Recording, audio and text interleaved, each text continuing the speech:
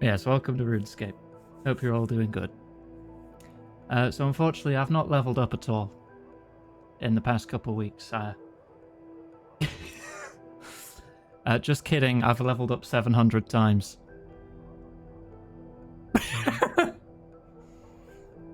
I look annoyed. Now, what can I do to look less annoyed? Turn into a crab. There you go. How's that?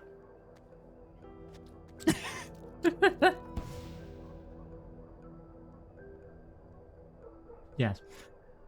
So we are now total level 1716 with a combat level of 92, up from combat 64 and total 1055. So yeah, nearly 700 level ups have been had since I last played this. I have been busy. Right, I've got some stuff planned, and since it's the start of Pride Month, the Pride content is now available again, so we'll be doing that shortly too. But I have one quest that a certain goblin wanted me to check out, so we're going to be starting with that. I think it starts over here. Fish from fishing spot? Would you like to start duck quest? Yes. What's that floating in the fishing spot?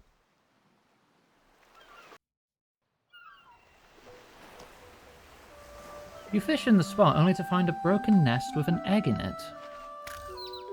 All of a sudden the egg hatches. A little duckling emerges out of it and stares up at you. Hello, little ducky? The duckling looks around, her eyes widening in shock. Immediately the panicked squeaking starts. Hi, Jacob. You okay there? Do you know where your parents are? Eep, eep, eep. I'm going to take that as a no. I am also panicking. How do I calm a newborn infant? What do I do? What do I do? Deep breath, Ziganga. You've got this. Some debris from your nest over there. I'll investigate it, but you'll need to wait here. Eep. I'll be back very shortly. You'll be fine. Stay put. Promise. Eep. I wonder where this leads to. Hang on. Are you following me? Eep. Okay. Guess it can be a bit overwhelming when you're by yourself. Here. You pick up the duckling and place her gently in your pocket, with her head poking out. There we go. Is that better? Eep. Let's continue following this trail.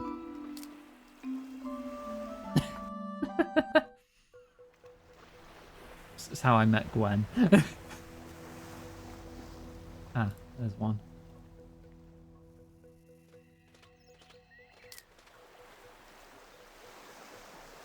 Down over this way. Okay, I guess we're just following this for a bit.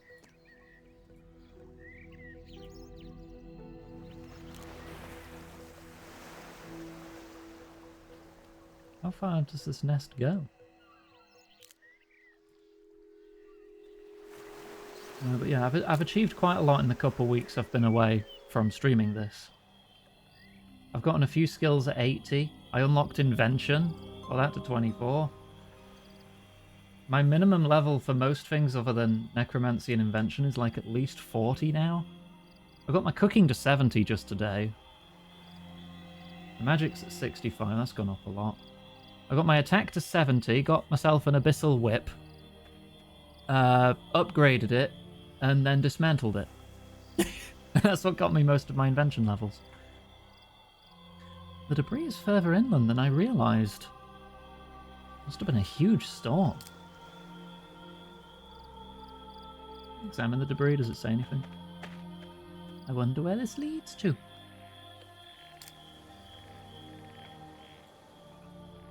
Oh, also I have wings now, I forgot to mention that.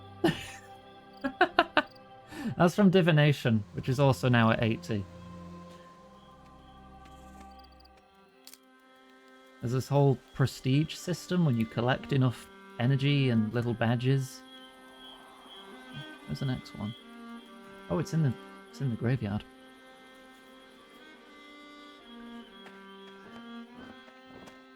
You hand them all in, and you get given wings and little passive perks to do with divination.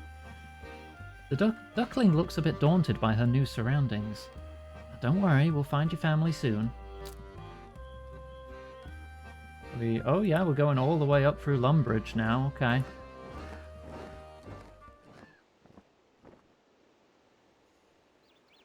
Great. Also, I do have a new headset now. This is the first stream wearing it. I was able to give Abby's headset back. It's going to take a bit of getting used to because they're somewhat noise cancelling. So my own voice sounds like I'm through a wall to myself. Gotta be careful I don't just start yelling.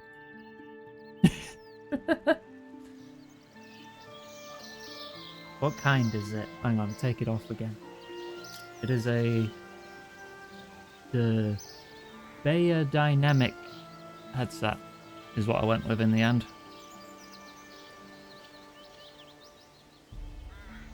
Software? No, as in the ear cups are that thick that my own voice to me, as I'm speaking right now, in real life, sounds muffled.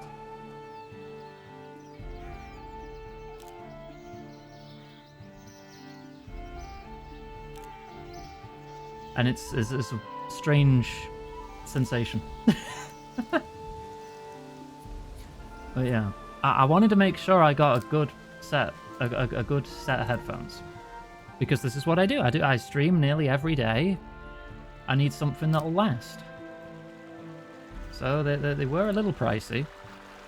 I think we're gonna have to raise like a further 10% of our current goal for me to break even on that.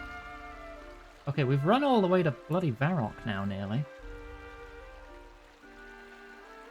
Looks like the trail ends here. There's a lot of ducks here. Perhaps that druid over there might know why. The druid breadsticks. Hello, breadsticks. Oh my god. Sprinter, thank you for the raid. Welcome on in. Hope you had a lovely stream. Feel free to tell me all about it. What were you playing? What were you up to?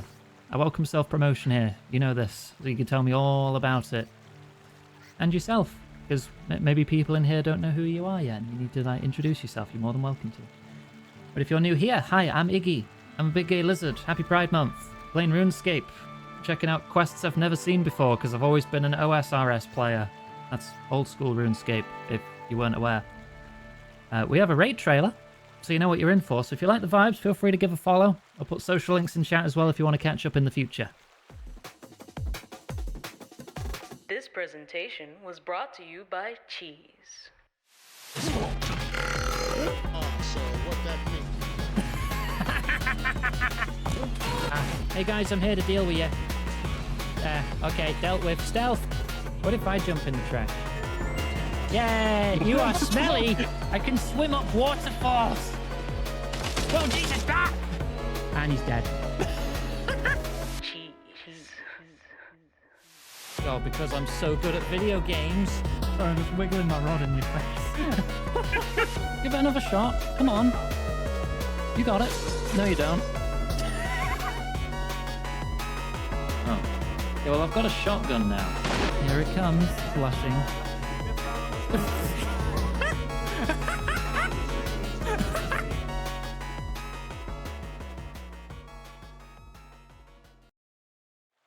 And welcome back. Let me get the game back up. There we go. You've finished Motor Slice. Oh, lovely. You're a YouTuber, a cosplay of the main character. Oh, great. Main character, and that's very pretty. Chills Cyber Mushroom, who plays variety and builds Gunpla. I build Gunpla. Not very often, but I do have a perfect grade Axia. Was it the Axia? I think it is, yeah. Yeah, it's the Axia. Just sat on my dining table behind me. Got a few other high grade and real grade ones as well on my shelves. Oh yeah, perfect grades are so big and expensive. I need to watch more Gundam. I'm a fake fan. I've not seen that much Gundam. I just like building stuff. Anyway, right. We're on a duck quest at the moment. Oh, also, forgot to mention. I put my social links in chat, right? We're now using Card instead of Linktree. Hopefully Card isn't shit. But if you want to open that, give any feedback on how it looks or anything, I'd welcome it. I watched the 90s series. Weren't there multiple 90s series? The reason we switched to Card over Linktree is Linktree put out a update to their terms of service saying pretty much everything you put on their website is going to be fed to DALL-E AI. So I just removed everything and moved over to Card. Hopefully it's good. It's still got everything on there. It's got Twitch, there's VOD channel, server, the Blue Sky, the wish list, tip page, and business email in case anyone needs that. It's all in there. If you're watching the VOD in the future on YouTube, that's all that's in the description. And yeah, it sucks, but it took like half an hour to move everything over. It wasn't that big of a deal. Still work, but got it done. Right, anyway, Duck Quest. Nom, quack. Hello? The druid breaks out of his trance. Hey, peace and balance, fellow child of the plains. They call me Breadsticks, lover of life, enjoyer of nature, floating through life like a feather on a river. Nice to meet you. Wait, child of the plains? I see you're connected to the aura of the ducks. Who's your little friend? I'm helping this duckling to find her family. I could sense from your aura that you're also a good egg. I know many things about ducks in this area. This tree's my favorite one to meditate under. No stress, no worries, no thoughts whatsoever. Head empty. Can I assist in your spiritual journey to find togetherness and fulfillment? What are you up to? You're very welcome, Tripta. Hope you have a lovely day. Same to all your viewers. I'm just reading through this recipe scroll for a potion to speak to ducks. I can't seem to figure out what it says. It's really bumming me out. Is it a cryptic recipe that takes the sharpest wits and months of rigorous analysis to figure out? Of course not, friend. Turns out the ducks have really bad handwriting. I think they keep forgetting that the quill isn't meant to be attached to their backs. What's the language? Or what's it written in? My metaphysical connections are telling me it's linear beak script. My metaphysical connections are telling me that language uses symbols? Not sure how I know that. Oh, far out! That makes way too much sense. I've just spent a solid 2 hours trying to figure out what ooh means. Feel free to take a look. Maybe your deep connection to the ducks can give you a clearer answer. Linear B. I don't actually know what that is. Okay, I'll read through and see what I can glean from it. Should surely get us one step closer to finding your family, little one. Eep. Breadsticks hands you a potion recipe. Okay, let's have a look. Lumbridge? Or is that... trees, duck food, water into vial, duck food into watered vial. Okay, I guess. Can I talk to you about it? Hey there, friend.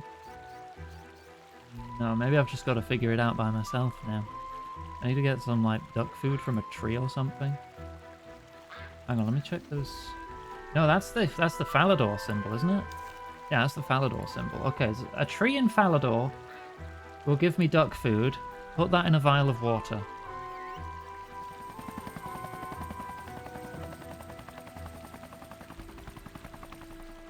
Also, I have a helicopter now. Don't worry about it, I have a helicopter.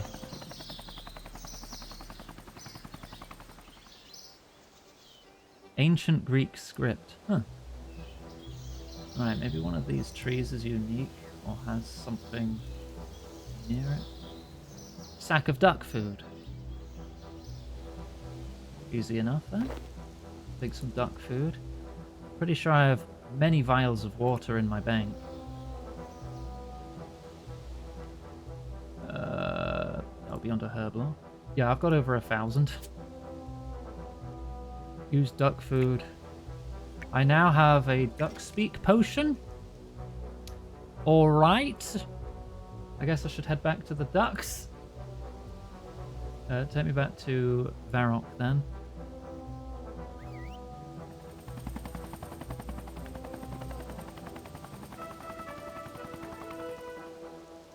Linear A is even earlier used to write a language you've not been able to translate. Oh, okay. What is that? What is what? Beard? Gnome helicopter? Yeah, that's how I fast travel. I get aboard a gnomish helicopter. It's a cosmetic override for the teleport spell, or the home teleport spell. It was free, so I thought, yeah, alright. I should probably go back to breadsticks before I drink this, just in case anything happens to me. Hey there, friend, have you made the potion yet? Yeah, I got it right here. That's one far-out potion. Are you happy for me to drink it? It should help me to find the duckling's family. Of course, it's calling out to you. I can feel it in this atmosphere. Alright. Drink potion, yeah. You drink the potion and start to feel a little dizzy. Oh. I think that was a bit more than a little. You start to wake up, noticing that everything looks a lot taller than you remember. Oh. Oh, I am a duck. Quack. I guess I am now speaking like a duck. Quack! This isn't how I thought the potion would work. Maybe Breadsticks is still able to hear me like this. Breadsticks, a little help here. Blah, blah, blah. I am a human. Blah, blah, blah. Okay, I guess I'm on my own with this. That duck-sized entrance looks interesting. Let's see where it takes us. Who? You're trying to say quack, aren't you? Quack. Oh, you've almost got it. Let's go. I am a duck. Whoa. Examine duckling. I guess I'm a duck now, alright. Do I have any emotes as a duck? No, okay. Hello. A friendly looking duck that welcomes you to Paddlington. Welcome to Paddlington. The duckling gets in for free, but you'll need an entry pass. Well, that's a nice little incentive. Well, one entry pass for me then, please. Of course, just a moment. Have you completed the induction? The what? In order to fully access Paddlington, you'll need to complete 2 trials called the induction. It's a vital quackification. Looks great in job interviews. Why? The test of good character that's needed to fully enjoy Paddlington. Is it hard? How much time do I need to prepare? You can start it whenever you're ready. Just relax, I'm sure you'll be fine. Could you help me find this duckling's parents? Could I leave this duckling with you and you can help locate her family? Seeing as you probably know your way around here better than I do. Well, I would, but I'm very busy at the moment organising my files and pushing my pencils. Okay. I'll start the induction. That's great to hear. I'll pass you on to the Invigilatoad. What? Who is... Oh. Hello there. Oh, for the love of Guffix, give me a heads up before hopping in from out of nowhere. My poor little ducky heart. Welcome to Paddlington. I am your Invigilator. Come and speak to me when you're ready. Oh, once my heart restarts, sure. stoic toad, invigilating your induction. Hello, I am Invigilatoad, your invigilator. I invigilate. Nice to meet you. I'm here to help this little duckling find her family. I am aware. I shall invigilate your induction to help you on your quest. Are you ready? Yes. Good to hear. Whilst we wait, the duckling will be in the duck crash waiting for your return. Will you be okay on your own? I'll be very quick and then we'll be on our way to find your parents. The duckling looks at you with glassy eyes at the prospect of being left alone again. I promise I'll come back. I won't leave you for long, okay? Duck equivalent to Pinky, promise. The duckling nods with some optimism and agrees to go to the duck crash with Jemima. The peas are your Valerie, sustenance. it's time to hydrate. Thank you, Johanna. Wait, where's that voice coming from? You must prove yourself in this part of the induction to enjoy the consumption of peas. Feel the peas. Believe the peas. Eat the peas. Oh, I'm a bit indifferent to peas. Eat the peas! Okay, I'll eat the peas. What is this quest?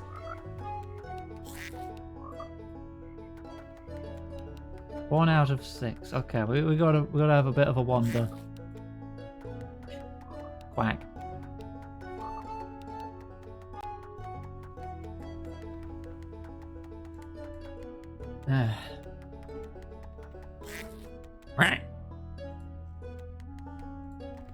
Oh, sorry, did I do that? Even I'm turning into a quacky maid. Hi, Mum.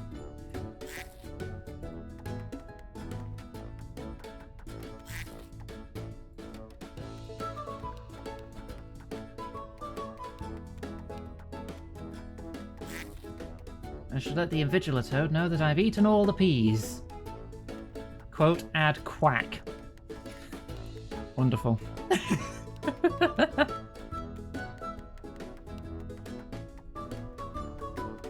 Just waddling along.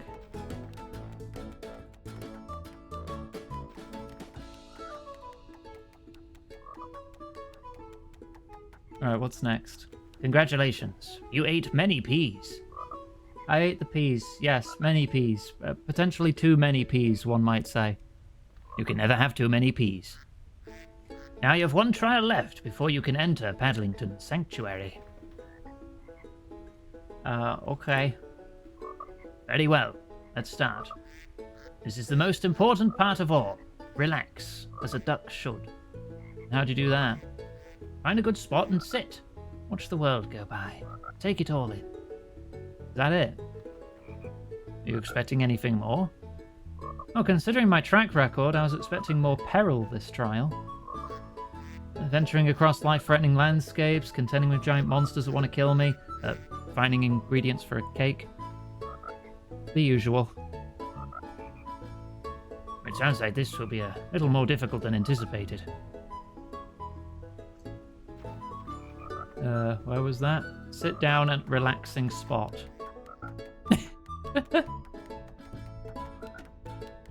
You deserve better than this one. Try again. Eh? Oh, that doesn't look like a nice place to relax. Try again. Yes, Sashimi, I'm going through Runescape free. Oh, the view is horrible. Not worthy of relaxing. Try again.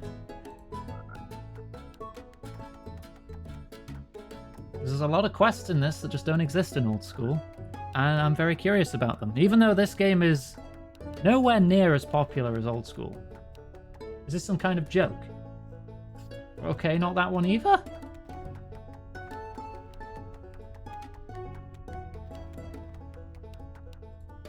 I'm just a little duck. I want to find somewhere to rest.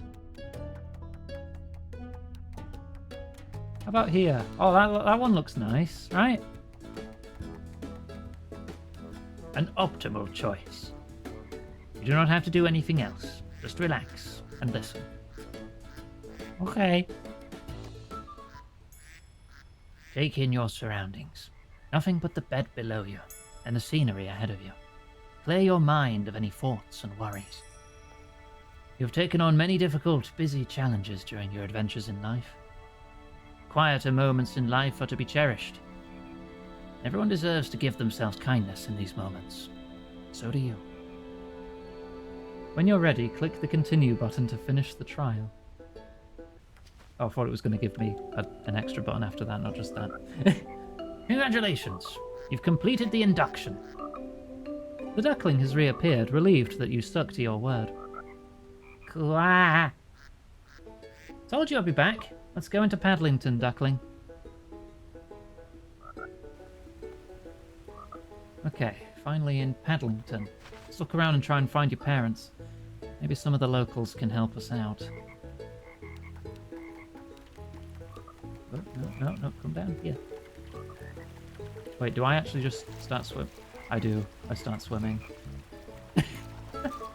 Puddles! Hello there, I'm trying to find this duck's parents. Have you heard anything about a missing duckling? Alright there, duck. Sorry, love. Not sure where the poor little duckling's family is. I'm sure someone around here will know more about it, though. I see. Thank you, though. No worries there, pet. Hope your search goes well. Lovely. There's a button over there.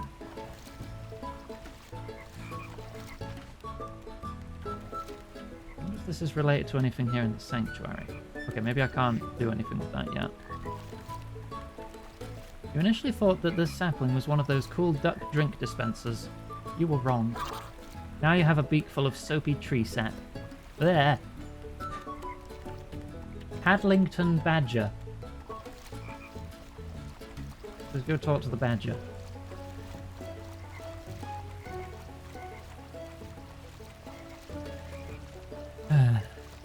Hello there.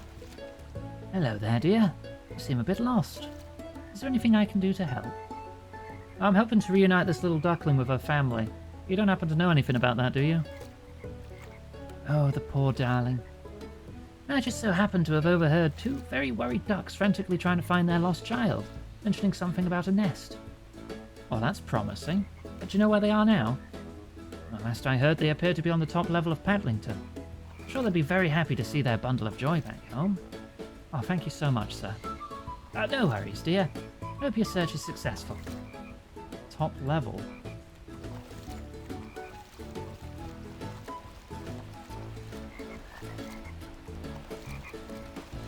What's this on the statue? Some linear beak script with a picture of the sun. Flowers on the statue look a bit sad too. I can talk to this lily. Hello, do you know where the duckling's parents might be? It turned. It's okay, take your time.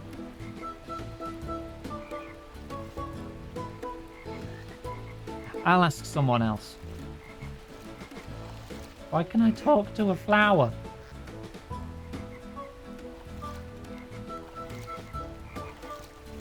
Why does the flower move?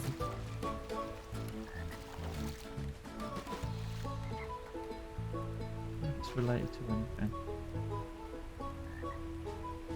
Do anything.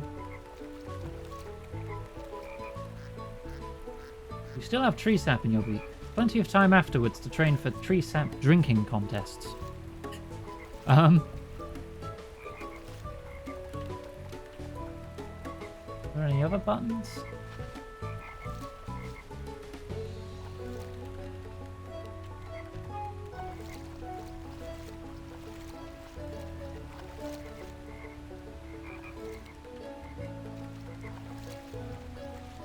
Can I climb up here? Or what if I just click there? Can I path up there? Oh, I can. Okay. There's another button. Looks exactly the same as the one I saw earlier. I have an idea. Okay, little ducky. I need you to stay here on this button for a short time while I see if this idea works. Quah? The duckling thinks for a moment, and suddenly her eyes go wide. Quah! No, I won't leave you. I'll just be on the other side of the sanctuary where you can see me. Oh, what do I say to convince her to stay put? Peas? If I give you some peas the next opportunity I have, can I convince you to stay over there? The duckling thinks. Surely she'd love some peas. Is it? Okay. You're still following me, though. I don't think that's worked. Unless it has worked and it following me is just a visual.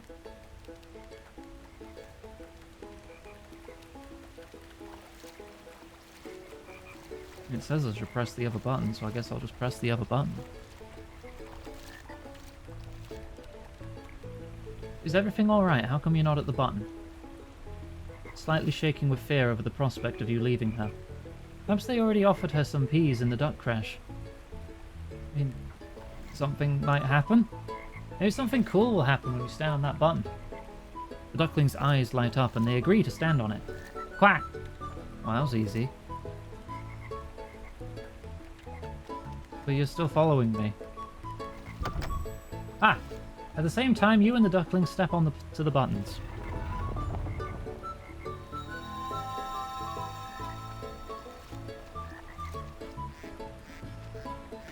Peas? Nah, I prefer war. Oh, wait. It's now shining on this turtle statue's butt.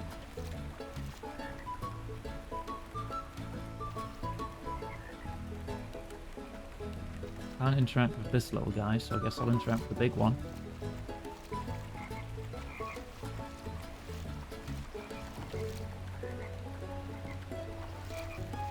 You spit the tree sap out, which gets absorbed by the flowers on the statue. Oh, that sounded great. Then you start to hear a small rumble.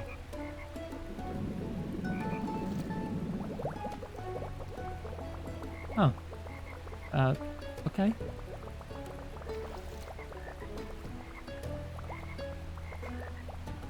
How does that help anything?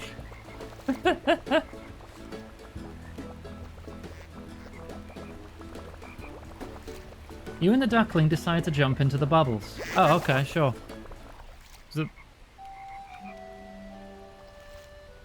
Oh!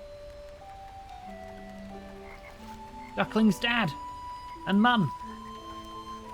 Hello there! I'm guessing you're this duckling's parents? My little baby, you've come home! We were so worried. We spent this entire time looking for you here in the duck sanctuary. How can we ever thank you, kind duck? Ah, no problem. Glad your daughter's back with her family. Quack. Sweetie, is that your first word? Quack. Your first word! We're so proud of you. Ah, you did it. I knew you'd get there. After all that excitement, the duckling yawns. You must be tired after that adventurous day of yours. Let's get you to bed. Once again, thank you for reuniting our family. You're always welcome to come visit us whenever you'd like. Oh, my pleasure. I'll make sure to come back soon. Farewell.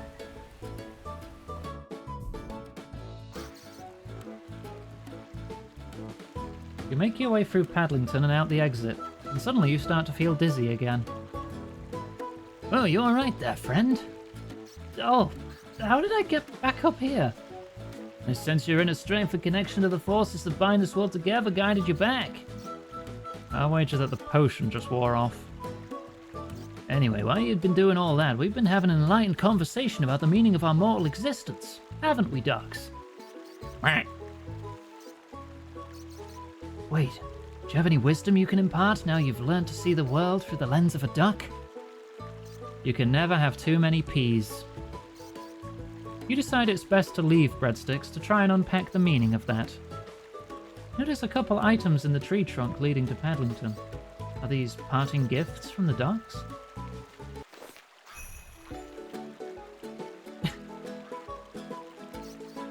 Yay! I get a rubber ducky and a duckling pet.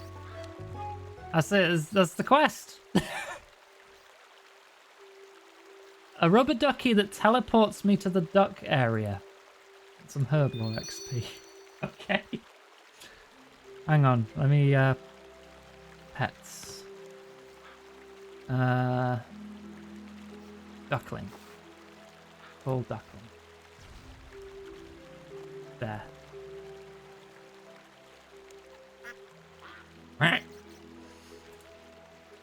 Emote. Oh, a little baby. Okay. I'll show you my other pets. I got the divination pet and the thieving pet. These are absurdly rare. No, someone else in the clan has gotten one. No one else does, and here I am with 2 skilling pets. The odds for picking one of those up varies, but it's generally very, very low.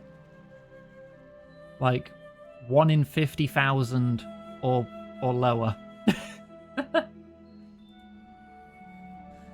Hey, Phoenix. Yes, we have a clan. It's called Lizard Kissers. I don't know if anyone's online in the clan at the moment. Oh no, yeah, we got... Yeah, Abby's playing, Lexi's playing. One of Tachi's friends who also joined us is playing. Tachi is the clan leader who named it Lizard Kissers. But yeah, there you go. Right. We did the duck quest. There's something else I want to check out today. Content that is now accessible as of today on June 1st.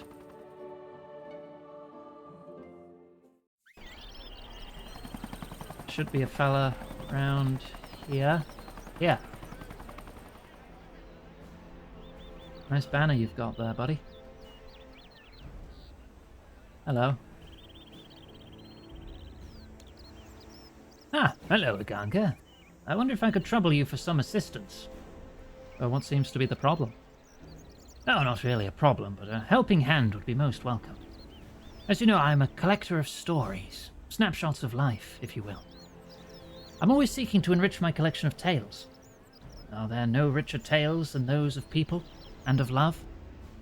This time of year is a way of giving voice to expressions of love in the myriad forms it may take. I have a book containing directions, vague ones, I admit, leading to stories of love as uniquely beautiful as those who experience them. Abby, why are you whispering me, saying Venus?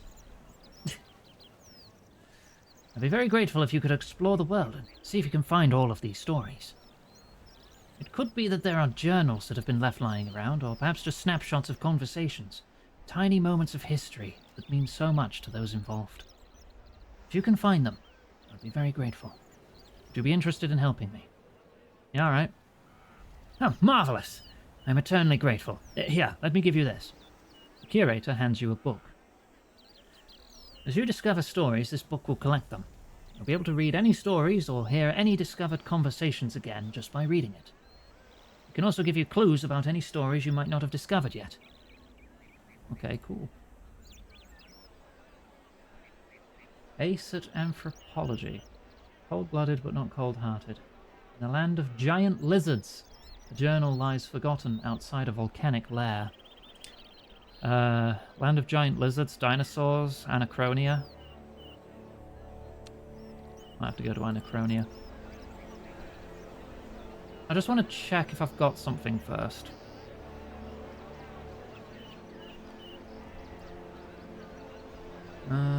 What's my biggest...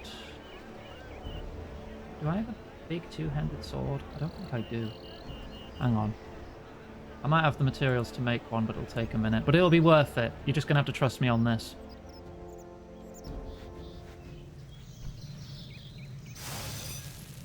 What's the biggest two-handed sword I can make? A Bane two-handed sword? Oh, but that's level 80. It's going to have to be rune, isn't it? Yes, a rune two-handed sword. It's going to take a minute, but trust me, it will be worth it. And it will be worse than my current weapons. But it'll be worth it!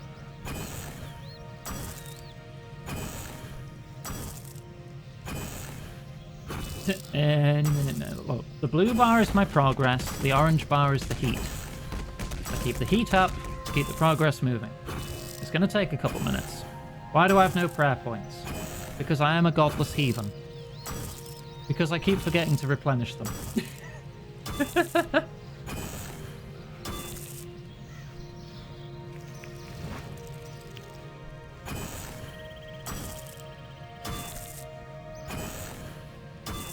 I should probably get those back. And then we'll figure out where we're going in Anachronia.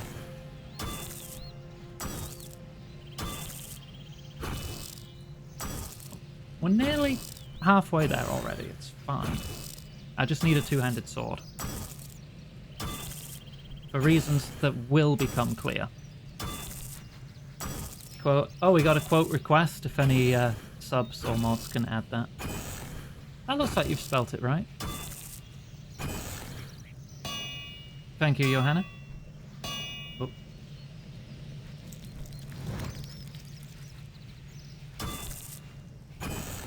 It's getting there.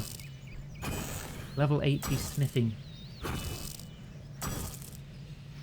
Yeah, it takes a while to level up from this point on. Almost. Or I'm not giving it away. You're just going to have to trust me that this is going to be very worth it. I just need a two-handed sword. I think one more heat and we're good.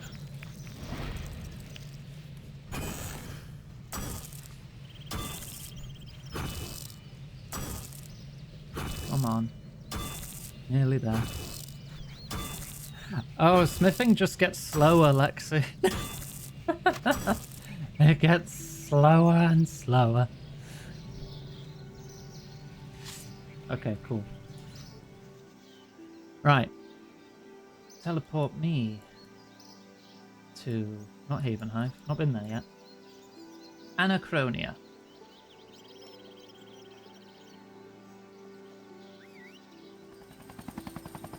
So in old school, this is the location of Fossil Island. But in modern RuneScape, all the dinosaurs are still very much alive.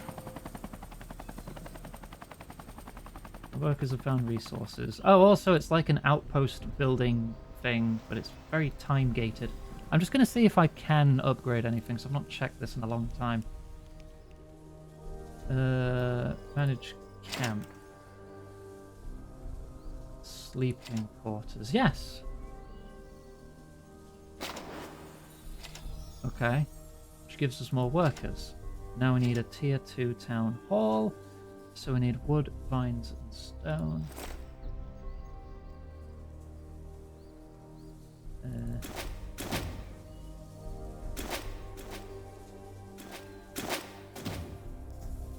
Now let's just do it like that then, I guess. Yeah, just 5 on each. And then we'll just come back in a few days when I remember this. And yes, it's Mr. Mordo, the random event teacher dragon. He's just here. He's just a character here now. Random events aren't a thing anymore in modern RuneScape. But the characters still exist in the game. Right, okay. It said near a volcano lair, right? We could check up there. It's the only entrance to the volcano, it looks like. Or it could be up here. I don't know. Let's check up there first, because that's a dead end. The dragon teacher likes cheese. He does. It's a good friend of mine.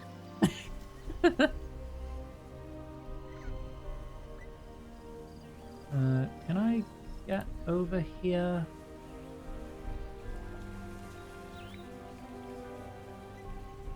Just keeping an eye out if there's anything around. Oh! Journal. Collect story.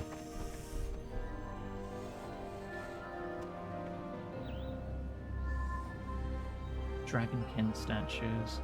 I wonder how the lore for the Dragonkin's different now. The Ilojanka are a gregarious sort. Their numbers are low, yet their spirits high. They love to talk, chatter, and mingle with one another. Indeed, with all who cross their path. I confess I find it baffling. They have rituals for all of these interactions, from how one should take tea in the morning through to the difference in saying goodbye to a relative compared to saying goodbye to a friend. But all of the rituals, none of which I can begin to fathom, none seem quite so alien to me as those surrounding courtship. I do not understand the appeal of attaching one's existence to that of another, the bizarre stitching together of feelings and thoughts, as though one's own are insufficient. What's the point? I feel no desire to share my innermost self with others, and at least no more than necessary. I say what I think, and I mean what I say. I need no validation from another. Yet the hoops that these young Ilujanka must leap through implies that these romantic pairings must be the greatest of prizes, and they seek them with such an all-consuming zeal that it must be of utmost importance to them. It begins fairly simply. One Ilujanka brings a gift of some kind to the object of their affection, something simple, normally food that they have prepared themselves. Their intended either accepts the gift, thus signaling that they are willing to advance the ritual to the next stage, or they politely, or impolitely in some cases, refuse the gesture and the gift giver leaves the situation in a malaise of misery and embarrassment. Once the gift has been accepted, it falls to the recipient to begin the next stage of the ritual. They must prepare a surprise of some kind for the other Ilujanka, something to elicit genuine shock. This can be as simple as leaping out from the bushes, screaming at them, or it can be something altogether more subtle. The difference appears to be dependent on the length of the intended relationship. If the other is sufficiently surprised, then the two of them, or more, though the complexities of multiple partner rituals are far greater, move on to the next stage of the ritual. This stage involves walking together under the night sky. On Aya, this would be in the light of the free moons, but on Gilanor, the ritualists seem content with starlight. Beneath the night sky, they are forbidden from keeping secrets, and engage in a strange game where one may ask a question of one another, and that question must be answered truthfully. In exchange, the questioned may then ask a question of their own, that must also be answered truthfully. If one is uncomfortable with answering the question, the ritual is drawn to an immediate close, and the ritualists depart each other's company. This seems to create a competition, where those involved strive to bare their souls to one another with ever-increasing intimacy. Naturally, the content of the questions varies depending on the desired complexity of the bond. Evidently, there are varying levels of companionship ranging from desired betrothal through to simple agreed flirtation. Even I have been the recipient of gifts from some of the more, shall we call them, adventurous Ilujanka. Evidently, they feel our two species are compatible. One brought me a particular rare flower that I happened to need for my experiments. I was delighted, as I believed it might be the key to a breakthrough in unraveling the Ilujankan condition.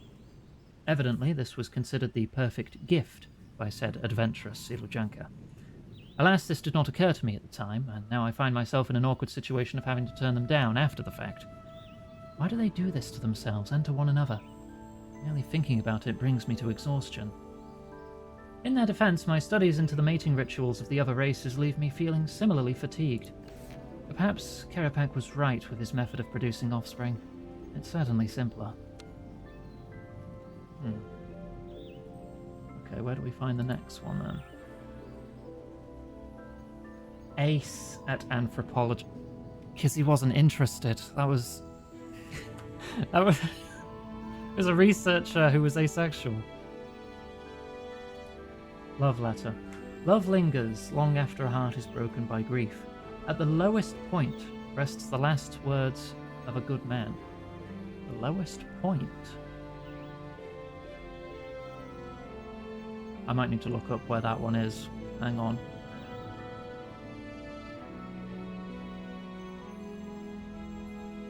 Northwest of Port Sarim's lodestone. Okay.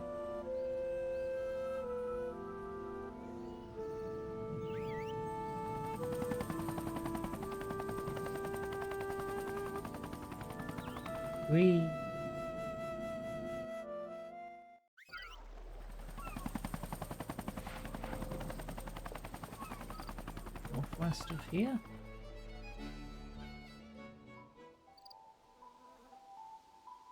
That's the cave with the grot worms inside. I don't care about those. Oh, this is going to be 6-stage stuff, isn't it? Alright, let's try not to get too confused. Oh wait, no, it's just right there. Okay. A well-loved letter. How many pages is it? Let me check that first. Sort of a 10 pages. Alright. To my beloved, I've been thinking about you a lot recently and haven't seen you in a while, so I thought I'd write you a letter. I know you must be busy with the many unscrutable things that gods do, but I miss you. The garden is going well in your absence, though in fairness that's probably why you never did have the green thumb, more of a toxic claw. I've never known someone so amazingly skilled at accidentally killing plants than you. How someone could be chosen by the spirits and yet as awful with plants as you are, I will never understand. Armadil, lord of the flock, blight of begonias. Still, despite its bountiful growth, the garden is not the same without you. It never is. I remember when we first built this little house. I remember our neighbours, confused at why the mighty Armadil was building a little hut to live with a pudgy farmer. Worse, to live with one of the Bo Ugdan. I know you enjoyed their shocked faces as much as I did. You never openly laughed at their silliness, but there was always that dark twinkle of malicious mischief that I love in you. You hide it well. You can't hide it from me. Don't worry, I won't tell anyone. I remember when we finally finished building this house, and we both just collapsed on the carpet as though we would never move again. You could have used your powers to build it in an instant, without the physical strain, but you chose not to. We built it together, with our own sweat and tears, and it was worth it. This place will last our whole lives together. It's a good home, and one that's sorely missing you. You know you talk about your old home a lot? About your children? You always get this little smile on your face when you do. It makes me happy to see you so happy thinking about them. The delight as you recount the stories that Raph used to tell. The joy as you speak about the mysteries she unravelled and the puzzles she created for you. That glint of mischief in your eyes as you talk about Tepris and his jokes. The pride in your face as you talk about him becoming a tribal leader. And yes, the sorrow and anger as you remember his murder. You were an excellent father. It's in your blood. You care so deeply, love so strongly, and share that love so readily with your family. You should be a father again. I thought we might talk about whether we could adopt. I know this is a bigger question than is worthy of a letter, and we should talk about it in person, but I wanted to seed the idea with you now. With this war, there are many eggs that will hatch to parents lost in battle. We could take them in and raise them as our own. We could teach them about justice, truth, and diplomacy, and I can teach them all the stuff you're terrible at, such as gardening, dancing, and cooking. Anything practical, really. How did I get roped into this marriage again? Ah, yeah, because it was because I fell in love with a big goofy bird who can't dance and thought no one was watching when he tried. But I saw you. I always see you. Anyway, I won't keep you. I just wanted you to know that I miss you and that I love you. The house is empty without you, but it's here and waiting for you when you can return to me. I look forward to dancing beneath the stars again. I've invested in some sturdy footwear to protect my feet from yours. All the power of the heavens and yet all the grace of a stone. I miss you. Come back to me soon. Always yours, Obi. So yeah, Armadil is a god. A rather bird-like god. Who is apparently back.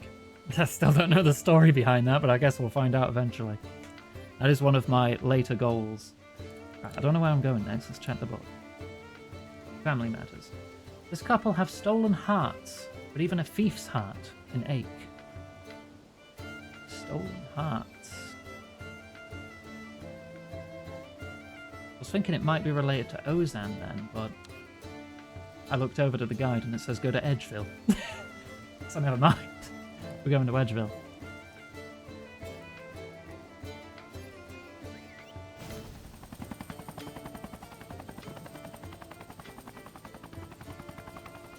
Whee!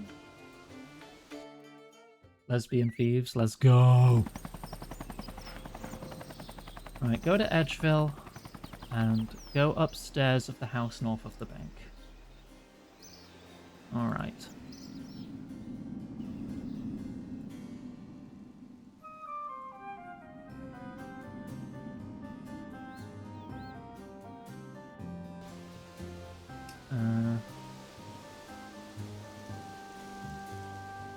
Oh, do I have to talk to you two? I thought I was looking for a book. Wait, which one am I talking to them about?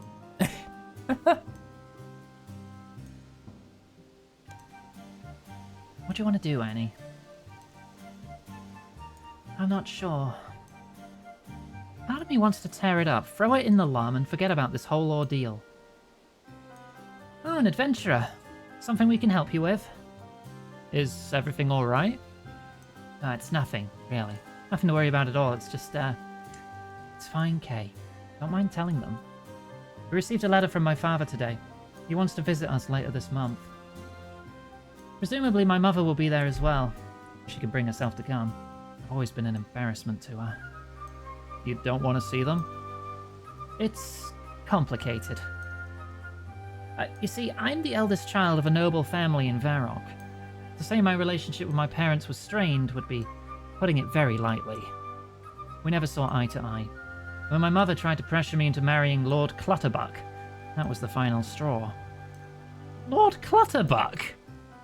Oh, trust me, his name is the most entertaining thing about him. Besides being, well, very much not my type, he's the dullest person I've ever met. He likes his tea with milk and 2 sugars. He wears a tan shirt and green trousers. His favourite hobby is reading. Well, that one doesn't sound so bad. Exclusively non-fiction. Ugh. Well, what she really wanted was a bad girl. I love you, dear, but I'd hardly describe you as a bad girl. There's certainly never a dull moment with you, though. Well, what happened with Lord Buttercluck? I couldn't go through with the marriage, no matter how much my parents wanted it. One day I caught an adorable thief robbing the family vault, not much older than myself. One thing led to another, and here we are.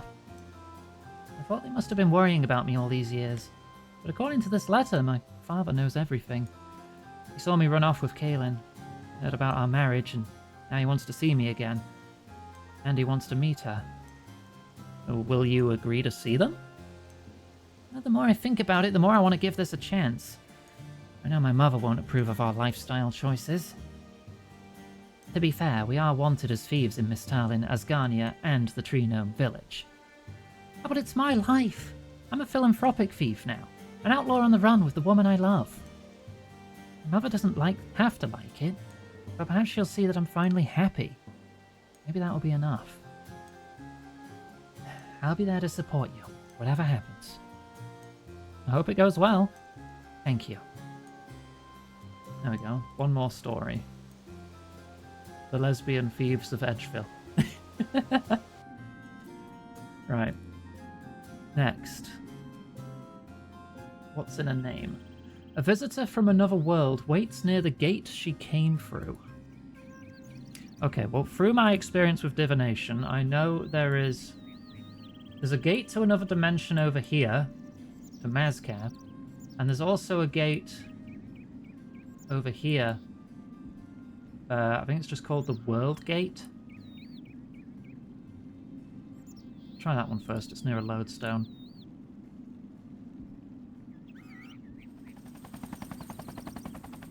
If I've got a solid idea, I won't check the guide, because I do like figuring stuff out myself.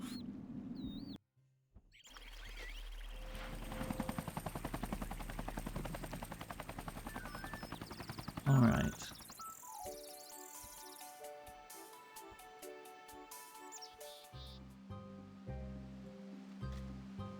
Be gay, do mimes. If there's any gay mimes about, then sure. Gold giants, where's the... Look for any red dots on the map. There's one there. Ah! A list of names.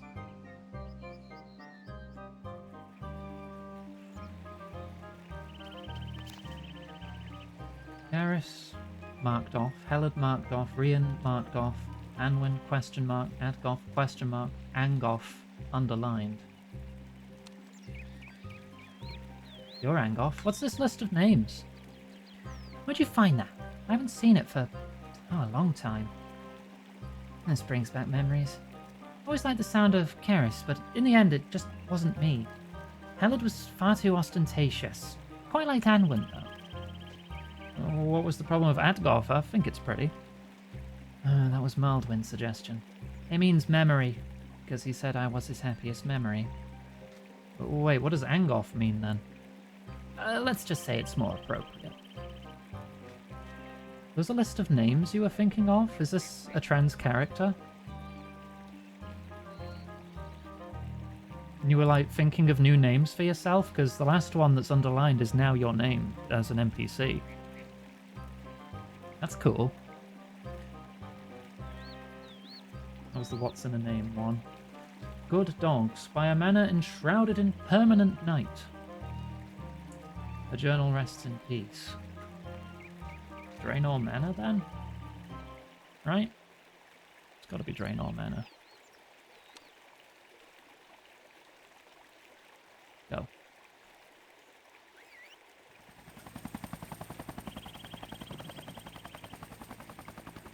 There's only a couple left. And then we get our presents.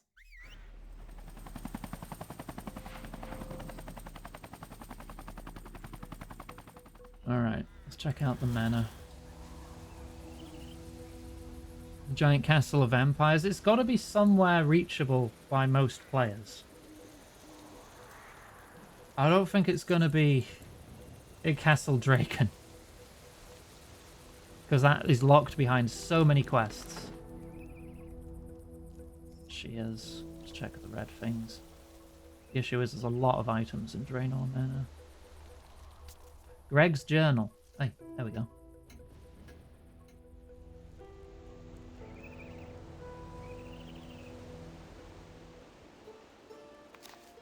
Dear Diary, Ed and I went on our first date today. It was awful. After spending a month trying to get Ed to take initiative for once in his life, which you really can't teach an early mid-adulthood dog new tricks, I caved and suggested a midnight picnic in the marshes by Draenor Manor. Sounds romantic, right? Angoff means to forget in Welsh. Oh, because she wants to forget her past. I see. I even prepped some food beforehand. Nothing much, just some shark soup, half a dozen bacon mounds, and a 2-tier chocolate cake. Didn't want to overdo it on the first date. When I arrived at the clearing, I found Ed shoulder deep in the marshes, killing some kind of swamp beast. Watching him slowly emerge, bloody water dripping from his matted fur, wasn't entirely unappealing, until he got on all fours and shook himself dry. The blanket, the food, my freshly groomed fur, all soaked in stinky swamp water and marsh monster innards. He apologised, a lot. Old habit, I guess. I suppose the guilt is why he insisted on eating everything I'd cooked for him, despite the questionable aftertaste. Okay, so far, I think this is the gay story, and I think they're werewolves. I think we have a gay werewolf story. Even that damn cake. What was I thinking baking a chocolate cake? He's a werewolf. Oh yeah, if I read one paragraph on. He's a werewolf. I'm a werewolf. It's toxic to us. It wasn't even just a bit of the cake. He ate the whole cake. Oh, to cut the tension, I suggested we go for a walk. Who doesn't love walks? But it started raining really badly. There was thunder and lightning. Basically, it was terrible. I had to take shelter in an abandoned shack. While I tried to start a fire, Ed was pacing like a wolf on a mission, growling and refusing to look me in the eye. What was his problem? Was it me? Maybe he could see what I was thinking, because he turned to me and opened his mouth to speak before quickly turning away, cheeks bulging like a chinchompa hoarding food for winter. And then all Infernus broke loose. The vomit hit the wall, the floor, even the ceiling. It gushed from his mouth for over a minute. I thought he was going to die. When it was finally over, Ed whimpered and waddled over to me with his tail between his legs. After a moment of awkward silence, he said that he was sorry for ruining our first date, that his nerves had got the better of him. I told him it was fine. The date was absolutely horrendous, but not everyone can be as calm and suave under pressure as yours truly, right? That last part seemed to make him chuckle for some reason. And then he kissed me.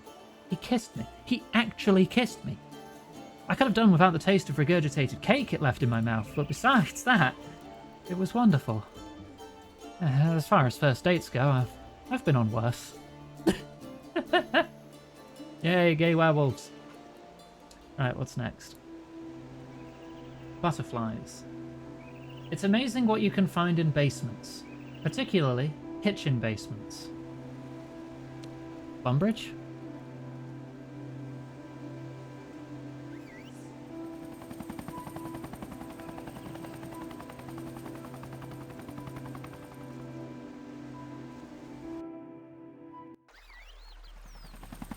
This leads down to the goblin caves. We could be getting a queer story about goblins.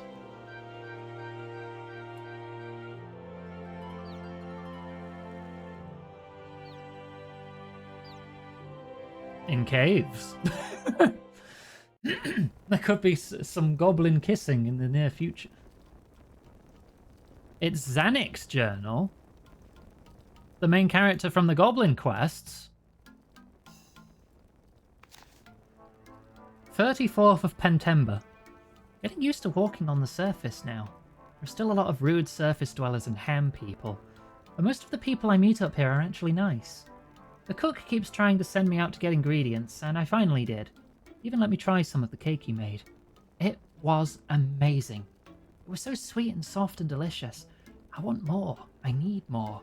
I might try and make one myself now I know how to get everything. If I did, I'd be able to talk to Millie again as well.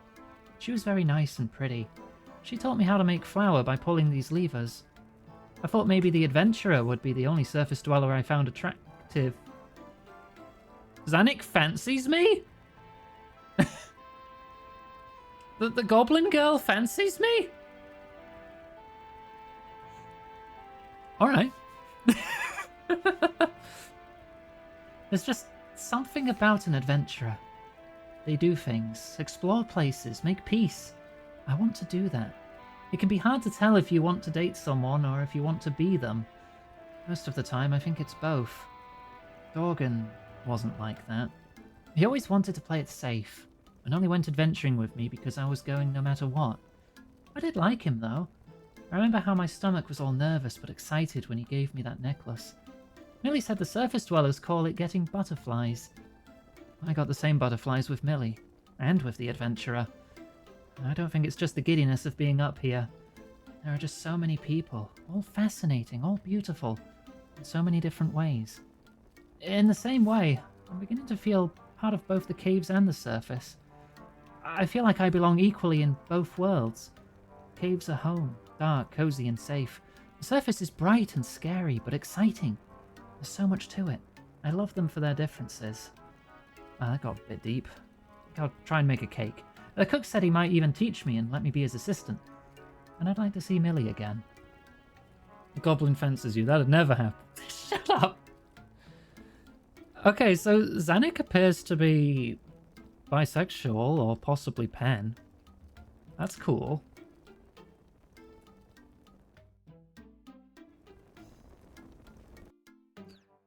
Right, what else we got?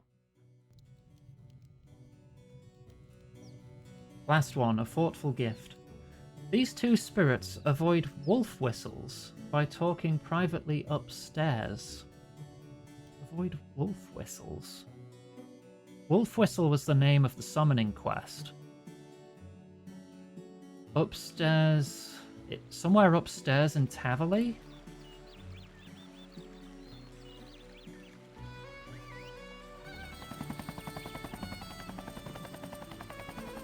Alright, let's go.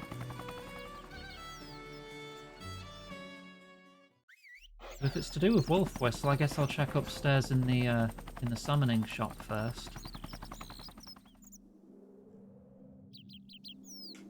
I like my gnomish helicopter, okay?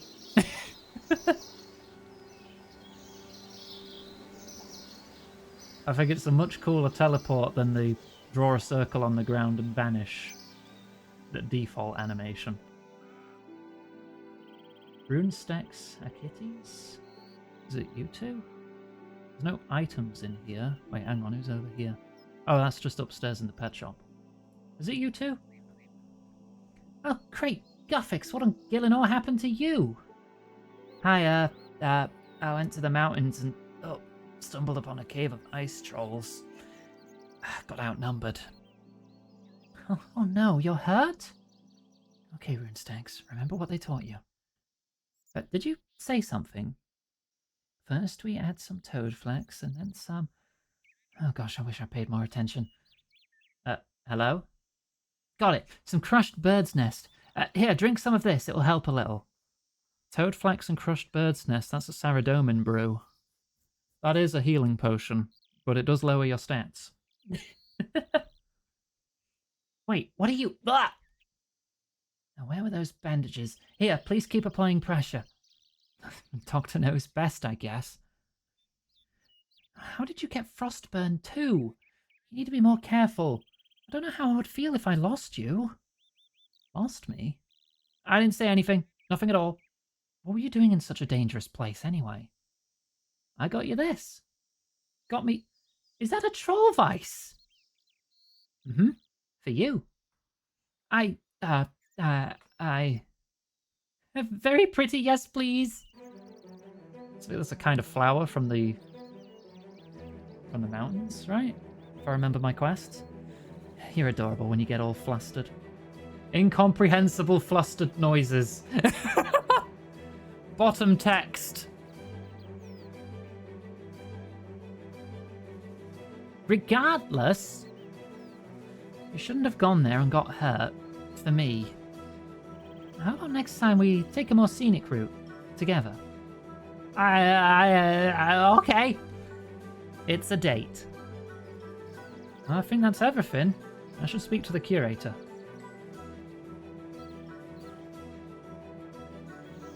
Lovely. Gay werewolves, multiple lesbians, bisexual goblins, possibly a trans elf?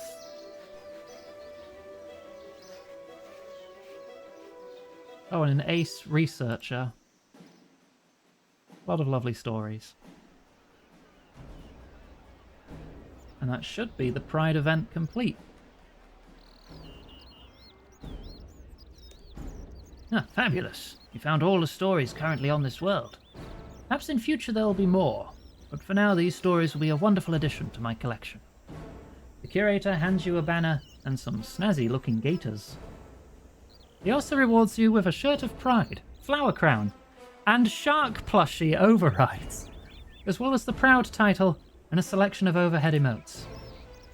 Yeah, small token of my gratitude. Wear them with pride. Give me a moment.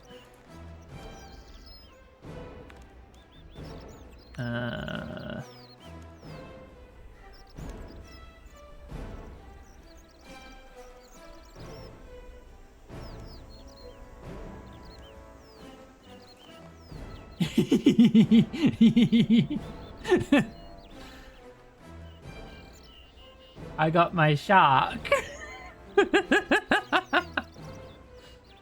Yay!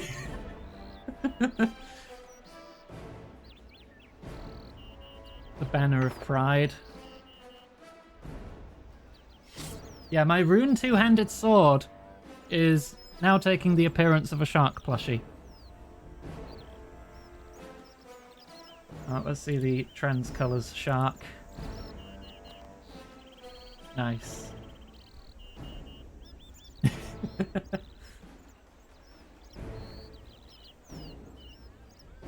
We have agender, demigender, genderqueer, intersex, gender fluid, non-binary, trans, aromantic, asexual, gay, lesbian, pansexual, bisexual, and then a rainbow shark. And the default. Lovely, lovely bit of representation. I love it. Hang on. Pride gaiters. They're not quite Crocs, but they're close. I'm taking those off. Clear slot. Yeah, just have my normal shoes. I'll keep my wings on though.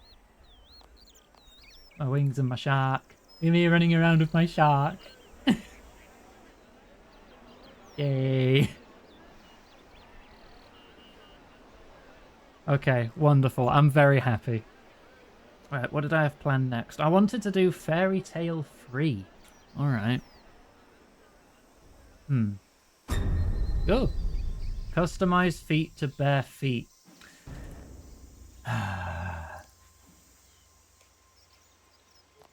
There. The grippers are out.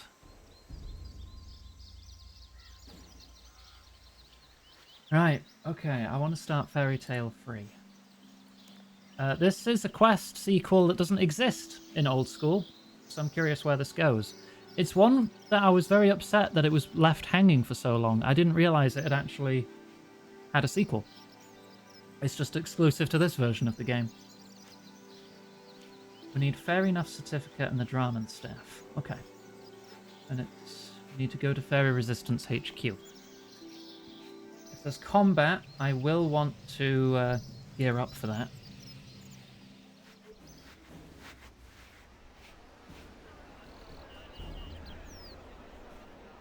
Looks too high def. Cosmetics tab. The duck is a teleport object, so that goes in the magic tab. Stories goes in the quest box. I've got an invention tab now. I've made some parts of the magic golem set, which is the mining outfit. I've not finished it yet, though. And a couple pieces of the divination set, too, which looks really funky. Hang on, let me show you this. Where'd my legs go? I just run around with no legs. You can't see the feet, though, because I've got a freaking override, so I'm always barefoot. Defiant. Hi, Zero. I got some gizmos and stuff. I have a cool hammer and a unique fishing rod that have to do with invention. These level up as you use them, too. It's nuts. And my archaeology... I want to do more archaeology at some point. Anyway. Actually, no, it's going to be the Lunar Staff now, isn't it? Because I did Lunar Diplomacy off stream. Because that was a quest that did exist in Old School, so I thought I'd just get that out of the way. So I need the Draman Staff and a certificate. I still have it, good. But a normal challenge redemption cannot overwrite a perilous. I'm sorry, Zero. I'd request a mod refund that for you if anyone's available to do so. Have I got my Fremenic name? Yes, I do. I can't remember what it is. Hang on. Put this in the bank for a moment.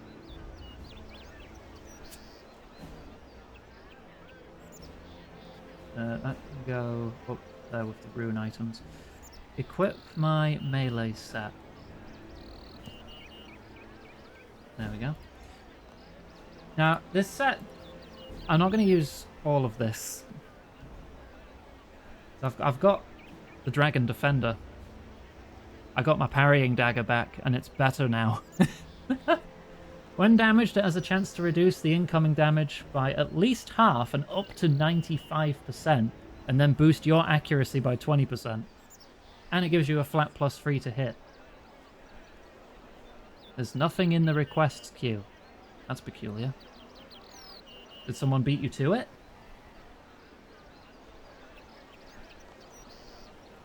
But we did just get a shark, so I'm going to take the rune sword. We're just going to beat people to death with a shark plushie. as you do. Oh, I'll probably need some food if there's combat. Give me, I don't know, like 15 swordfish. I'll just round that off to the next slot there. Right, okay.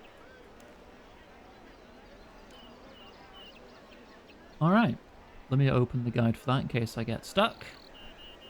Just in case. Oh, as soon as I open up this guide, it says, this quest contains effects that can be hazardous to people with epilepsy or other vision problems.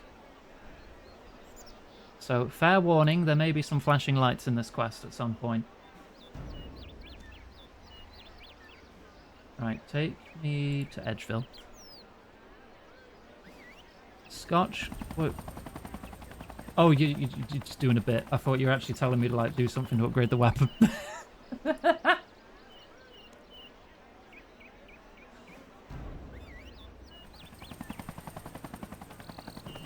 Oh, Panda just did a little :3, so I assume Panda did it for you, Lexi.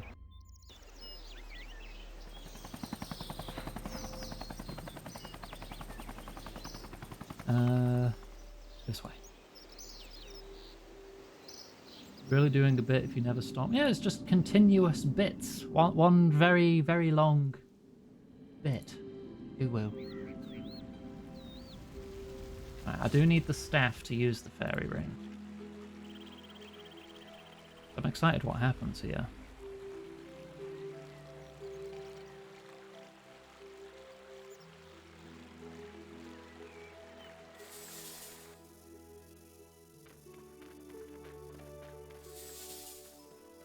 Okay. Use fairy ring. Fairy resistance HQ.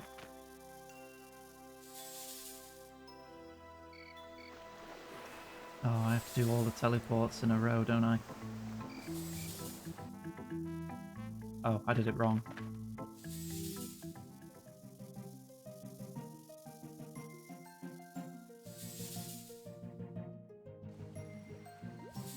I need to select destination.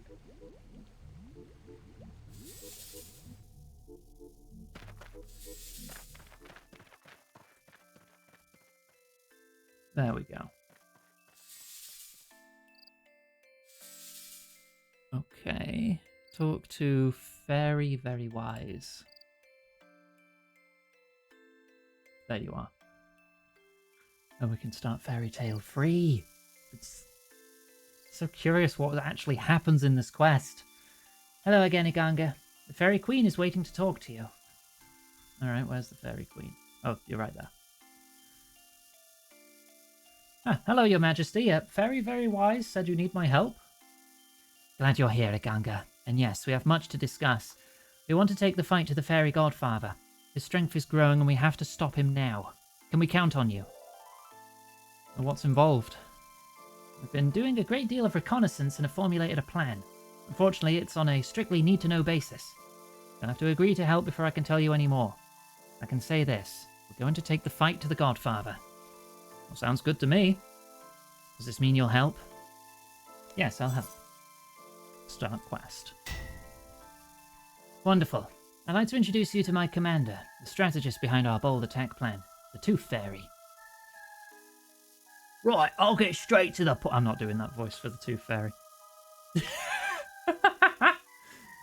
Oh, fuck it. We need you, soldier.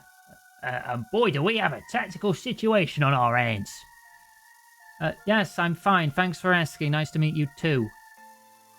Pleasantries aside, a lot has happened since you last volunteered for duty, and there isn't much time to explain. Fairy Godfather's created a rift between this plane and another seemingly filled with orcs, significantly increasing his combat effectiveness. Before I go into detail, I need to tell you about our secret weapon, FTM. Oh, are you gonna trans the Godfather? What's FTM? A closely guarded secret. But you need to know, and as you've helped us before, we can skip the obscurity clearance. It stands for Fairy Tooth Magic. Fairy Tooth Magic? Sounds interesting. Teeth are an essential part of fairy society. Thankfully, they're easy to come by. Tooth magic has powerful possibilities, so we hope it will help us turn the tide against the Fairy Godfather and his minions. I've prepared a mission briefing. Turn on the projector when you're ready to watch it. You have a projector? Oh, you do. It's made of mushrooms.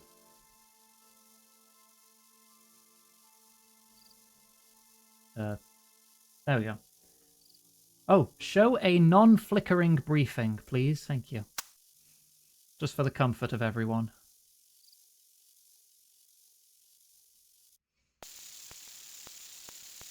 Fairies are prepared to go to extreme lengths to secure the most interesting teeth for weaving tooth magic. Oh, it's still a little unpleasant to look at, though, but it's not flickering, at least.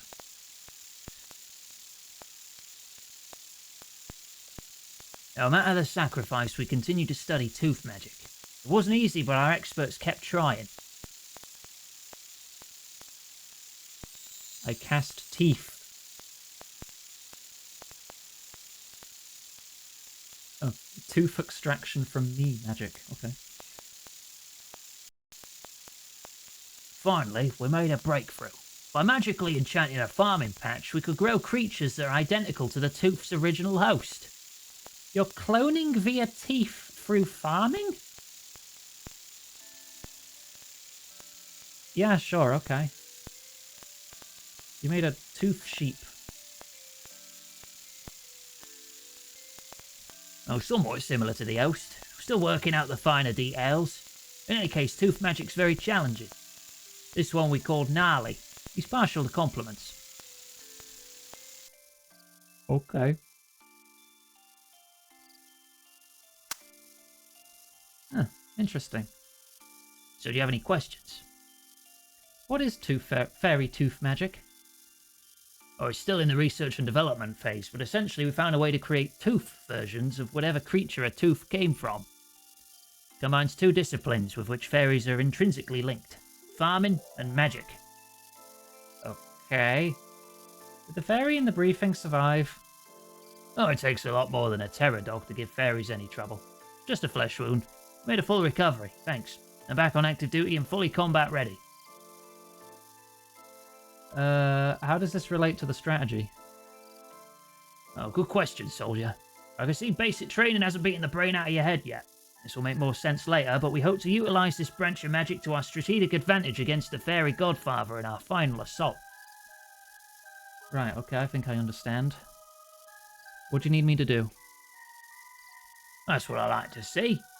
Champing at the bit for some affirmative action against the foe, eh? It'll be harder than you think, though.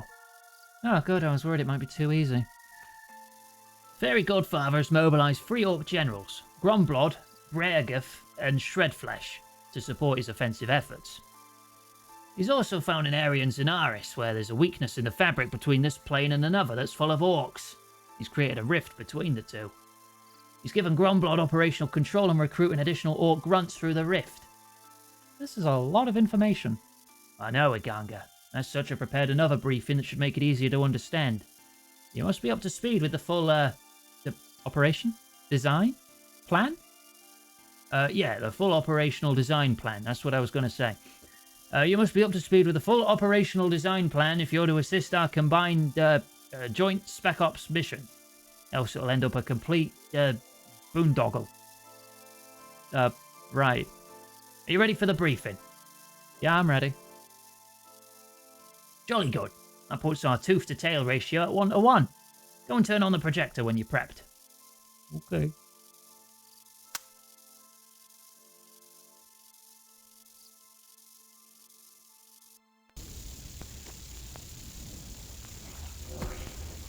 Fairy Godfather has given Gromblod operational control and recruiting additional Orc grunts through the rift. His Orc army's swelling. That is a horrible looking rift. It looks mouthy.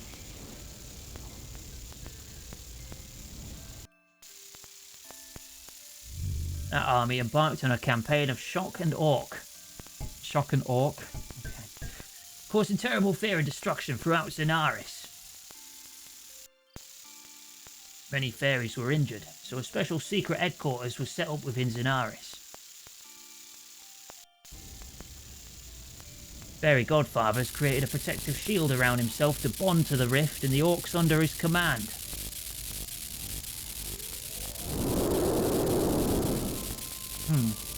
Oh, so we've got to take out the orc generals to get to the Godfather then? That concludes this briefing. Zenaris needs you. Yeah, okay, sure.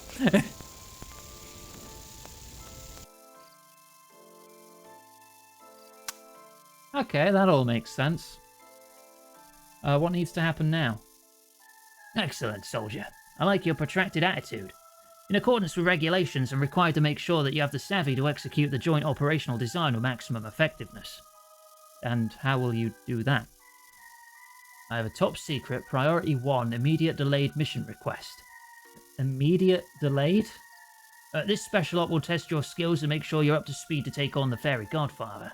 It's also vital to our operational design, so you must not fail. Sounds, what's the mission? It's a search and rescue op. I have some special ordnance crucial to the operational design, which is currently under heavy guard in enemy territory. It will be our diet in this op. What? I thought I was supplying help, not food. Diet, deep infiltration and extraction team. Oh, right. What's the special ordnance? The ZFW-1 combat apparatus. Sounds technical. What is it? What am I actually looking for? The Tooth Fairy sketches a picture. It's a stick! It's my wand, actually. This is a delicate mission.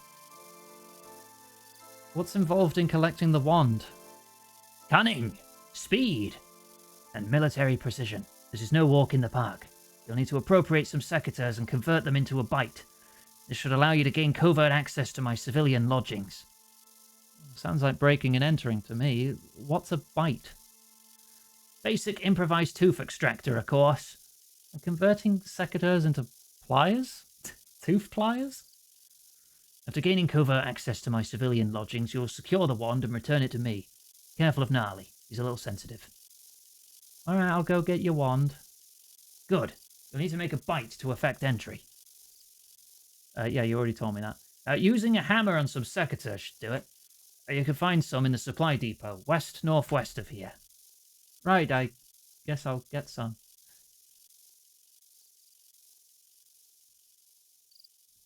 Is this the supply depot? Ah, there they are.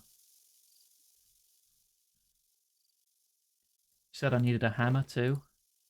Use hammer on these. You make a tooth extractor out of your secateurs. Valerie Okay, needs cool. water. Water? Thank you. Thank you very much. Right. Right, I can pull teeth now, I suppose. Also called a bite. Basic improvised tooth extractor.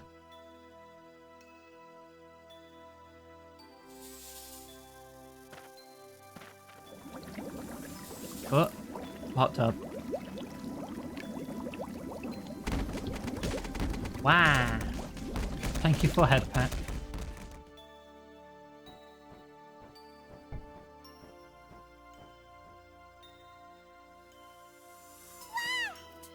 This door's marked with the quest icon. The door seems to be locked. Alright, rip its teeth out. You managed to pick the door's lock. With a tooth extractor. Hello, strange tooth creature. What you want? The Tooth Fairy sent me to collect her wand. I need to take it back to her. Nope, can't. Not yours. Can I do something in return for the wand? Gnarly, good guard, Tooth. You says it too, like Mistress does. Gnarly knows you sent by Mistress then. He's got a mood meter. From growl to yip yap. Current mood is pent. Said they liked compliments, right?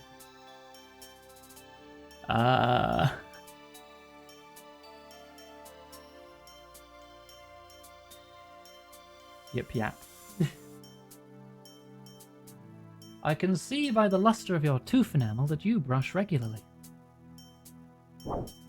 Yep, got a daily brush from Mistress. What else?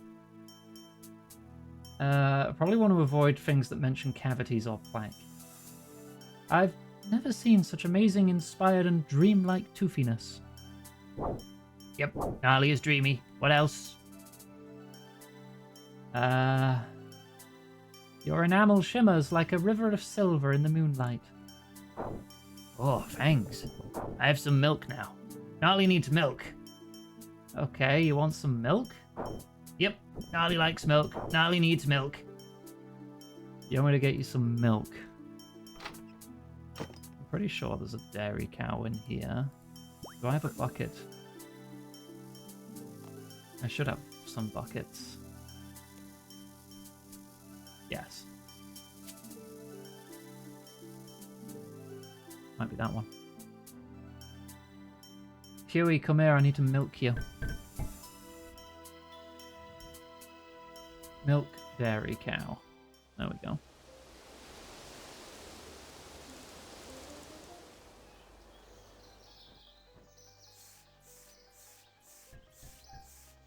Okay, bucket of milk obtained.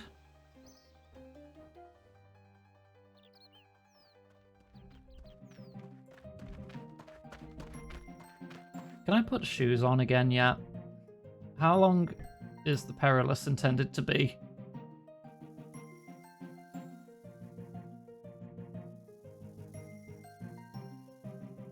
Just want to be known as some weird feet adventurer.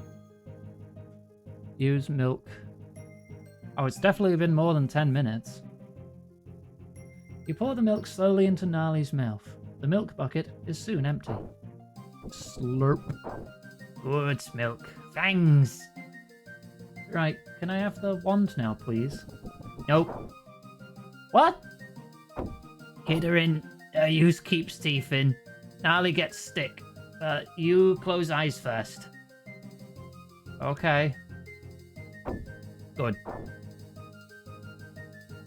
Per toe in chat. How many people are in chat at the moment? Got it. Pick Gnarly up. Take stick to mistress. Please, can I have the wand? You pick Gnarly up. Gnarly takes stick to mistress. Okay, keep your enamel on. I'll pick you up. Good. Pick Gnarly up. Gnarly is stuffed into your backpack. Quiet. We'll get to the tooth very soon. Then you can get out. Sure. Right, I've just picked you up.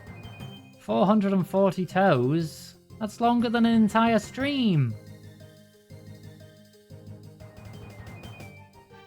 Oh.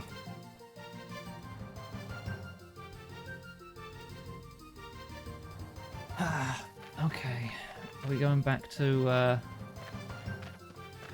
Fairy Resistance HQ?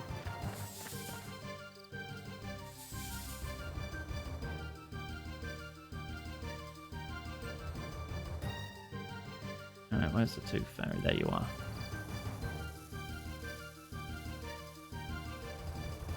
Hi, I've sort of got your wand. Sort of? Was the mission successful or not? I know it was a bit of a sticky op, but you should at least be clear on the results.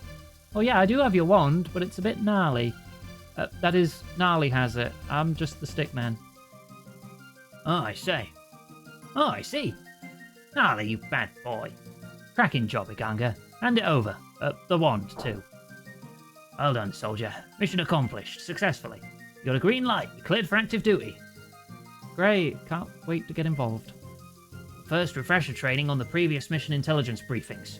Point 1. Fairy magic is closely intertwined with teeth. Point 2. Fairy Godfather is impervious to everything but his orcs. Our operational design plan focuses on his overconfidence. This is his vulnerability. Okay, that's clear. I've prepared a full mission intelligence briefing. Turn on the projector.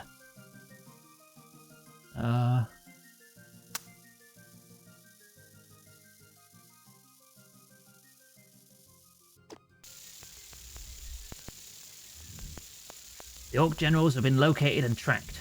We picked strategic points to magically affect their teeth.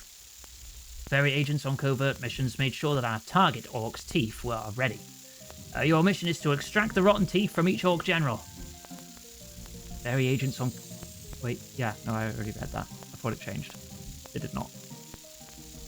I need to steal the Orc's teeth. Only when you have a green light on the extraction missions and all 3 teeth can we move on with the plan. You'll plant the Orc teeth in special farming patches in the rift area. The teeth will grow into Orc creatures and become your allies, able to damage the Fairy Godfather's defensive shield where you cannot. To sum up, for this complex extraction mission you must collect a tooth from all 3 Orc Generals. Does that make sense? Yeah, I get it. Do you agree to accept this mission? Yes.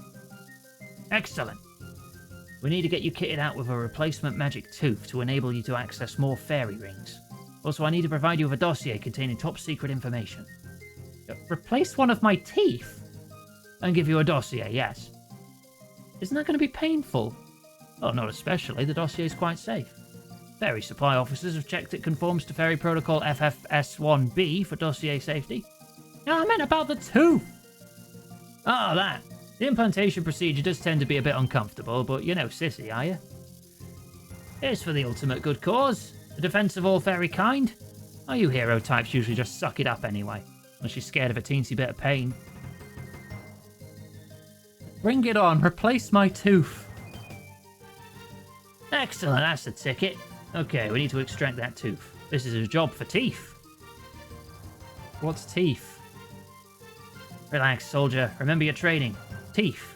Tooth extraction expert fairies. These ladies are professionals. Specialist heavy machinery operators with a delicate touch. Obviously, you're larger than a fairy, and that creates a substantial challenge for our usual tooth-pulling apparatus. But Teeth have been practicing every day, so they know the drill. Teeth will have that tooth out in double time. What is involved in the procedure? Forewarned is unharmed, soldier. I like your style. Teeth will need some space in which to operate, so I'll be asking you to stand at ease just south of the projector on the spot where those yellow flowers are situated. Ignore the bloodstains. Okay. What do you need me to do now? Stand on the yellow flowers and give us a signal. Like wave at you? Oh, excellent, soldier. A perfect combat signal. Waving would indeed be the indicator for the start of the tooth removal procedure. Okay. Stand on the yellow flowers and wave. That's right, Teeth. We need to get that tooth out. You know the drill. What the hell? Censored for the squeamish. That's right, girls. Get a good grip. I don't understand. Great work, girls. Go on, pull. Anesthetic, what sort of a hero are you? I consider this. Reconsider? What on earth would you want that? And look, you made them slip. Just be patient. Go on, girls. Get back in there. Ah, yes, an excellent choice. Girls, target acquired. This won't hurt a bit. Really? Fire at will, girls. Everyone stand clear. 3, 2, 1, heave. Pull harder, ladies. Put your backs into it. Ow! Ah! Okay, now we need to deploy the magic tooth.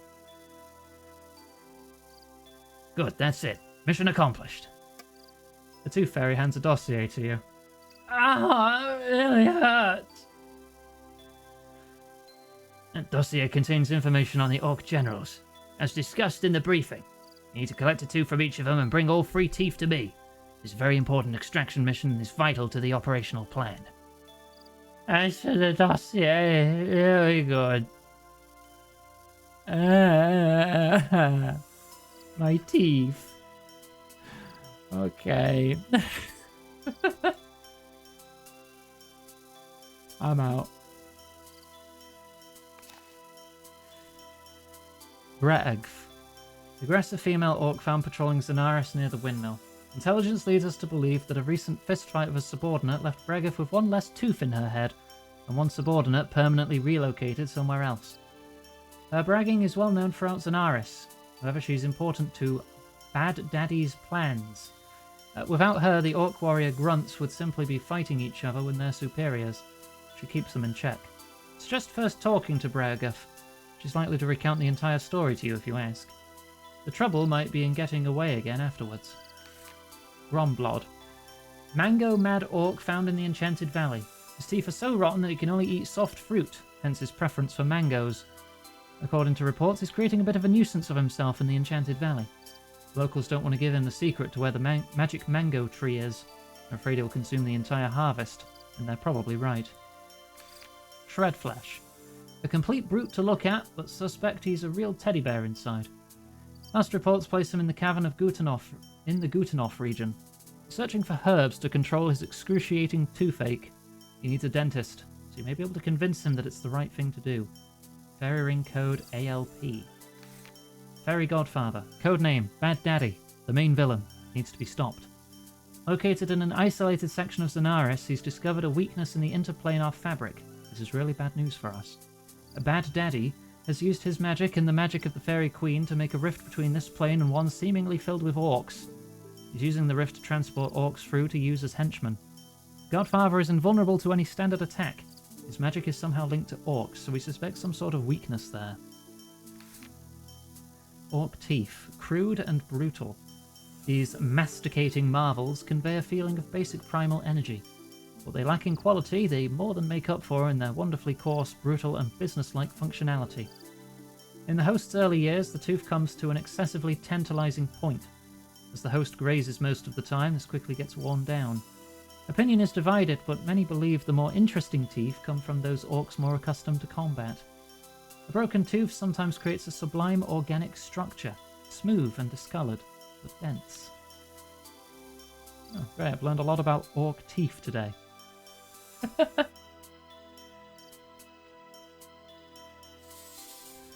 Alright, let's see if we can find Bregath. Oh, found them. The first orc I mouse over. Sure, that works. What do you want, human? What's wrong with your mouth? My mouth? Why are you so interested in my mouth? I noticed you happen to have a tooth missing. Scars of victory. Missing tooth tells me of big victory on Ka-Chunk. He got a lesson he will never forget. And as a reminder, he has my tooth. My tooth will grow back, but his weakness will be with him forever. Whereabouts is this subordinate of yours buried? He not die. I wanted him to live with his weakness till the end of his days. I ordered my grunts to get rid of him. I am the greatest warrior. Just ask any orc here. Yeah, I'll be sure to do that. You guys aren't fairies. What are you doing here? You're a smelly, stinky human. Leave us alone before we hurt you. I wanted to talk to you. What about? Do you know anything about Ka-Chunk? Oh, he was one of our troop. He took a swipe at Bregath, who was a whitewash. Poor orc didn't know what hit him.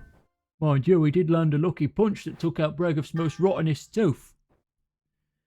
I guess she's grateful to him for that, so she didn't kill him. Where is he now? We sent him through one of those fairy rings. Who knows where he ended up? Probably won't see hide nor hair of him again. Her fairy thinks it was a nuisance, though. Trying to tell us that we shouldn't use it. That'd stop us. Anyway, shove off. You're boring me.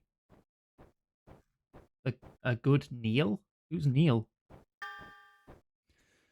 Right, talk to Orc about Ka-Chunk.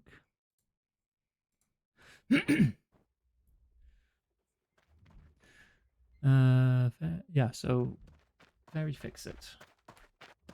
That's not you. That's you. There. What do you know about Ka-Chunk? Oh, some orcs came along and stuffed this orc into the fairy ring system. I thought they were going to destroy the whole thing, but I just managed to compensate the RLS to DOIs, so he should be okay. Once again in English? Oh, sorry. I managed to compensate the ring location system so that this orc landed in a general area. DOIs are distant outlying islands. So you know where he went to then? Yeah, of course. The coord marker was DIP. Excellent, many thanks. Use fairy ring. DIP.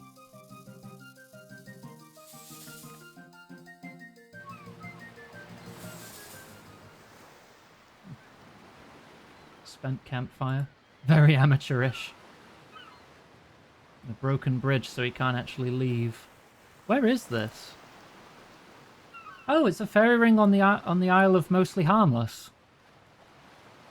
Oh, that would actually be useful to have access to if I could fix that bridge. Maybe I'll bring some planks here or something later, see if that's possible. You knocked out Breg's tooth, didn't you? Yeah, me did that. I got the tooth hidden dead secret in me leggy pouch. That's my biggest find thing. Oh, that's interesting information, thanks. There's no prob. Tricksy thing. Pickpocket Ka-Chunk. You find General Bragath's tooth. Hooray. Well, there's one. Examine. Gnarled and slightly mushy orc tooth.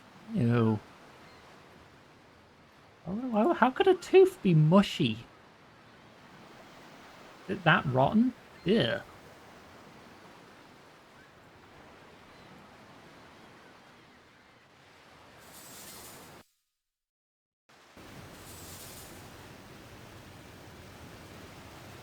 There's Gromblod.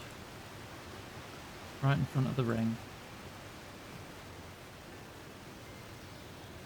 Oh, the Frog Prince and Princess from the random events live here.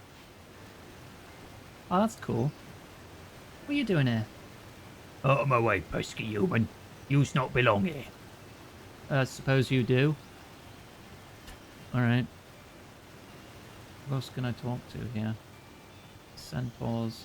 Dryad. Talk to the Dryad. I see Gromblod is here. Yeah, we want him to leave the valley, but he's only motivated by greed. Keeps looking for something to eat. He'll just eat the whole lot if we don't keep our eyes on him. Okay, I'll see what can be done. Maybe now I can talk to him. What are you doing here? You'll be dead speaking to me. I may be able to help. I was looking for the tasty mangoes. I scoffed a lot when I finds them. But the horsey man in the tree thingy, they don't say where the mango is. I'll find it though, and I'll bash things till I do. Oh, so you're looking for a mango. Oh, why don't you say so? Okay, let's see what can be done. Have you talked to Gromblod yet? He's so selfish and greedy. Please get him out the valley. Actually, I think I might be able to help. I'm on a mission for the fairies. I think I can persuade Gromblod to leave, and all I need is one mango. Can you let me know where I can get one from? You're an OSRS player looking at trying RS3. Do you have any tips on where to start? Well, most of your knowledge from Old School will still apply. I'm fairly new to RS3 myself, so I just kind of wandered around doing the things that I knew from Old School until things clicked. If you ever get stuck on anything, there's a very comprehensive wiki on both games. I'm sure you already know that. A lot of people do rely on it for like quests if you're not using the quest helper on RuneLite. But yeah, most of what you know will come in handy. There's just new stuff on top. Just pick it up piece by piece. Focus on one thing at a time. If you sort the quests by timeline, this is basically sorting by difficulty. Because there isn't actually a difficulty one on here like there is on Old School. It's like the easiest quests come under Pathfinder and Adventure, and that can get you started as well. If you need specific advice on anything, once you've started, I can try to help more. Right, all I need is one mango. Can you let me know where I can get one from? And thanks for the follow. Sure, but they're not around here. You need to use a fairy ring. I'll cast the necessary spell to allow you to collect one. Ooh. Code for the fairy ring is CLR. Okay. CLR. Let's go get a mango. Actually, I don't think I've ever seen a mango in RuneScape before. Oh, I should have done direct. Just went back to Zanaris. CLR, was it?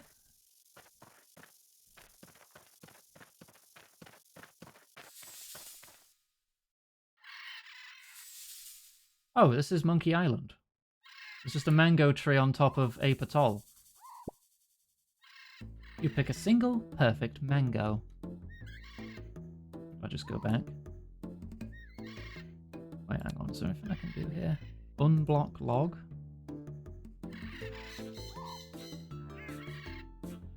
Climb through log? Only a small ninja monkey could fit down this log. Okay. I've got a shortcut to Ape Atoll then, as long as I've got the Ninja Gree. Cool. I could just get straight onto the agility course from there. That's really good, actually. B, K, Q. Back to the Enchanted Valley.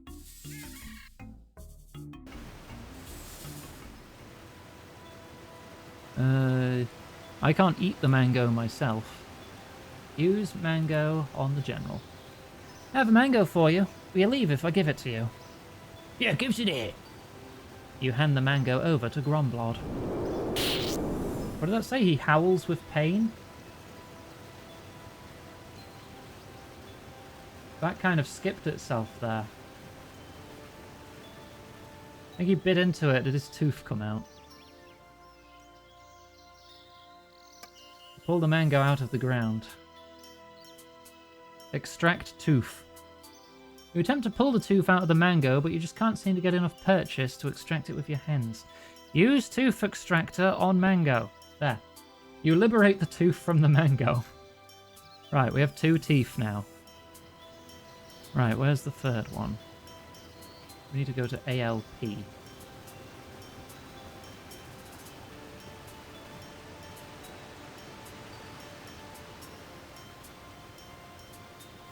ALP. Runescape. Hi, Keisha.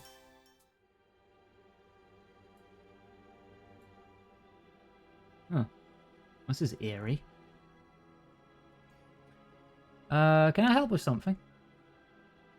A tooth hurt like a boat of wounded whelps. We use human and no use creatures, so not get lost. I'm a dentist. I can extract it for you. The pain not too bad. I live.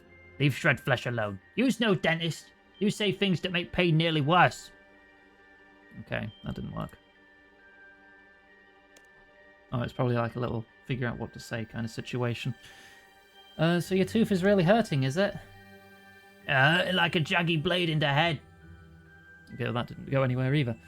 Which tooth is it that's so terribly painful and hurting? Oh, yes, shush, you're making it worse. They all hurt. And the pain is very high, is it? Oh, stop, it's too painful. You're making it worse. I'm a dentist. I can pull it out for you. You are not speaking the truth. You show me that's used the dentist. I have a tooth extractor. Look. Right, let's get that tooth out. Oh, but them tooth docs is evil. They's big and scary. Why? What's to fear? They hurts me. Oh, I need to convince him.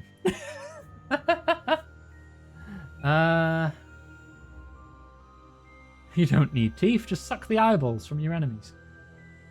I'll make sure it doesn't hurt. I'm a professional. Yeah, let's say that. Okay, no pain, you says? I bet it doesn't. It's all in your head, you big faker. Oh, come on. What are you, an orc or a goblin? Okay, so I'm no weedy goblin. Goblins are nice, though. If it's not pulled out, all your teeth will hurt much worse. I don't want more hurt. Maybe pull good. Oh, go ahead, pull it out. Use tooth extractor? Now hold still, this won't hurt a bit. Oh no. Ah! Oh, come on, I've barely done anything yet. Oh, got it! Ah! You extract the tooth from Shredflesh's mouth. You okay? How's it going? Oh, tooth gone now, but pain's still bad. You terrible tooth doc. Oh, don't worry, the pain will stop. Don't think about it for a while and it'll go away. Easy for you to say.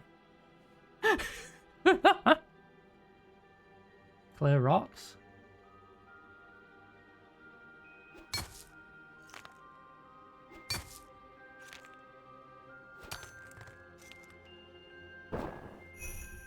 Oh, unblock the hollow log and tunnel shortcut. So where does this go? Oh! Near the Zoga Flesh Eater's quest. Yeah, your Neil's over there. Okay. Shortcut. Well, we've got the free teeth now, so I assume we're going back. So we'll go talk to the Tooth Fairy again.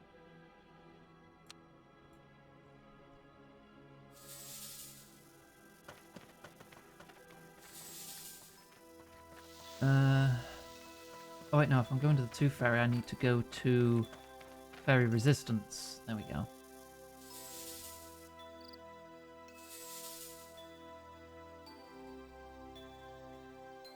Talk to Tooth Fairy.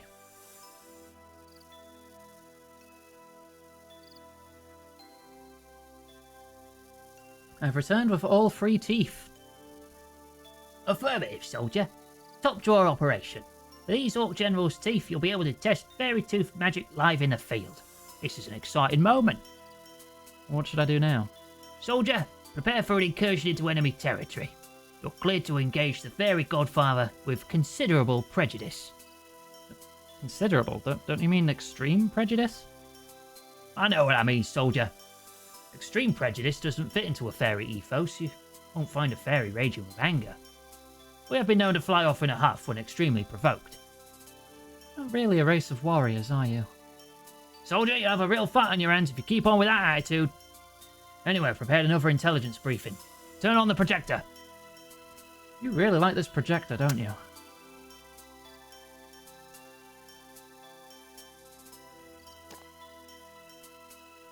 You gained a tooth from each Orc General. The tooth should be planted in a farming patch in the Rift area. It will grow into a tooth creature, which will then become your ally against the Fairy Godfather's forces. When you go to engage the Fairy Godfather, you'll be given the ZFW1 combat apparatus. If a tooth creature's low on health, this wand can be used to heal the tooth creature. The wand can also be used to heal a damaged tooth plant. You'll need all 3 Tooth Orc allies to destroy the shield protecting the Fairy Godfather. Okay. You're ready to engage the Fairy Godfather, but before that, you need some specialist offensive capabilities. Oh, that sounds more like it. Indeed, soldier. You'll be armed with the special issue ZFW1 combat apparatus. Val, stop. What? Have a drink. Thank you.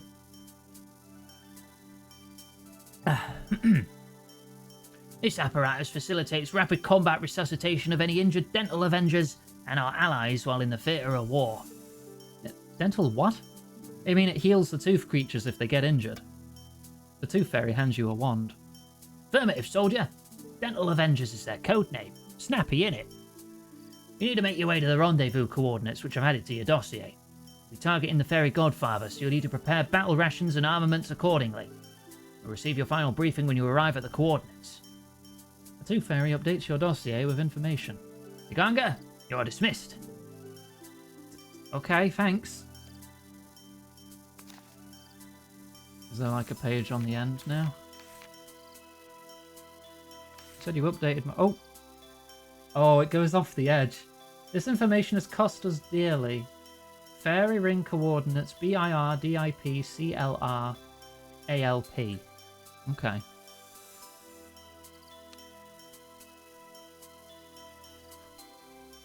So, I guess we're going to the final battle. Do I have an emergency teleport if things go very poorly? Yes, I do. Just in case.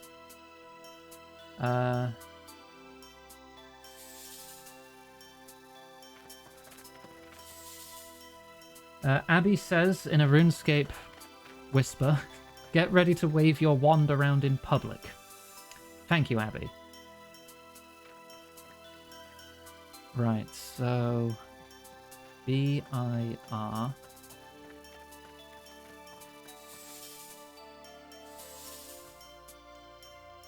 Okay, cool.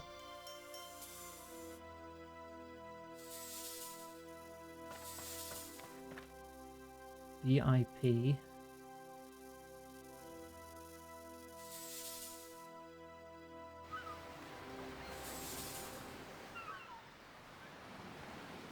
CLR...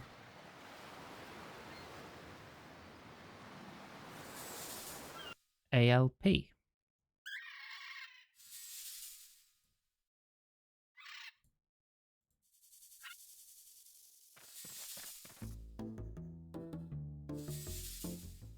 Ah, okay, we're here. New music track, Root Canal. Lovely.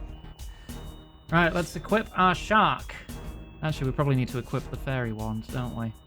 It's probably like a very scripted kind of fight sequence. What are we dealing with?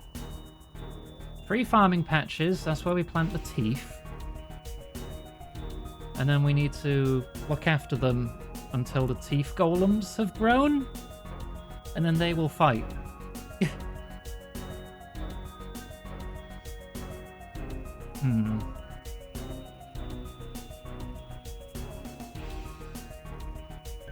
Look through fairy tree.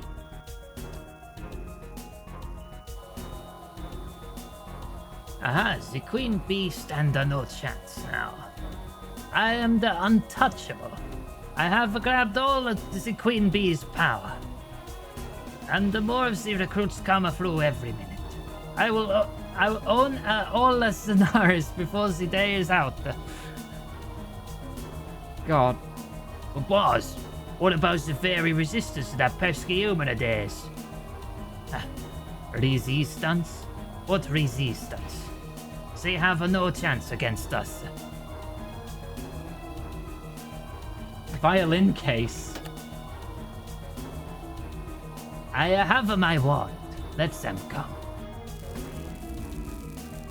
Louis and Rocco, take these orc recruits to Zenaris. Take control. Don't take any prisoners. Yes, boss.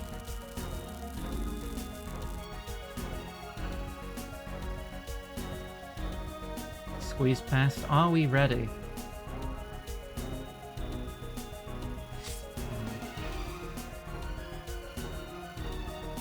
Alright, let's give it a shot. Hello there. Hey, how come you're here? I gave you to give you another briefing. Oh no, it's too fair. I just came to give you another briefing to give you some protection. Alright, let's get it over with. Rainbow?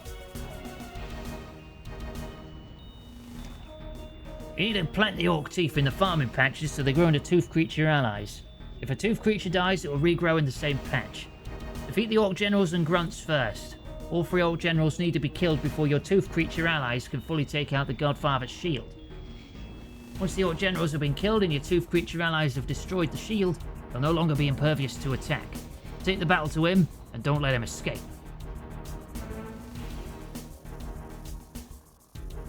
Okay. Squeeze past. Go. Use tooth on patch. Use tooth on this patch. Use tooth on this patch. Hit you with a sharp.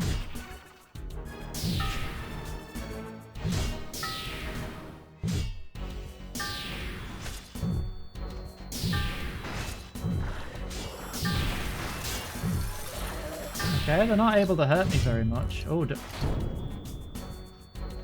how long does it take for them to get up?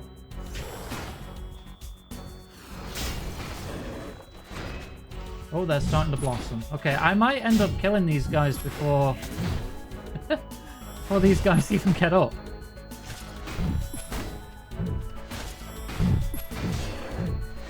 Oh, I squeeze past so I can only... yeah, safe spot them with each other. Oh, don't you hit that. Steel farming patch. You need to wield the fairy wand.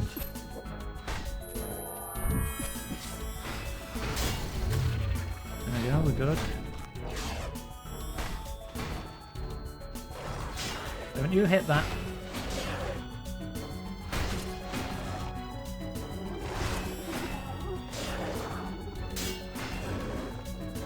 I'm swinging my shark at you.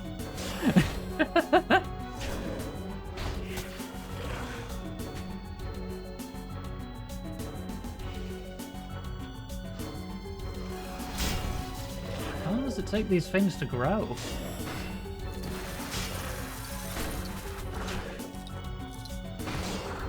Oh, are you nearly done?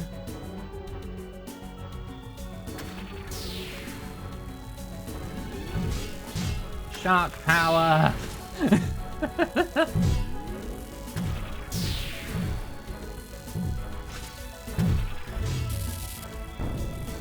we go. Alright, well I can't hit you until everyone's... until these have all grown and escape. Can I do anything to make them grow faster? Large. Thanks.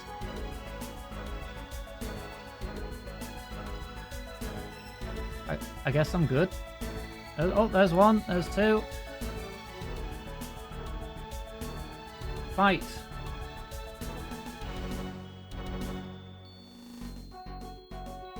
Follow me?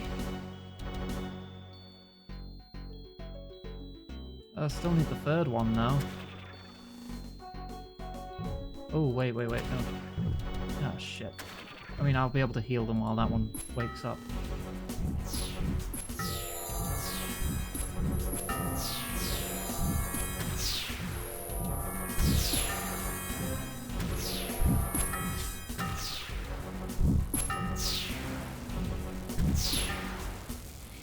Right, there we go.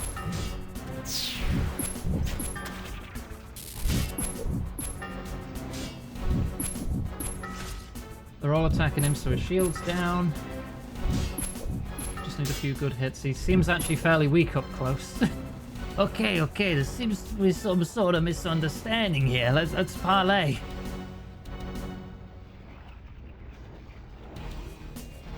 What misunderstanding? You're trying to take over the fairy world with orcs? You're defeating me. How is this possible? Damn it. We all had a part to play in it. Oh, do-gooder fairies and this do-gooder human. I curse these land with all of my power, especially those two things you used to defeat me. Ah! Looks like you have a date with destiny. No, the rift!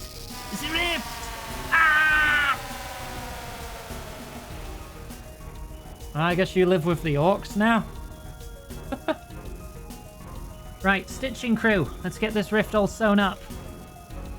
What's happening now? The stitching crew are sealing the rift. That should be the last we see of the fairy godfather. They are literally stitching the portal closed. Brilliant. Oh dear, that shouldn't be happening. The rift is expanding. The godfather's evil energy is too much for it to take. It's going to explode. Oh. Get down. Don't. Oh, wow. What happened here? It looks like the rift has exploded and affected this entire area. Look at the mess it's made. Yes, it looks like the fairy godfather's made a lasting impression on Zenaris after all. Dear. Looks like the fairy god... But yeah, bit of a mess to clean up. Those cursed two forks do not look friendly. I think we need to get out of here. Prepare for teleport.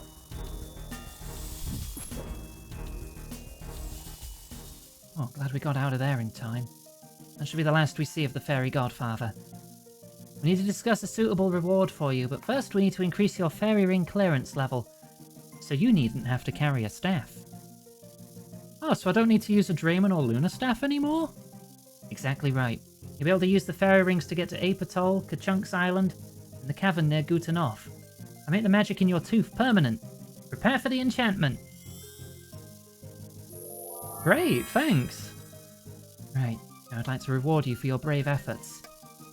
Have this magic watering can as a measure of our gratitude, as you've never failed to aid us in our times of woe, so this watering can shall never empty of water.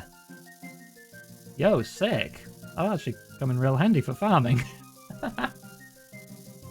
Completely indebted to you. Thanks so much for all your efforts. I believe that Martin the Master Gardener will be interested in talking to you too. I can teleport you right there now if you like. Yes, please. Gricole's can. Yeah, and I don't have to do a mind-numbing minigame for hours on end to get it. I'm in a pig pen. Can I put it on my tool belt? I can. Yo, I just have infinite water now. It doesn't even take an item slot. Hi, Martin. Oh, Gonga, we're expecting you. How wonderful. Oh, you've done it. Oh, the Fairy Queen suggested I come talk to you. Yes, you've done it. All the patches are growing well again. Not up to full production right yet, but seeing some great improvements. That's great news.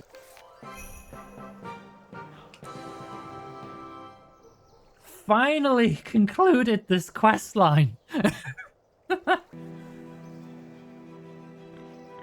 yeah, in old school you can use fairy rings without the staff, but that's an achievement diary reward, like the elite Lumbridge diary that needs you to have the quest cape.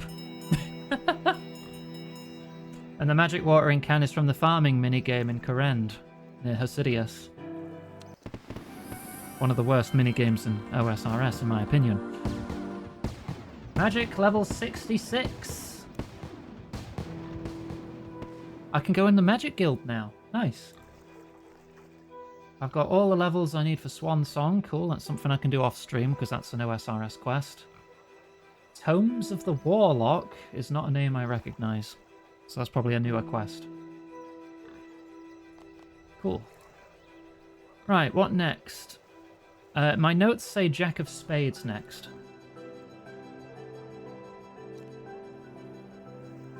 Which is... Oh no, I'm still on timeline. I need to be on series. Where is it? There. It's Ozan's last quest, because we did a couple of Ozan quests last time.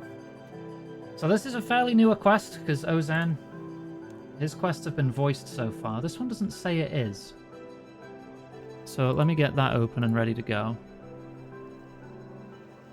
What do I need? No items, no combat. Alright, sick.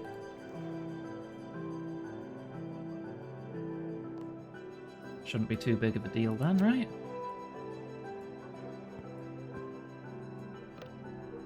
I don't even need the Lunar Staff anymore. I'll keep my shark plushie for good luck. I'll put my armor away so I maintain my energy levels.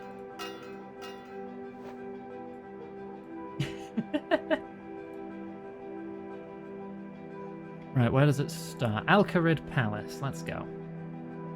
Lesbian thieves. What about them? We did the Pride content. Oh, you mean to do their unique quest? What was that quest called again? It's time to hydrate. Hydrate, thank you. Heart Stealer. I'll bring up the page for that too. There it is.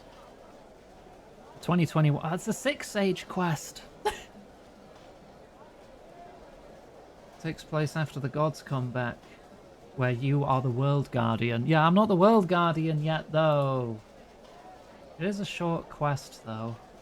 Heart Stealer title. Maybe we can make an exception. I love Shark Plushie, too. Oh, look at your goofy little smile.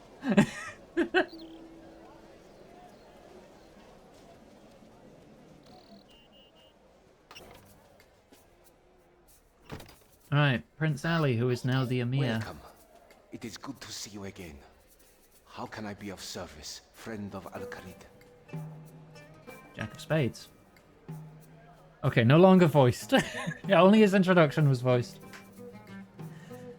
There's been a new development with Menaphos, and I humbly request your services once more.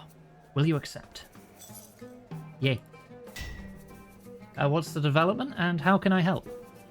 We have received a communication from the Pharaoh of Menaphos. Do they want something? Have they declared war again? No, quite the opposite, in fact. In the interest of maintaining the peace, they wish to reopen trade between our cities. To that end, they have invited me to send an envoy to negotiate a deal. Clearly, this is just another ruse. We cannot trust them at their word. Nor can we ignore the opportunity for lasting peace. Indeed, I've already tasked Hassan with this responsibility. You like my new hair colour? Cool, it's Greb-inspired. I am honoured to serve, Emir. So where do I come into it? I can't well represent Al-Khalid. That is precisely why. You've proven yourself capable and trustworthy. I can think of no better person to act as mediator. In point of fact, the Pharaoh named you specifically for this task. He has heard of your efforts in rescuing me and disposing of rogue elements within his army. Rogue elements? He's probably the one who sent them in the first place. You were not there, Osman. My captors spoke not of the Pharaoh other than when mocking him. It is clear to me that the plan was Amaskut's alone. Still, this is the perfect opportunity to gather intelligence from within the city. Alright, good luck, Tam. See you in a bit. No. The Pharaoh has extended a hand of cooperation and friendship, and we must do the same. If we betray his goodwill, then the peace shall most definitely end. However, I am not naive. Hassan can play the role of diplomat, but we must still be cautious. Aganga, I'm counting on you to assure Hassan's safety. And should you see anything worth reporting to Osman, do so. Just do not act as his spy. Will you accept? All right. Then we shall start making preparations for the trip immediately. I shall send our reply to the Pharaoh to expect us shortly. And I should bring Aganga up to speed with the current state of affairs in Menethos. Very good. Aganga, meet me upstairs on the southeast balcony. Then after Osman has briefed you, I shall await you on the roof. Upstairs balcony, alright.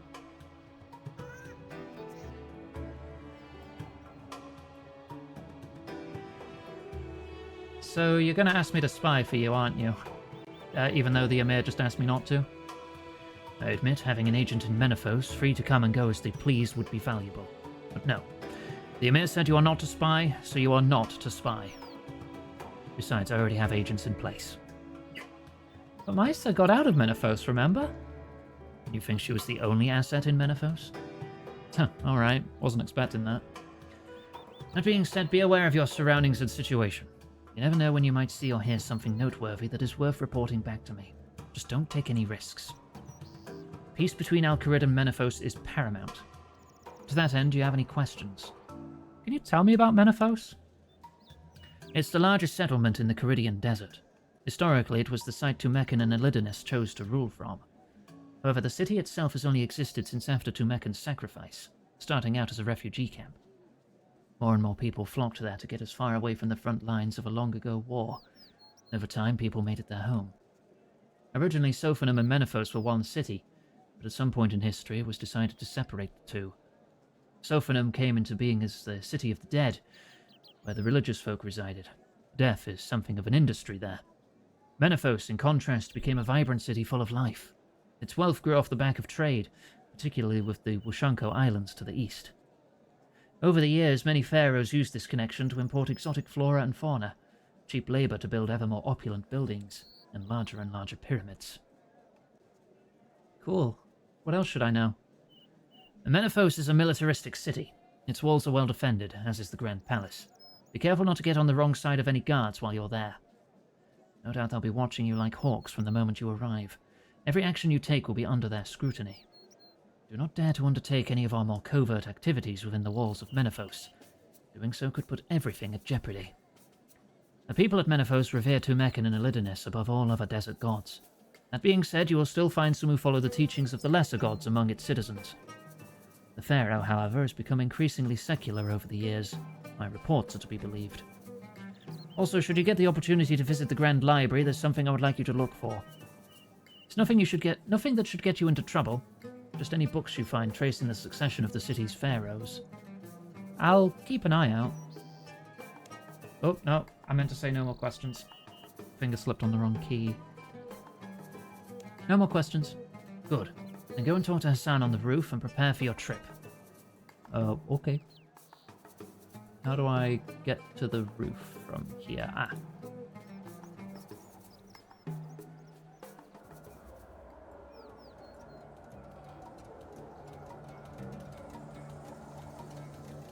Have you finished your briefing with Osman? You should learn as much as possible before we venture there. No, I'm good. Let's go. Excellent. I've sent off the messenger parrot. Pharaoh should know we're on our way. All that's left is for me to run you through the magic carpet flight safety protocol. The what?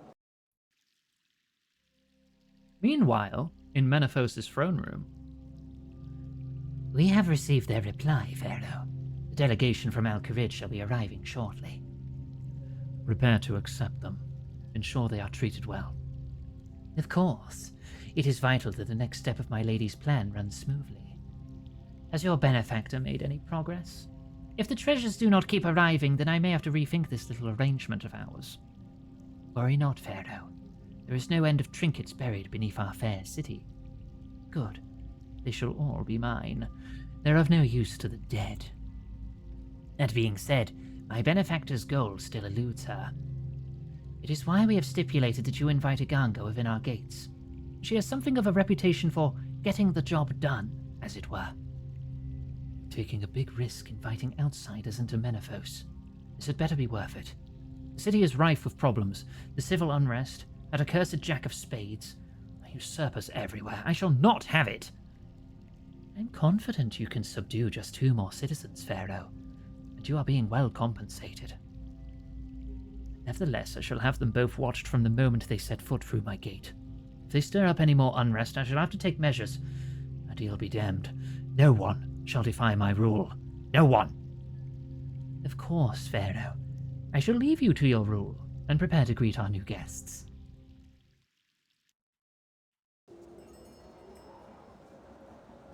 Ooh.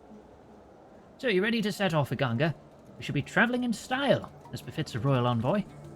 You'll need both hands free for balance. Oh, okay. I need to put my shark away. Yeah, let's go. Ooh. Lead on, Iganga. Menefos is directly south. But I wouldn't mind a little sightseeing on the way, should you wish. Am I in control? Oh, I am in control. Okay. Neat. Never actually got to fly the magic carpets myself before.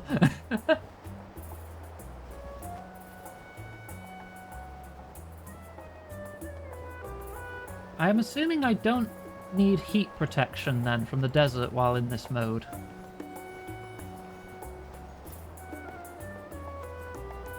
Mind the birds.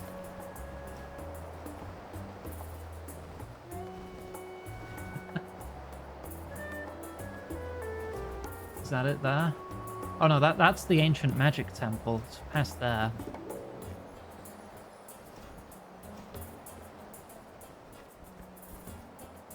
Are we there yet? What are you asking me for? You're the one who should know this route.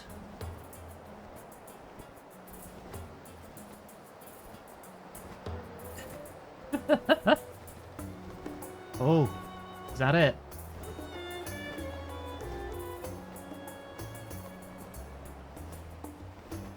Oh, maybe that big gate there. Yeah, because that's Sophan and this is Menefos. Mysterious Jaldarak Pyramid. Said to be a dark and dangerous place. Yeah, I learned how to cast real big magic from a ancient Majorat fellow in there, which I'm sure will have no repercussions whatsoever.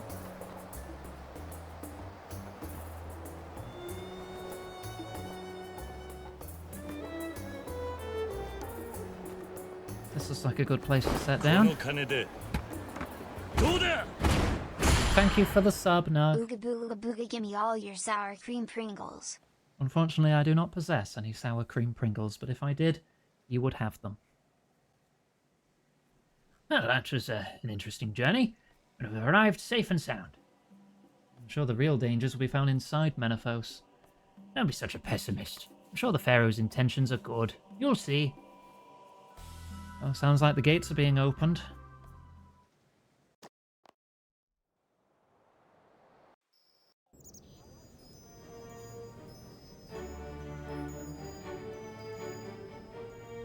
Oh, damn. This is a big city. It even gets a flyby like it's a frickin' Final Fantasy dungeon.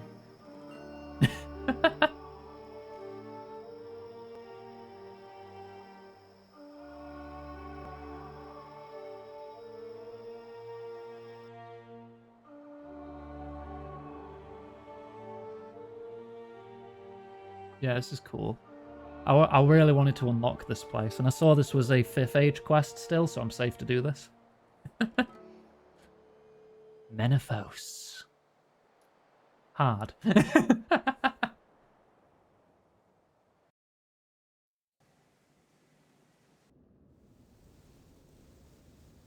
Grand Vizier Hassan, Iganga, I humbly welcome you both to the fair city of Menefos. Ambassador Jabari, it's good to see you again. Will the Pharaoh be gracing us with his presence? Not today, I'm afraid. He's busy tending to matters of state. He has tasked me with making sure our new guests have a safe, comfortable, and pleasant stay. Oh, very good, Ambassador. You said safe? There's been some civil unrest among the workers of late. Nothing to be concerned about. Also, a scoundrel known as the Jack of Spades has been terrorizing the city this past week. Did you just walk through a frickin' column? Oh, you just walked into another. Does that thing not have collision? Is this just what you do? I think that's just what you do. Okay. However, our guards have been informed of your visit and shall ensure you are come to no harm. We have also arranged a residence for you both within the merchant district nearby your counterpart. In fact, we should make our way there now and introduce you to the Grand Vizier Essen. Please follow me. Okay. It's put me on auto follow. Alright. What can I see around here? God damn, this place is huge. Draw distance can't even reach all of it. Is that a camel person?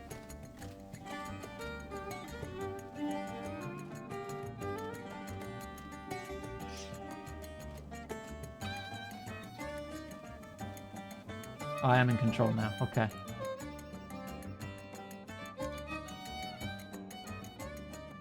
Allow me to introduce you to Grand Vizier Essen of Menethos. She has graciously agreed to grant you use of these living quarters for the duration of your stay.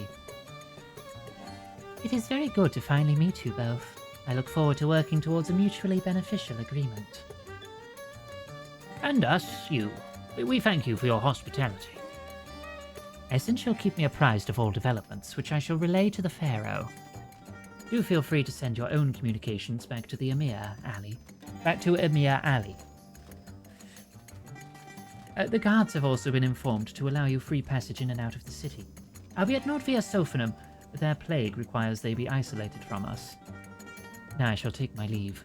The Pharaoh awaits today's report on the Jack of Spades. Is that the Jack of Spades? Speak of the Devourer. Guards! The Jack is here! Quick! He's stealing from me! Oh, this is unfortunate. Perhaps a Ganga can lend assistance, my lady. Yes, please, of course. Chase down that menace. Well, by all means, go ahead and search for the Jack of Spades. Check with the guards to see where he was last spotted. I, however, must attend to the Pharaoh. Are we good then? Please hunt down that Jack of Spades menace and return my stolen property. The guards might have seen where he went. The Jack of Spades was last seen heading into Port's district to the south. Admiral Wadud might have some information on him. Probably find him in the Golden Scarab Inn. Directions? Where is that? You'll find the Port's district on the south side of town. Look for the ships and prime your nose for the stench of alcohol. You can't miss it. South, look for boats. Alright.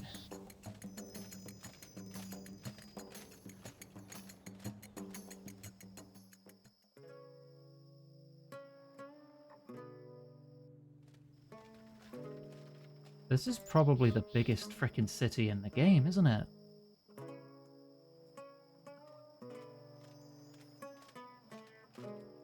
Why do I have an option to poke an elephant? Poke.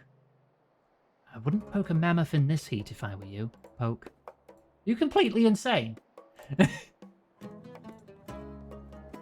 Yes.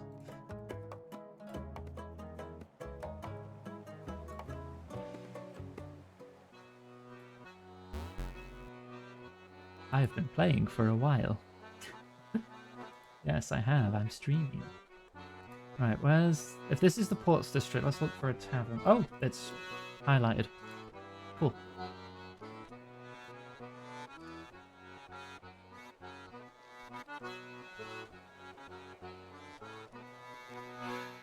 Alright, let's find this Admiral fellow.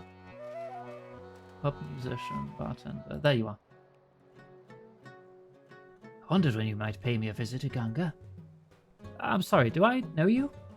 Look at how much music I've unlocked just wandering into the city. Jesus. Not yet, but I know you. My captains informed me of your arrival.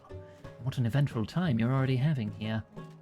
I am Admiral Wadud, commander of the largest fleet of ships sailing out of Menethos. There's very little that happens in Menethos which I am not aware of.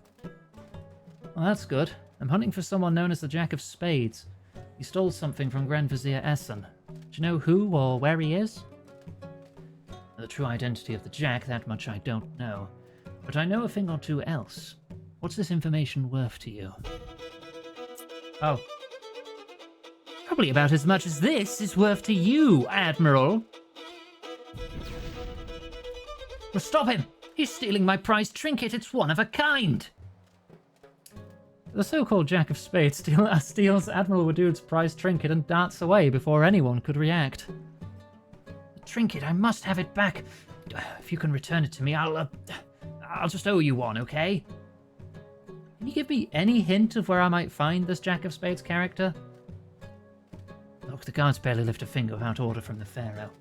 That doesn't mean they don't see things. Go ask one of them. All I do know about the Jack of Spades is that he's rarely spotted in the Ports District. If he were hiding out here, I'd know it. I gotta find another guard to talk to.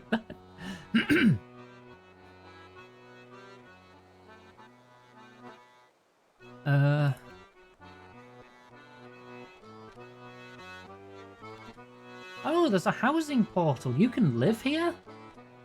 Oh, Commander. That's highlighted. I should grab the lodestone. Then I'll be able to teleport here whenever I want.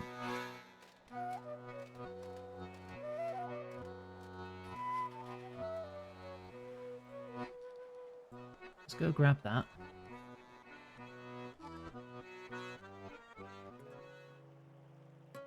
I'm enjoying this. I get there's a lot of people who just can't stand modern RuneScape. And fair play, honestly, you do you. You play what you like. But I think this is cool. I do have some grievances with it. But I've always been more of a narrative player than a mechanical player. And I'm really liking all these new locations and story beats.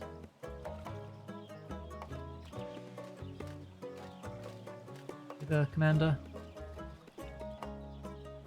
You would be Iganga, I presume, yes? Hang on, can I just get a little closer, get the camera a little closer to you? Look how detailed this model is for RuneScape.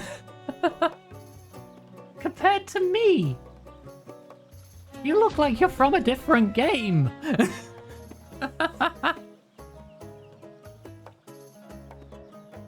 Alright. You would be a Ganga, I presume, yes? And thank you for the follow, by the way. Thank you very much.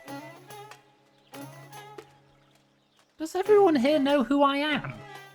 Well, I am the leader of the Menethite Guard, Commander Akomet.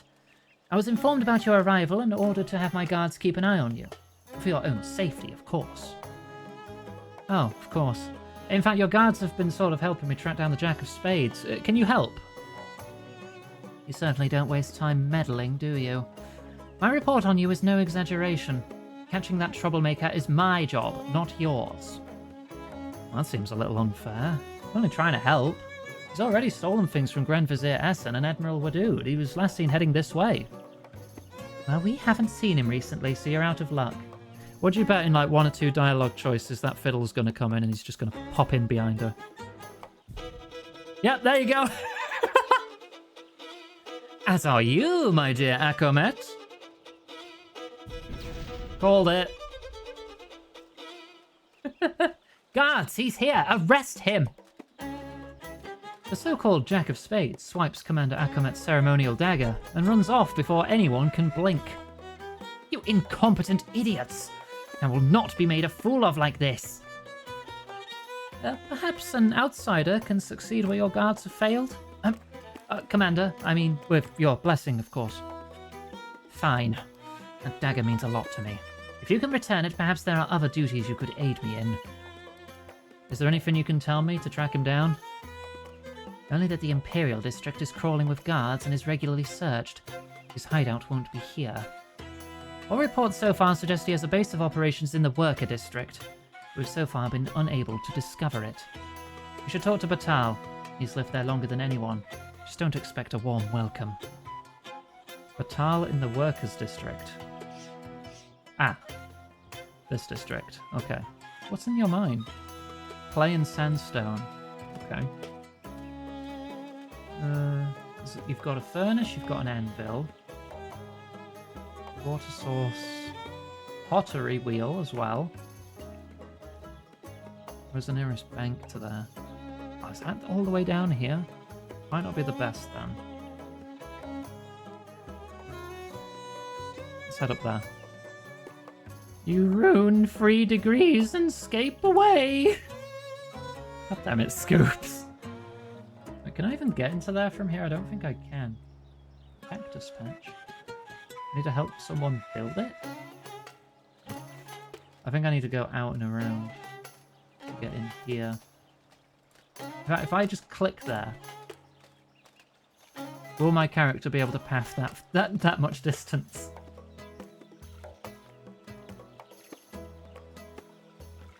Mineral deposit. Next to a bank chest? I bet I'm not allowed in that. VIP archway?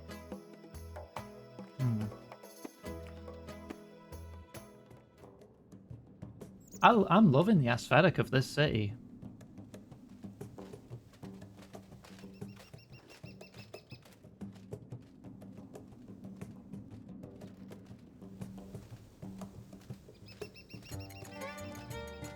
It's so huge. There's bound to be lots of stuff to do here. Probably a whole bunch of quests.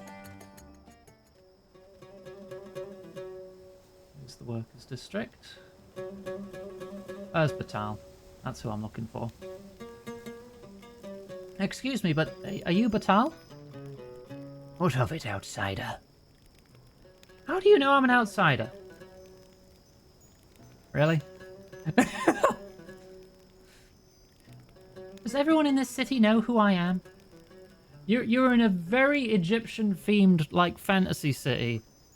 You're the only white person here, Aganga. Of course they think you're an outsider. Why, are you famous? Or maybe just egotistical? Of course I don't know who you are, but you dress and smell like an outsider.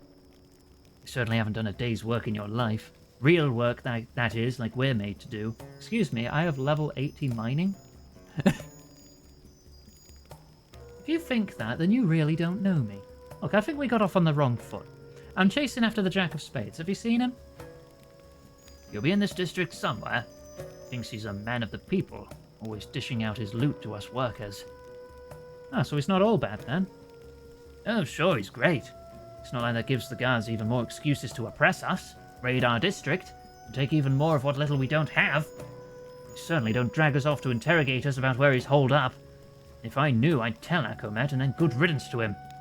No interest in talking to some outsider, though. Just trying to help.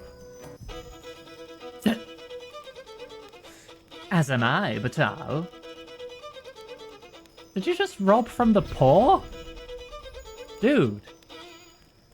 The so-called Jack of Spades pilfers a small purse of coins from Batal's waist before you even realize he's there, then disappears.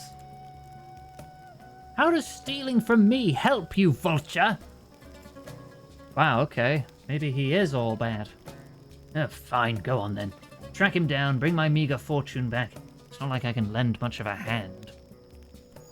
If I had to guess, the Jack is an underground hideout. You should search below the city. Oh my god, the city has an underground district too? Each of the district has an entrance to the tombs below. The one in this district is just over there. The dungeon entrance on my minimap? The shifting tombs?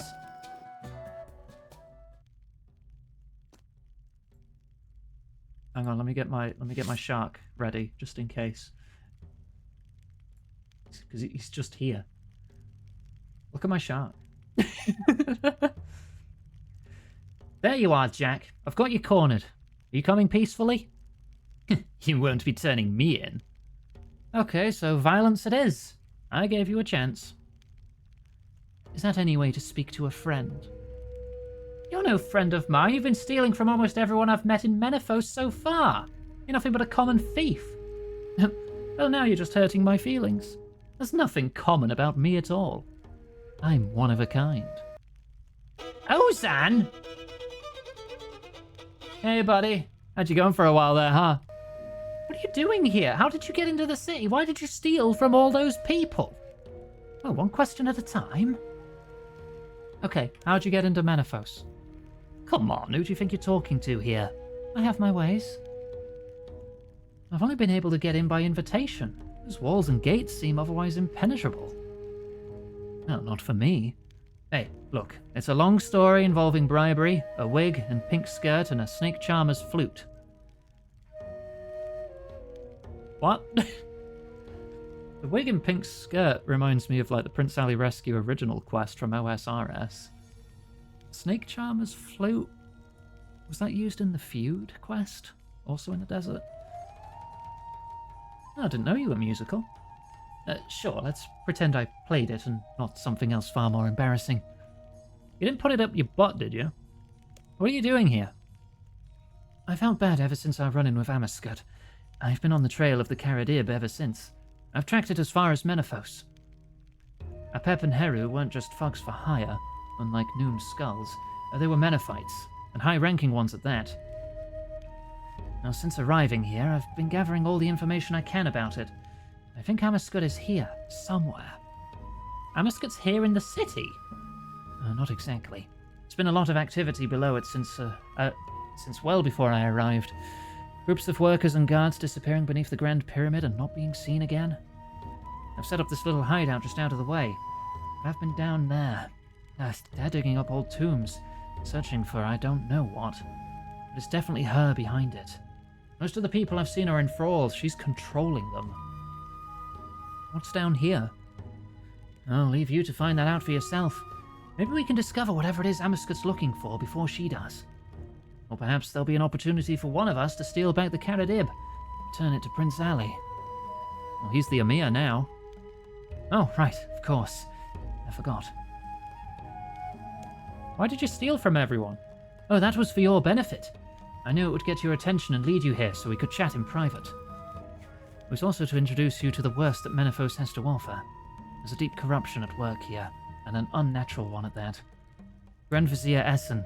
She seems friendly on the surface, but she trades in rumour and gossip. That textbook of hers is really a ledger of everyone she has dirt on. She blackmails the merchants of Menaphos and has extorted her way into a position of power. She seems pleasant enough. Hassan's the one who'll mostly be dealing with her. You should warn him to be careful around her, lest the deal between Menaphos and Al-Kharid ends up one-sided. Next up is the so-called Admiral Wadud. He's nothing but a greedy thug. Any openly criminal activity in the city, aside from my own, of course, is down to him. He started out as a skulls pirate, but he was too greedy even for them. When he left, he stole a small fleet of ships and crew from them, set up here in Menaphos. He used to run with the Skulls? Gnoom's gang? About that, you should know I've been visiting Gnoom. He's repentant, and has been providing me with information of late. Perhaps he could help us with Wadud.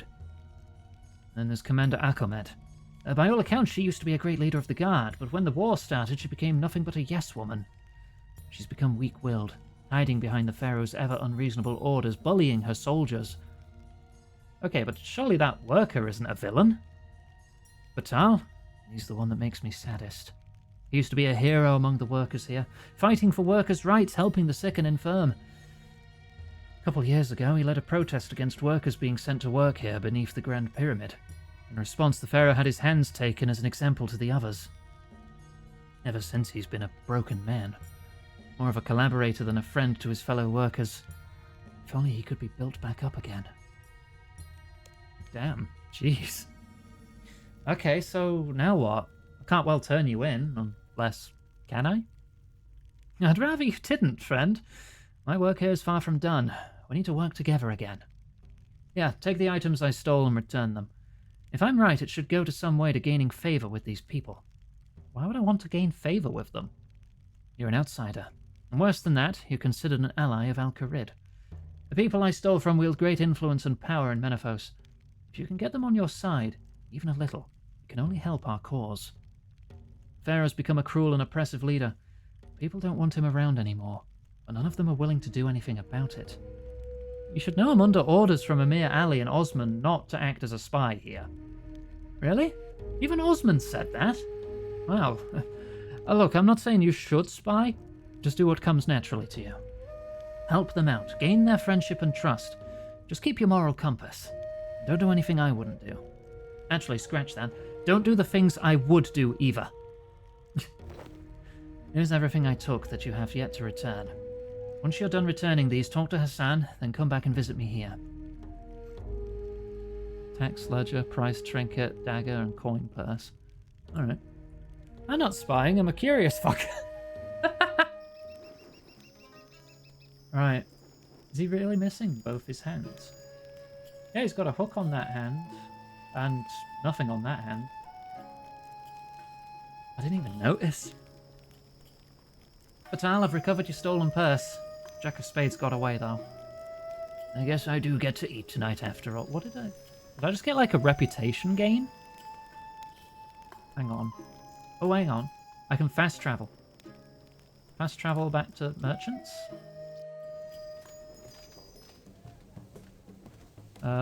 Was this the house? Hang on. Oh, heck, which house was it? Oh, no, it was the one with the guards outside. It's this one. Right, so keep an eye... I like how they're marked with big obelisks. You can see them from a distance. Here you go, Grand Vizier. I've been able to recover your textbook. Unfortunately, I was unable to apprehend the Jack of Spades. Can I examine it real quick before we progress? Name, states, and other info. Okay. Oh, thank you, so kind. Yeah, plus 1,000 to the merchant district. So each district has its own reputation system. And this quest is serving to introduce me to that. Alright. Then we go to the ports.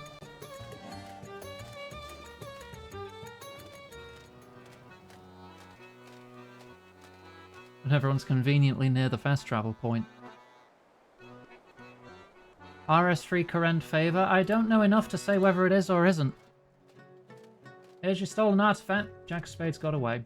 Thanks, I guess. Don't worry about the Jack, I'll hunt him down myself. Imperial District. I need to see if it has any kind of UI to it, I suppose. And what contributes to it. Conceptually it seems similar, but I need to know more mechanically before I say yes, it's just that. Commander Akumet, here's your dagger. Unfortunately, the Jack's still at large. Very good. The Jack's time will come soon enough. I should go see Hassan. We have more Acadia trees. It turns out that is just a misspelling of acacia tree, but the devs just liked the spelling Acadia more, so they just stuck with that.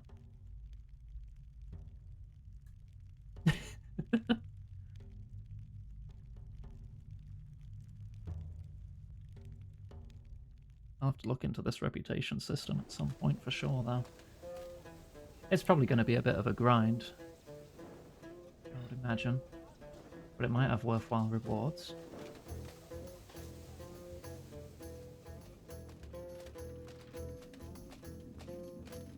The NPCs do look a lot better than the player does, yes. I have definitely noticed this. Wasn't there an update planned very soon to, like, remake the player avatars? Has anyone heard anything on that?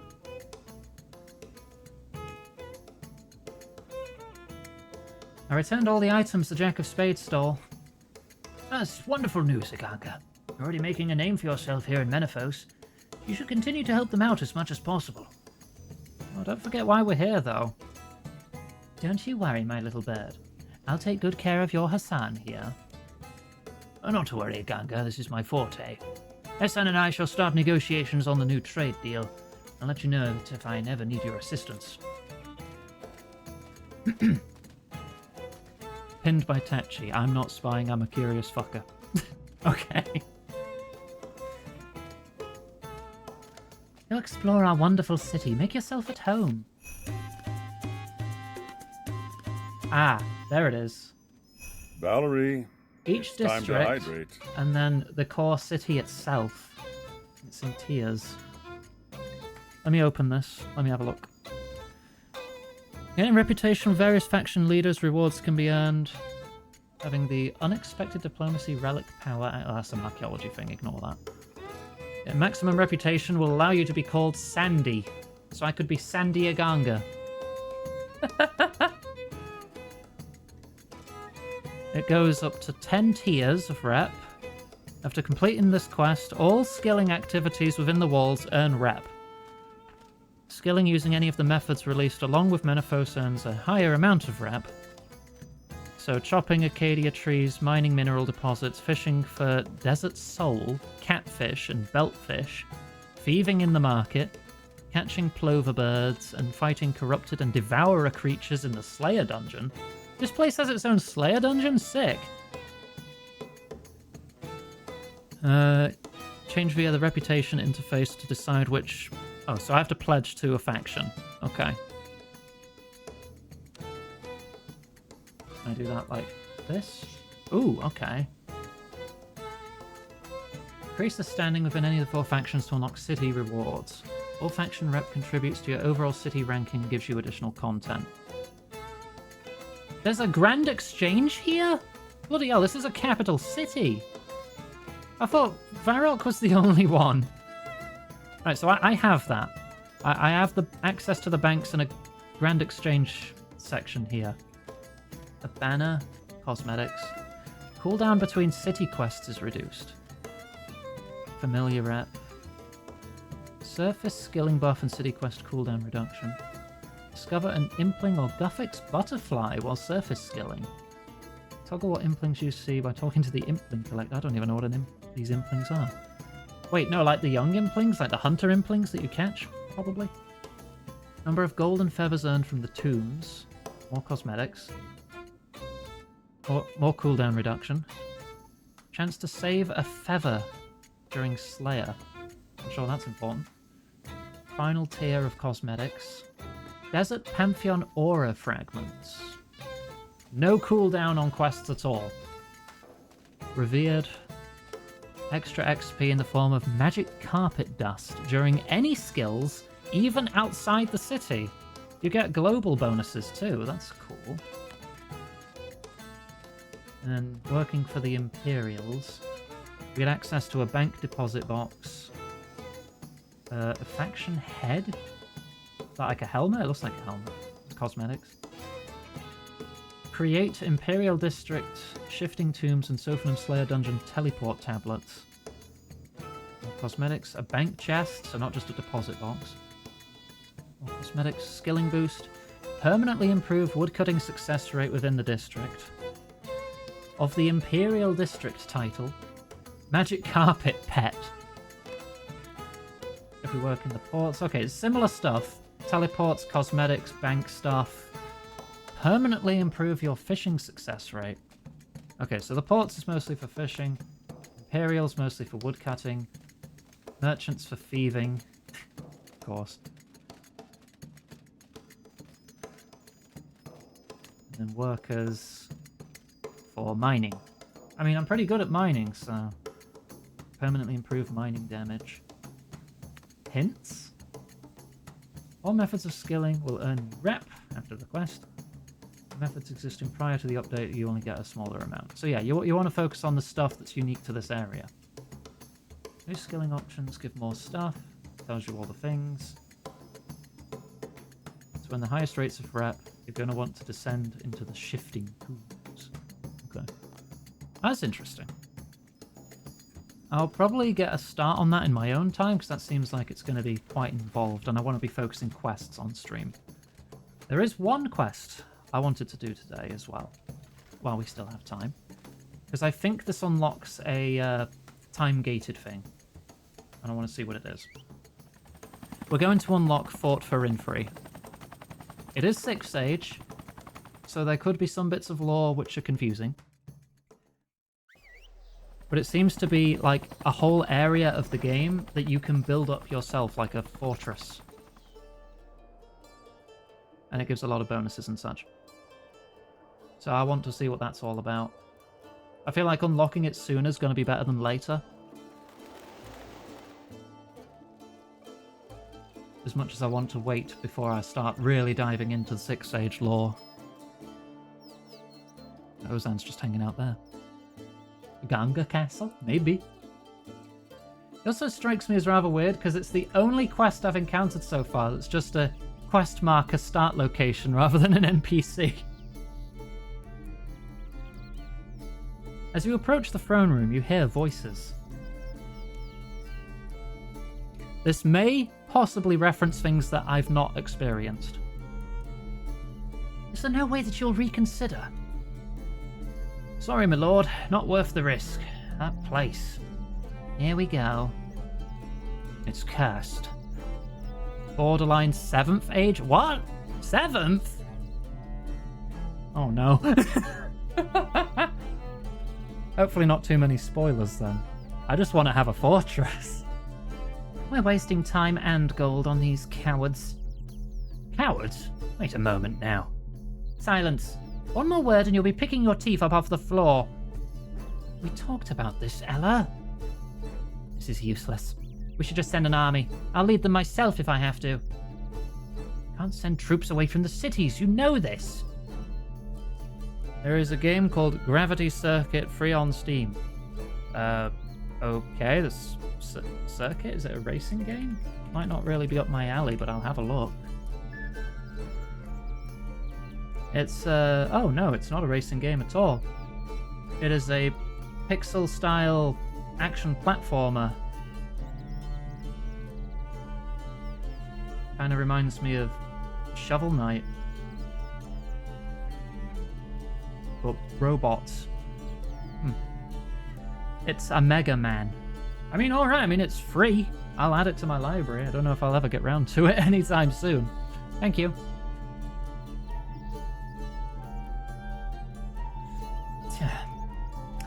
My only experience with the Queen of Varrock is helping her manage her garden. And she was quite picky about the things she placed. Here she seems quite aggressive. It'd be nice to learn more about the Queen. She's clearly got a very up-to-date model. Can I, like, say hi? Am I interrupting something? That depends. Are you a rank craven like everyone else we've seen today? Also, the Queen's taller than both me and the King. Not helpful, my dear. Adventurer, I have a task for someone willing to take on a great burden, but with the opportunity to reap greater rewards. Would you like to hear more? New Foundation. Yeah, it is 6th Age. 2023, so this is fairly recent, considering some of the quests I've been doing are from 2002. A threat looms over the 3 Saradominist kingdoms. We have suffered through famine and war. We need time to recover and rebuild. But in the wilderness beyond the northern border, Zamorakian forces ready for the attack. Neat. The kingdom of Mistalin stands at the forefront. The other kingdoms can offer little aid. We are not prepared to fight another war. Even the city of Varrock is vulnerable. Varrock? We must do what we I've been can saying to it wrong protect this whole the time? undefended lands to the south. In the near wilderness is a site of strategic importance, a vale that has seen countless battles. Claim this place, establish a fortification there, and be ready for the retaliation when it comes. Do this, and we will declare your domain a new duchy of the kingdom. Damn. You will rule over it in our name as a peer of the realm. Wait, I'm gonna be a duchess? Claim the Vale, establish a fort there, and join the ranks of the Mistalian nobility. On my own? You're not the first I've dispatched on this endeavor. The last group had an architect with them, but perhaps he survived. If not, you can always recruit your own staff. The noble is responsible for maintaining their own household, after all. I have questions, naturally. Does the Vale have a name? If it had an official name, it has been lost to history. The border patrols call it the Grieving Vale. It's a part of the region we now know as the Wilderness. In ancient times, it was called Farinfri. A fitting name for your new domain if you're able to hold it. Why not send the army? Well, the Zamorakians in the Wilderness have been preoccupied fighting amongst themselves. This gives us an opportunity to establish a barrier between their forces and Varrock, which is close enough to the border to be under threat. I have no doubt that they will soon resume their assault on us, and I want to be ready. It sounds like something your troops will be suited for, though. Our forces are perilously depleted. Raids are ongoing. and I cannot risk moving troops away from the towns and cities. Why me? Well, to be perfectly clear, this is neither a right nor a responsibility I am assigning you. In times past, land was claimed by those with the strength to defend it. That opportunity is all I can offer. If you fail, I will send others. Does my book of Runescape lore have the pronunciation for Varrock? Runescape. I didn't use my book for that. I just googled Runescape pronunciation guide because there was pages for it on the wiki itself. Okay, the pronunciation guide does say Varrock. V-A-H-rock. Huh. Maybe it's a dialect thing and both are valid. Varrock? Varrock? I've always said Varrock. I was ready to change. You heard me. I went Varrock as soon that cutscene started. You hear that, cis people? It's that easy to call something something else. More options? No, that's enough. Sign me up. Splendid. East of Varrock is the King's Road. Follow it north to the wilderness and you'll find the Vale.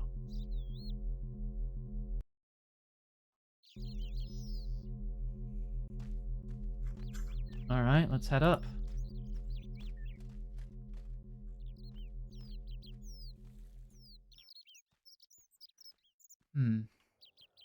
All very English names for places. How do you pronounce any of them? I don't know, I just say what comes naturally. Or I look it up if I'm unsure. Like, Lumbridge is reminiscent of Cambridge, where the game was first created. Varrock, Draenor, Port Sarim, Falador, Asgarnia, Kandarin, Ardoin. Okay, that one slips up most people. That is pronounced Ardoin. Yanil, Feldip Hills, Isefdar Taranwyn, Prive-Venus. That would probably also trip up some people because that's very Welsh. Prive-Venus.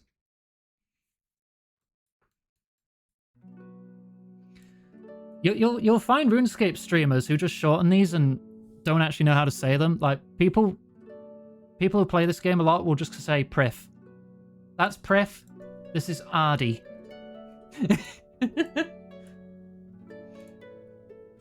It's Ardoin and Prive-Venus. Say it right. Respect the law.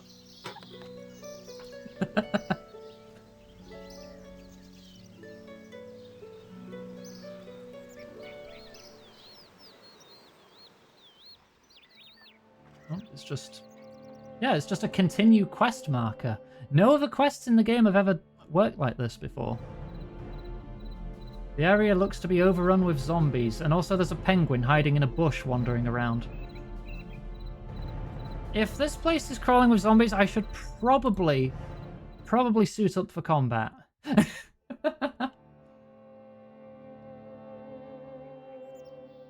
Let me head back down here, because it'll be quicker to get back to the east bank of Varrock, and then I can just suit up.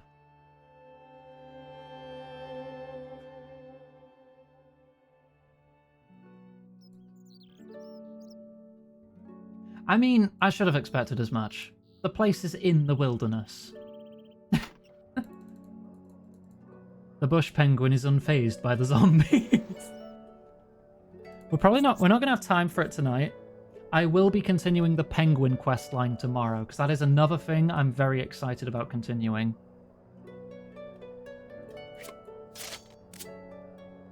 Where's my melee cape? There it is.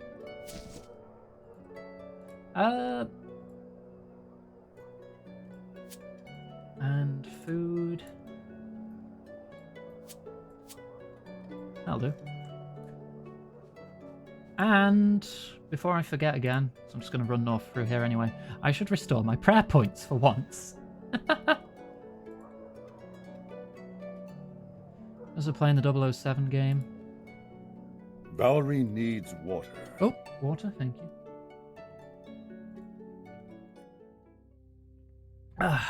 Thank you very much. I hope you're enjoying the 007 game.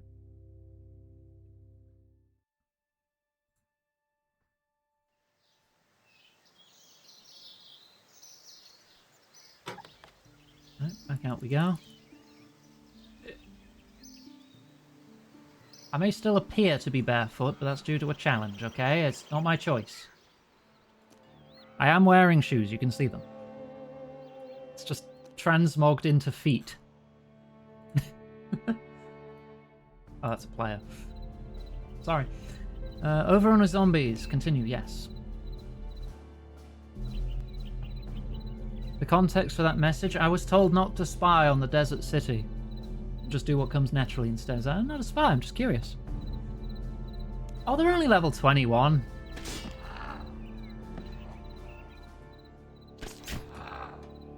You stand no chance against my shark.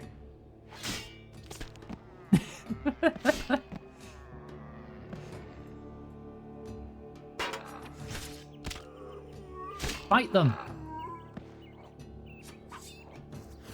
Yeah. Man, there's quite a few of them, huh? Alright, let's clear out the place.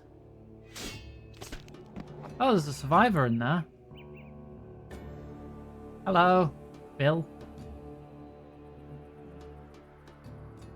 Thank you. Oh, you got a bit of zombie juice on your face there. Oh, thanks. Are you the architect? Name's Bill. You must be Rold's latest hired muscle with delusions of grandeur. Are you always this candid? Only when I've been left for dead by jobs worth thugs. Puts me in a right mood. Your name's Bill and you say you've been left for dead? Okay. I suppose that's fair. Look, friend, I appreciate the save, but you've wasted a trip. Nothing here but mud, the walking dead, and a bunch of ruins. Hang on, I've come out here to claim the duchy as my own, and that's what I'm going to do. And you'll do it without me. Good guffix, I'm too old for this. Trudging through the murk, pursuing futile endeavors. I don't believe what I'm hearing. People of Mistalin are in danger. Someone has to protect them, and that person is me. Wait a... The king himself sent me here to establish a fort, and by the gods, I'm going to do it. Are you with me? Are you with me, Bill? Oh, damn it all. I'm in, friend. That's more like it. Glad to have you with me, Bill. Where do we even start, though? This is just a pile of rubble. Oh, we can do it, Bill. You and me. It's too much. We just need to start small. You're the architect. What do we build first? Well, we're going to need wood and stone. We need a workshop to make planks and blocks. Perfect, we'll start there. I'm going to set up at a suitable location. Come and speak to me when you're ready. Okay. Experiencing things I'm being presumed to know? Am I? I didn't feel like I saw anything that directly confused me. I've already spotted this penguin spy. Armored zombies? Well, what's the... Actually, without context, I didn't know that was a thing, but now you've given it context by saying it's something I'm supposed to know about. So, I feel like you have actually now given me the extra information that I am lacking information. I just thought they were zombies.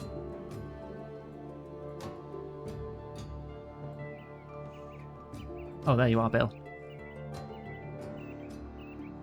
So how do we build a workshop? I brought my old sawmill for cutting logs into planks. There's also a workbench for assembling frames and a contraption for cutting stone. Now you'll need frames to make anything here. You make them out of planks. Check the blueprints on the table to find out how many you need. Once you have everything, you can begin work from there as well. What if I need wood and stone? You'll have to source that yourself. Plenty of trees south of here, and the closest quarry is in Silvaria, down towards Mauritania. Right. I need 8 wooden frames and 6 stone wall segments. They can be noted. Okay, that's good to know. So how do I make frames and stone wall segments? Construct frames. Oh, is that a stone cutter? Yes, okay, it's probably that. 3 refined planks. Okay. How do I get refined planks? Stone cutter, stone wall segment, limestone bricks. Okay, that I know how to get.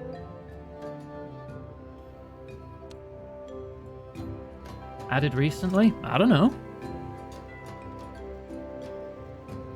I'm used to seeing unique enemies on quests, so I may not have seen armored zombies before, but I just thought, hey, look, it's a quest enemy. That's all I thought. Refined planks. And I need... Hang on, I should take notes. 8 frames. 6 stone walls. Armored zombies for the zombie axe in old school. Oh yeah, the zombie axe. That was a really good weapon. Took me ages to get one of those. Right. 6 wall segments. 6 times 4. 24. Yeah, 24. 24 limestone bricks. Okay, we can do that. I should put away these swordfish. Well, there's a bank chest here, so I can do that. Turns out I didn't need any healing or buffs at all. Still need to figure out how to refine a plank, though. Oh, wait. Hang on. This is a double-sided thing. Do I know who Zamoragal Handstands is? just tipped Yes. £10. Thank you, Handstands. The cheese of the month is a smoked Gruyere become where there's smoke there's fire and without flaming there be no pride.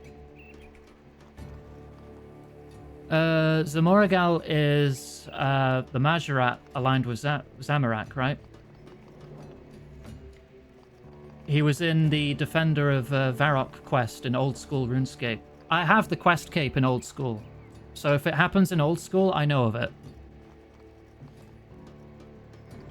These are his zombies, right? I've not done Defender of Varrock in this game yet, but I am aware of that guy.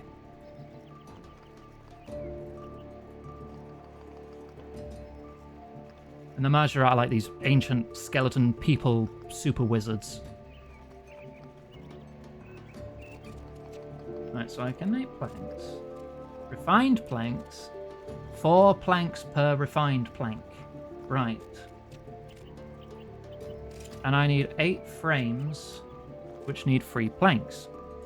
So I need 24... Wait, 8 times 3. Yeah, that's 24 as well. 24 refined planks, 24 times 4. Oh, that's a lot of wood. 24 times 4 is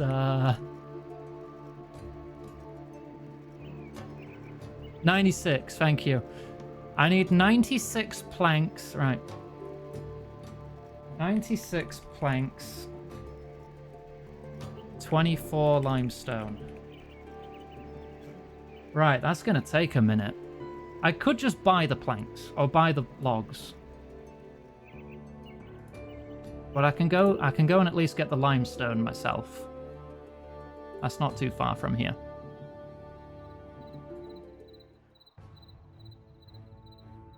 I've got it written down now, though. Getting 96 planks from regular trees that like falling down after 1 or 2 hits is...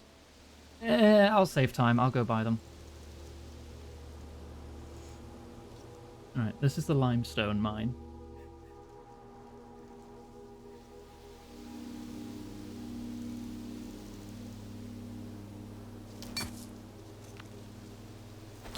And I'm pretty good at mining, so I'll get 1 per swing. So this won't take long at all.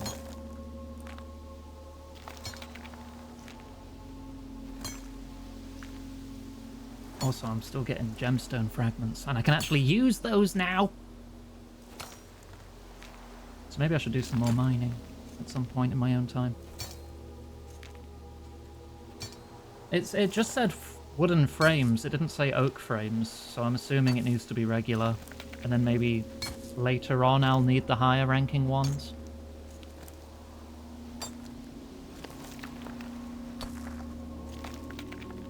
Is the zombie axe in RuneScape free? Wait, hang on. What year was the Defender of Verrok quest? It's going to be under the Majorat line, isn't it? Yeah. That's 2008. Okay.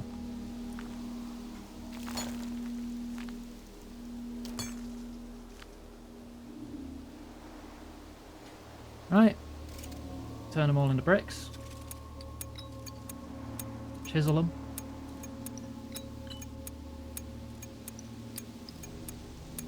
Freaking building this whole place by myself. I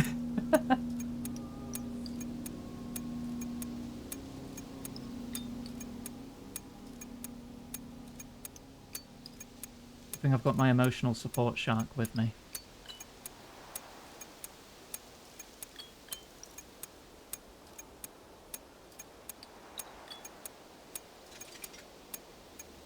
Is that nope toward the zombie axe?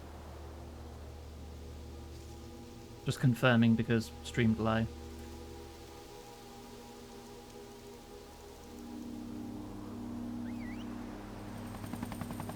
Yeah, no axe, okay. Would have lost its main edge due to everything being averages of free tick speeds anyways. Yeah. Yeah, I still thought it was a cool weapon.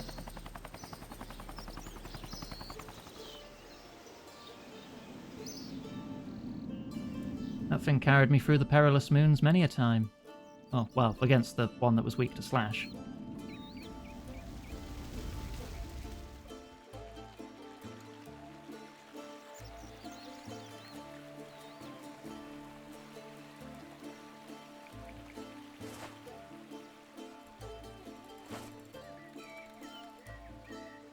No, the zombie axe did crushing damage, didn't it? I think I had the whip for slash.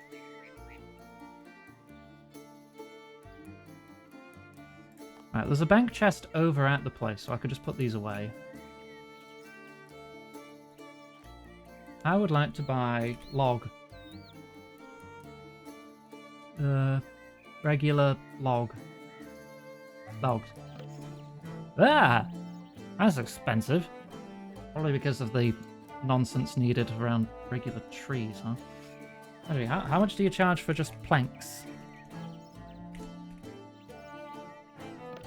Aha! Cheaper! Give me 100 of those. 500. Bingo! That saved some money. Put them in. Right. Let's head back.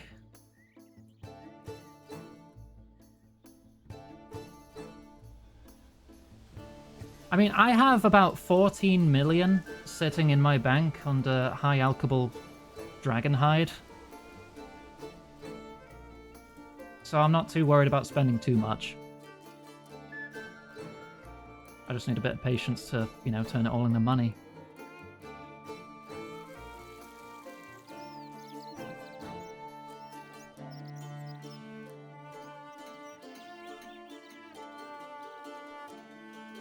And before anyone starts, no, being a RuneScape millionaire does not mean you can eat me.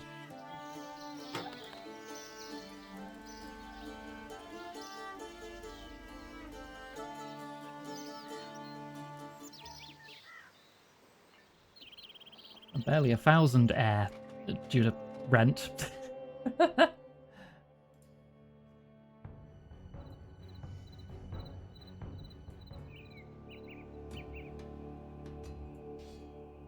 How you doing? Halo training. Good for you. Right, so process. Actually, it helps to pull them out first, doesn't it? Give me those limestone bricks. How many did I needed 6 walls.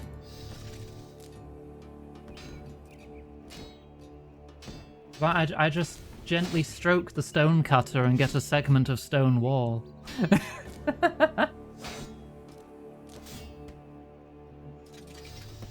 That's construction XP, actually. Oh yeah, of course it is. I'm building a fort. Nice to have another source of construction XP. Right, I can go away for now. In the skilling and tools tab. Where are my planks? I'm gonna have to process these 28 at a time.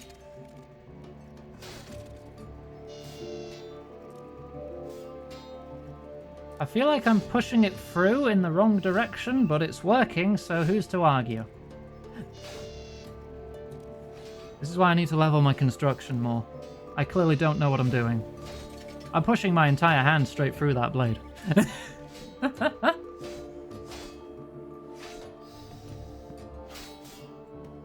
Go next to the stone walls there. Keep it in one place because it's related items.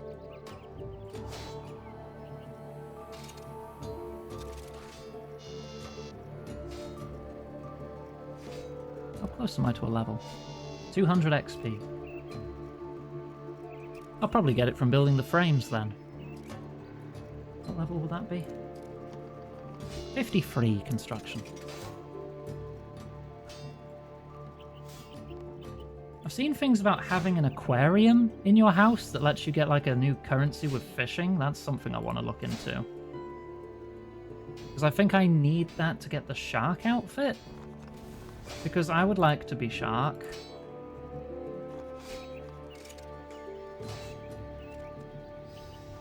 Oh, I already had some regular logs. Okay, sure, just make some more. Make some more planks. Also, this method of making planks doesn't take any money. So, the sawmill is completely pointless and no longer a money sink?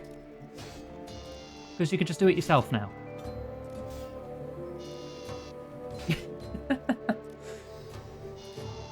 Sharky made.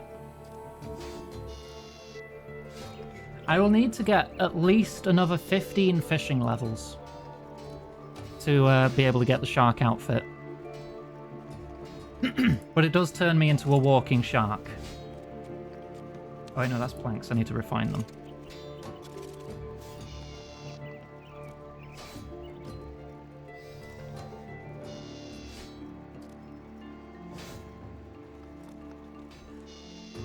So it is a longer term goal.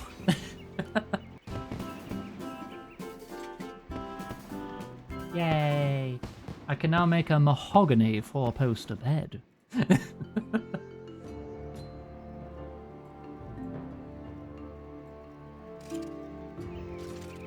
Mahogany. Oh god, rent free for the rest of my life, that isn't it?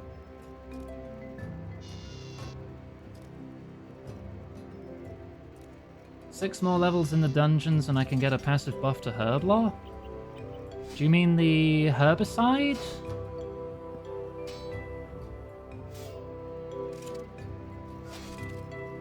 Scroll of cleansing? Oh no you don't, you mean something else. What's this?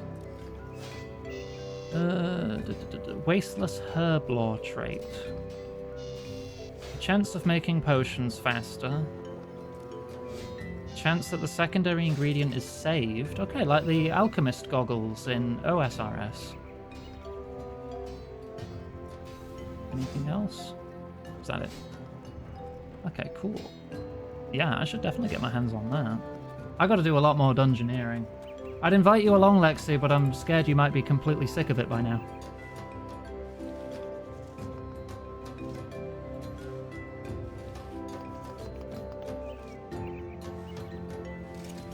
Alright. 8 frames.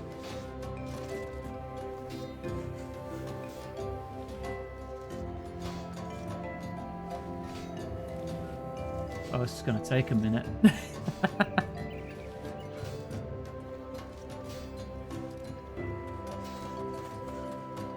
Hello, Penguin. We'll learn more about you tomorrow, promise.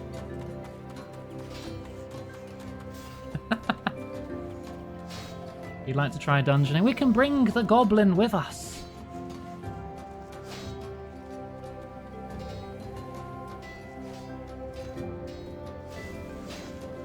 Alright, after stream then, maybe.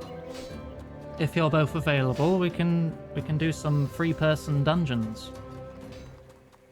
I will want to get dinner sorted first, though, after streaming, because I will be quite hungry.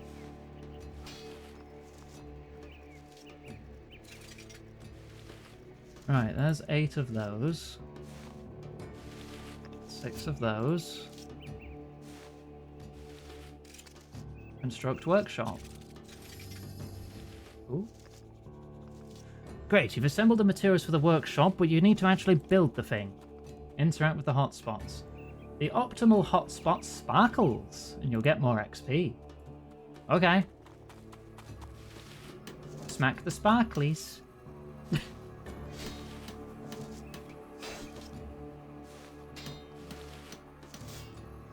Like, this area is clearly instant strikes. I bet all these players, with this freaking lava gut sword this guy has, they've probably done all the quests related to this area.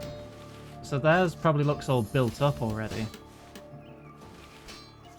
I would imagine.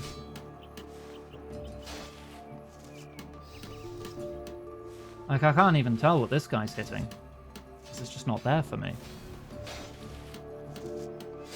Wow, this is going to take a couple minutes, isn't it?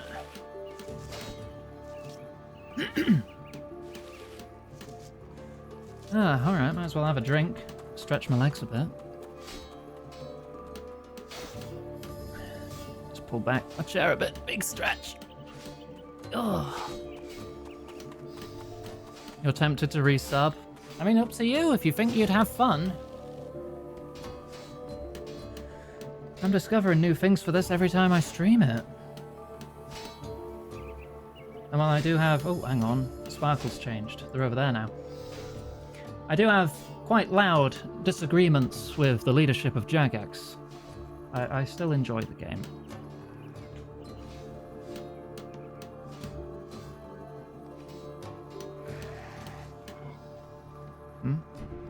Oh, zombies.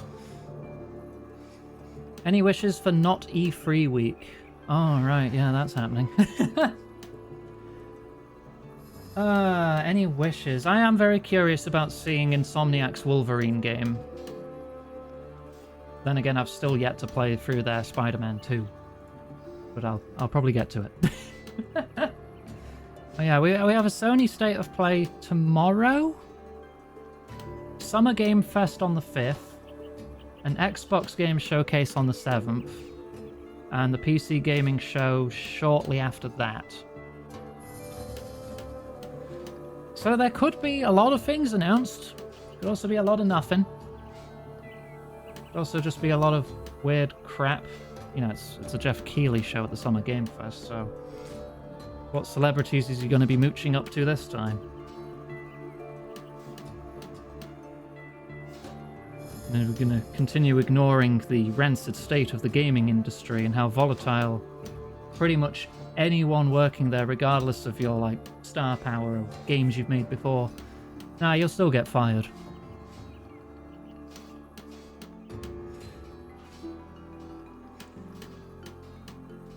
Well, yeah, they don't really touch on the hard topics that much.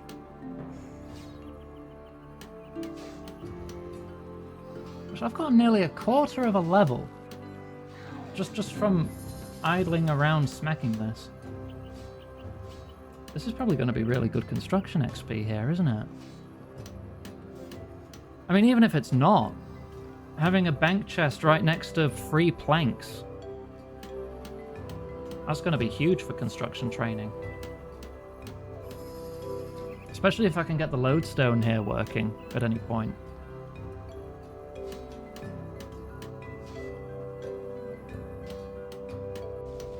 Hey, whoa, look at that, that's big. Good job. Glad you like it. Looks pretty good, doesn't it? Aye, that it does. And I'm true to my word. I'm here to help you with whatever you need to build more things for your fort, or improve what's already there. Yeah, about that for a fort. Hang on, what have we got now? Material storage, archaeologist workbench, an inventor's table, a furnace, and an anvil. We've got frickin' everything we need here. It's looking decidedly, unfortified? Yeah. You've hit the nail on the head, my friend. What we need is walls. Walls, yes, but we also need more staff. Like builders? Maybe, but also people to help run the place. Yeah, we need a steward. Do you have any suggestions? Asta done it. Last I heard, they were odd jobbing over in Varrock, doing accounts for the Blue Moon Inn's landlord. Alright, I'll find Asta and recruit them. God, this is so cool. Alright, let me put these away. I can see this becoming quite a popular player hub on the more populated servers.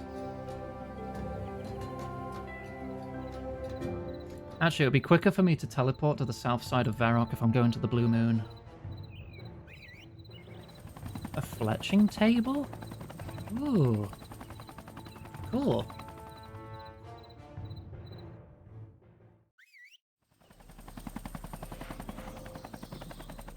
Yeah, Blue Moon's right there.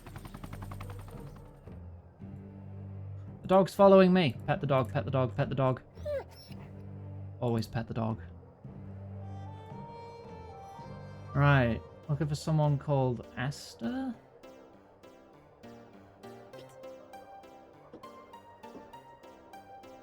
Maybe upstairs?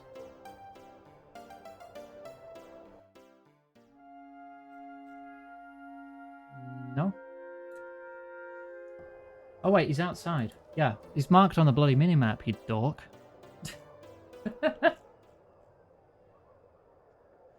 Asta done it? Yes, and you are? Iganga, is this a good time? Bill sent me. Alas, I am presently engaged, and will be for... Bill? You mean Sawmill Bill? Bill the architect. We're building a fort. Yes, that's Bill. Long ago he used to run a sawmill. For what do you require my assistance? I'm creating a new duchy in the wilderness to defend Mistalin. I need a steward to run the fort. Once I've built it. Ambitious, and shall we say forward-thinking, given the absence of such a structure so far. But consider my interest piqued. It'd be good to see Bill again. Great, when can you start? I have some work to do for the Blue Moon's proprietor first.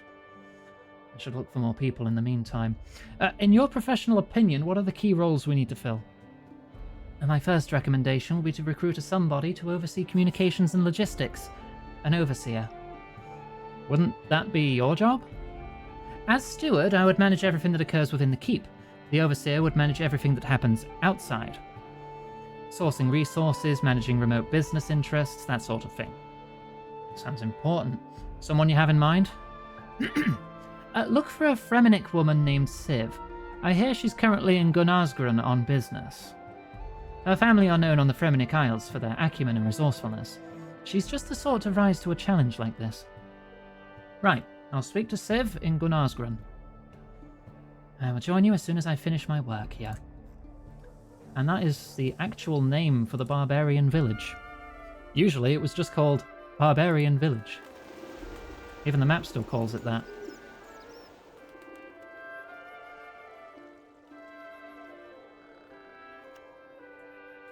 Alrighty.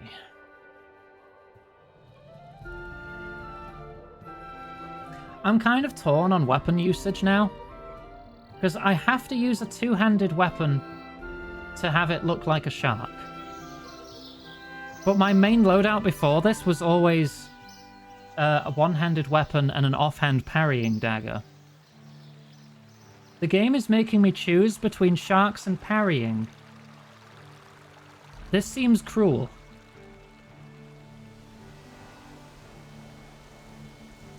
Right, oh, Overseer Civ, there you are. Just Civ, not overseeing much at the moment. Oh? What'd you come here to do? Set up a new trade route between the Fremennik province and Gunnarsgren. The hope was that our long-estranged cousins would have secured access to plentiful local produce. Turns out they spent the last few generations mooning over the past and writing sentimental poetry. So your services might be available soon? Who are you, anyway?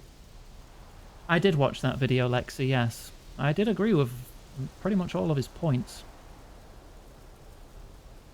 I'm Iganga. Asta Dunnett recommended you. Asta.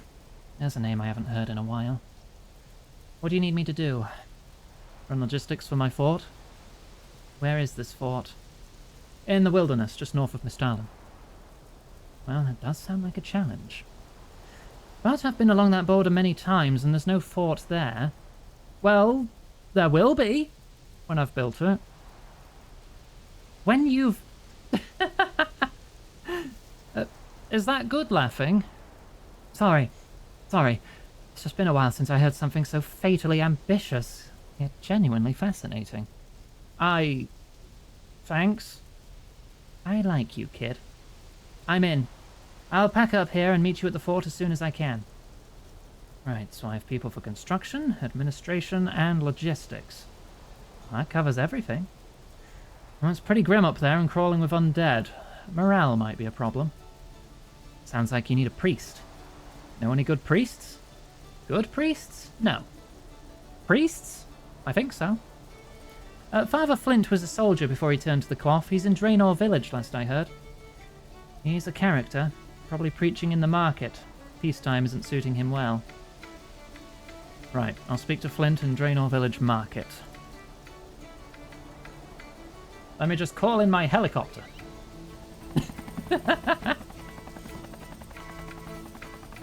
But yeah, Josh did a big video on his sort of experiment. Becoming, like, trying out Twitch for 100 days full time. And it mentally exhausted him. For a lot of it.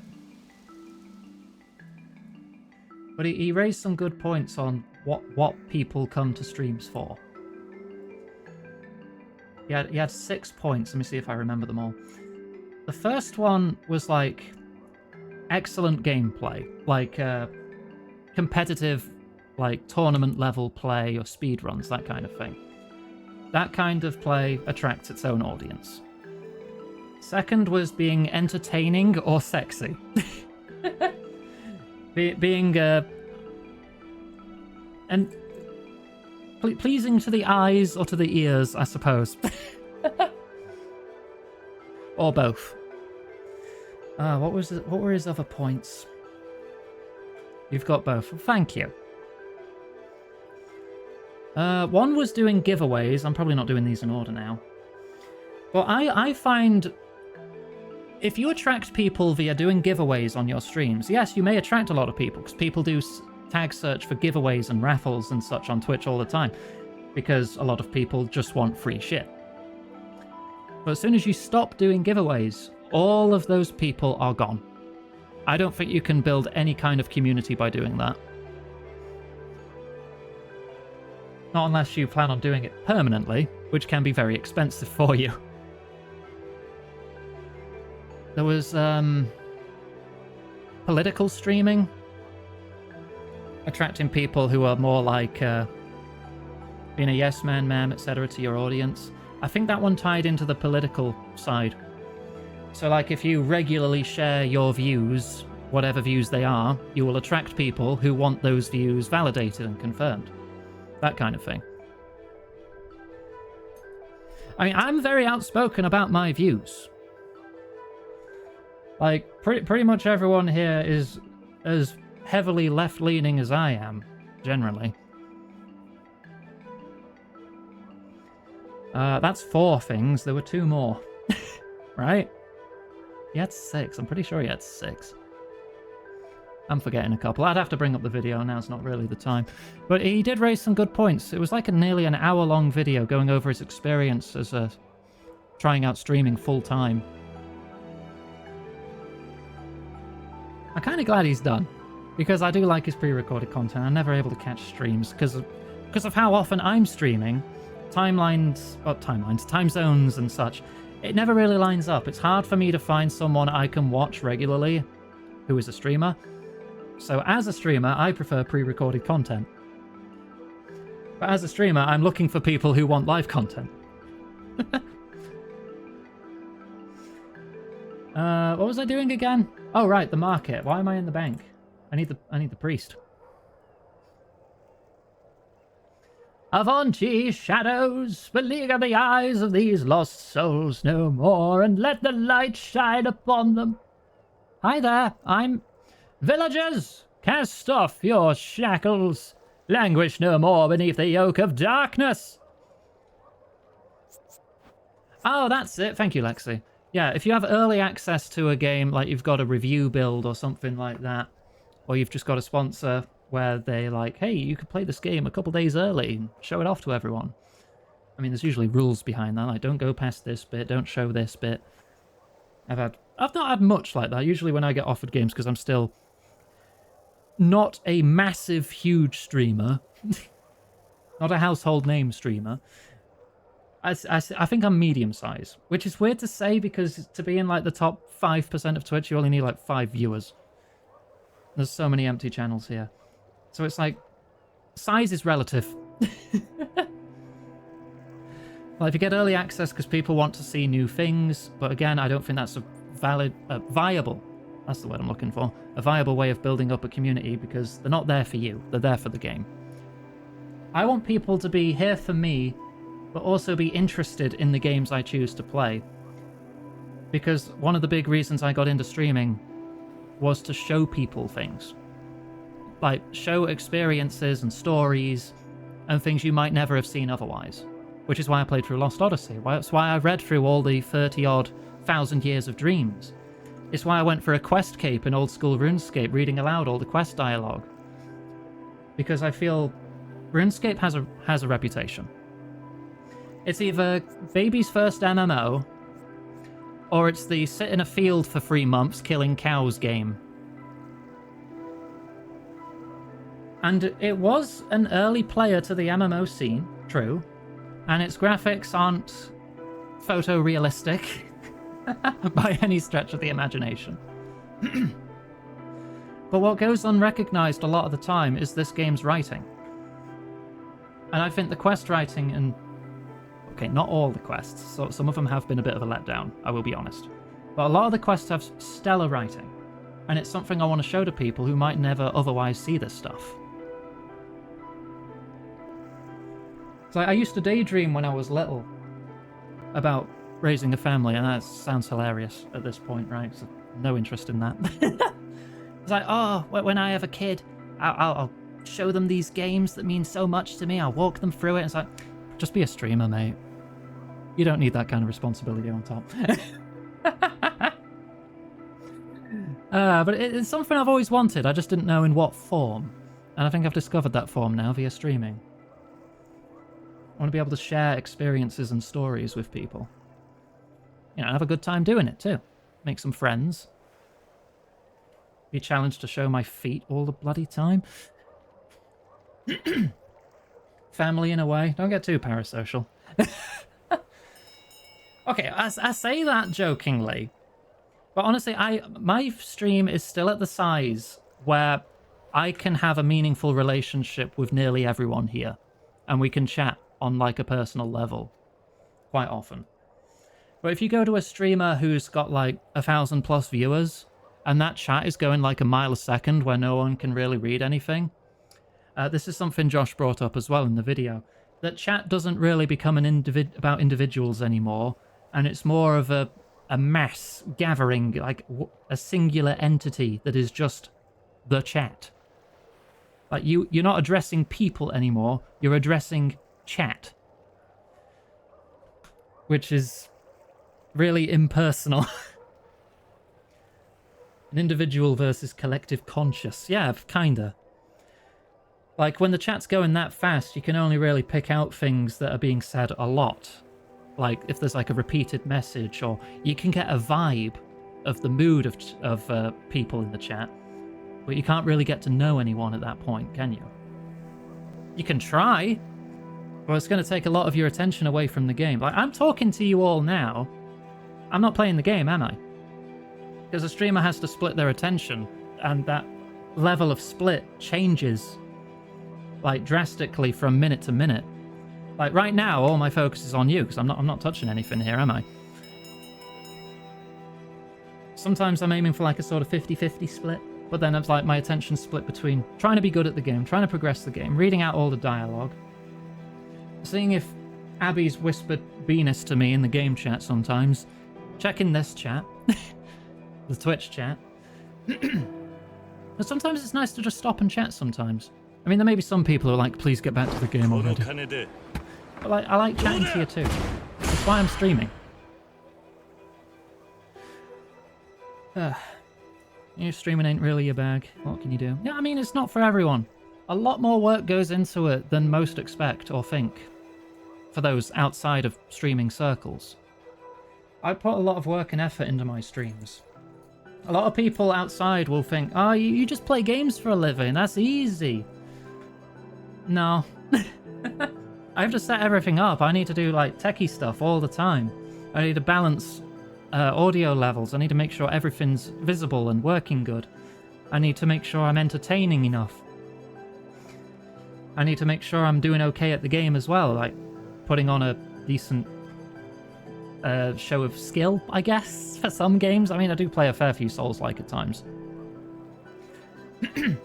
Oh, a lot of streamers have scuff, because that scuff is the struggle. The scuff is like trying to keep on top of everything, because there's so much going on as a streamer that the viewer doesn't ever see. Like, I have like more than a dozen scenes in OBS, each with like 30 plus layers in them. I've got my XLR audio interface, which I have to manage, make sure audio levels are all balanced and everything. And then when I'm done streaming, I'm not done either, because then I have to go through the recording, get that uploaded, manage the thumbnail, upload that, make sure there's no copyright issues either, and then I can relax, and that's generally at least an hour after I've finished streaming. Look, the nature of performing live is that things will go wrong. You're not going to be able to predict and manage and account for everything. It's why I ask questions a lot. When I'm starting, especially if it's a new game, I'm like, hey, is audio okay? How are we doing? How are things looking? Etc. There's only so much you can do in preparation before you hit that go live button. And even then, some things might go wrong. Some things you might not anticipate. So yeah, there's always going to be a level of scuff.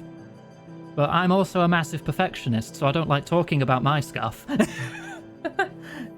Because I do my absolute best to have a very presentable stream. Like, everything you see on the screen is a conscious choice. Like, yes, I'm covering part of the game, but I've organized my UI here, so I'm not covering anything important. The only thing I'm covering is my personal notes that are behind me. I move my inventory up here and stuff. I'm thinking about stream presentation, even in my individual UI layout for, for individual games. Should we continue the quest, or does anyone have any questions? Oh, big stretch. I need a drink after yapping that much.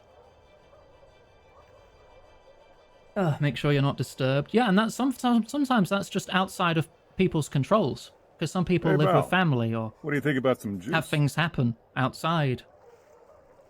Have some more. Okay. Thank you. Thank you for the gift sub. By the way, I was too busy yapping. You've given 2. Thank you, hamster. Thank you very much. But yeah. Okay, let's get back to it. If you do have questions, let me know. Actual questions, Gwen. Otherwise, let's get on with the quest, yeah? But yeah, I love streaming. And I'm happy and eternally thankful to have all of you here. Calm down, father. Here, have an apple. On me. You look awful pale. To the abyss with the lot of them! Bad day? Every day's a bad day here. You'd think living in the shadow of a vampire's mansion would have them yearning for divine direction, but no! These provincial heathens are a lost cause. It's enough to drive a man to asceticism. Well, almost. What are you doing down here, anyway? You'll catch your death. Looking for you, actually. Civ recommended you. What do you want with me? I'm a Ganga, and I'm looking for staff to help me manage my fort. I never heard of you, nor your fort. Why should I be interested? It's in the wilderness, surrounded by demons and undead. Go on. It's a cursed place, haunted by the ghosts of its bloody past. Yes. The site of many a battle, countless cruel betrayals. Yes? The befouled land. One that yearns for redemption? Yes! By the gods, I've not felt this fired up since... Where my eyes were closed, now they are open. I will join you there. Oh, excellent. I'll head back to the fort. Cool. We got some staff. We did it. Overcame the yapping. The yapping boss has been defeated. We're back on the quest. Let's go.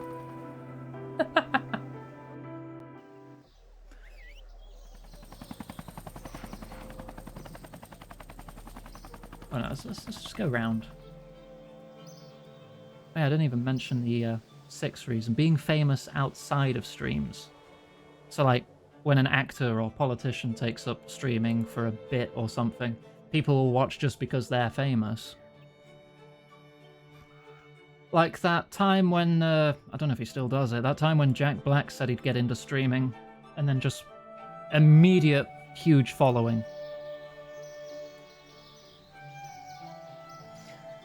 But yeah, of those 6, I guess I do bring a little bit of the politicalness, because a lot of us have similar views, right?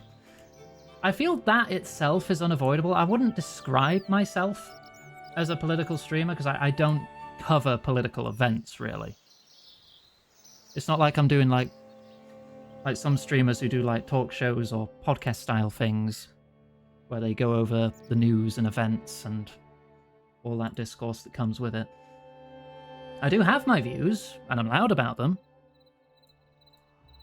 And that does influence the community I draw. But I don't think it's my main appeal? I don't know, you tell me. I mean, you're the ones who'll have opinions of me. My opinions of myself are skewed at best. Oh yeah, I mean, unfortunately, yes, as a queer person, I do have to engage with it more than most. Like, if I was just a straight, cis, white dude, then you could pretty much get away with never talking about it ever. But parts of it do touch my life very directly.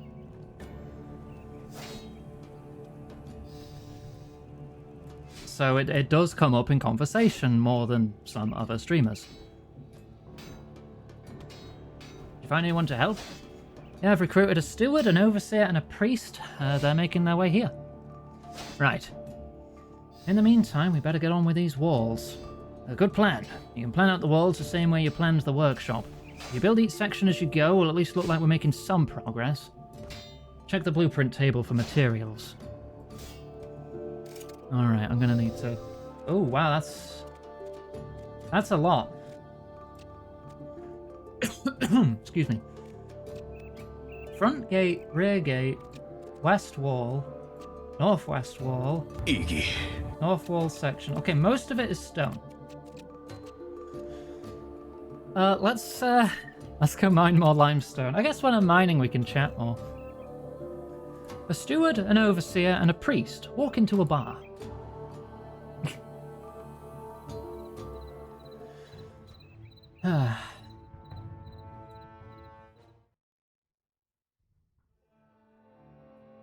Ouch. But yeah, as for the main of the 6 reasons that I think I bring to the table, I think I'm mostly in the entertaining branch. Or at least that's my aim.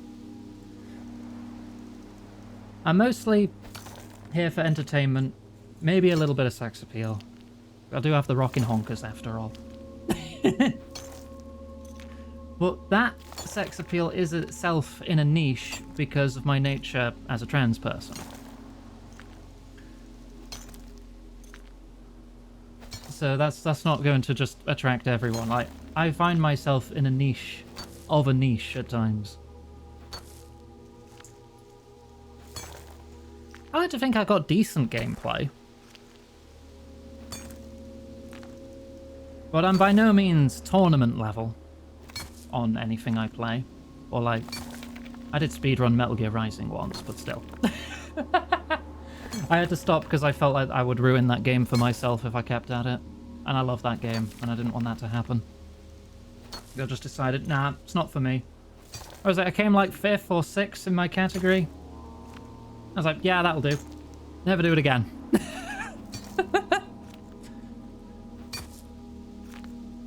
Alright, let's carve up all this.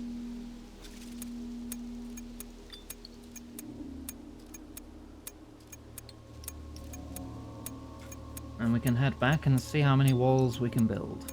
This might take a couple trips. This is definitely gonna take a few trips. And it is already past 9 o'clock. I realise this. Get back to running Crash Team Racing and finally get a sub 1 hour run. How many people have sub 1 hour runs? Is that like a top 10 kind of deal, or more or less? Just out of curiosity. I do love Crash Team Racing. I've never considered speedrunning it. Not played it in a long time either.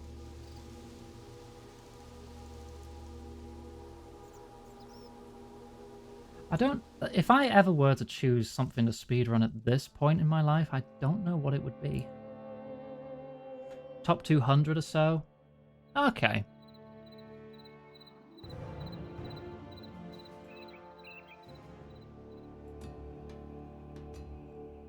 Why did I just see a big biff sign when that guy hit someone? Or hit the dummy? Is that normal?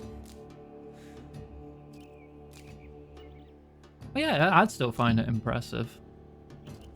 Are there like any major skips? Or is it just, you just go through every race as fast as you can? I'm fully expecting, it's like, oh yeah, if you drive against this wall in such a way, you can clip through straight into the Ripperoo boss fight immediately and skip the whole first region. I wouldn't be surprised. Right, these are the only stone walls I've got. What can I make with this? Okay, that's most of them. Track-based skips, but nothing major in the hub world. Ah, okay. Build the northwest wall.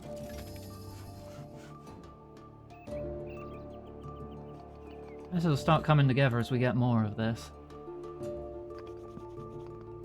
I'll put those away. Hang on, don't I have...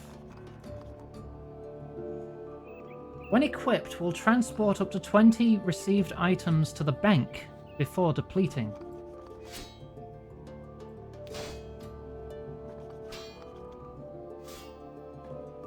Wear one, put one away.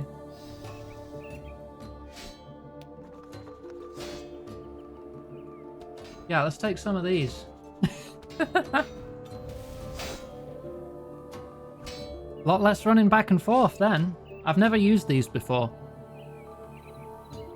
I figured I'd make a whole bunch, given how much divination I was doing.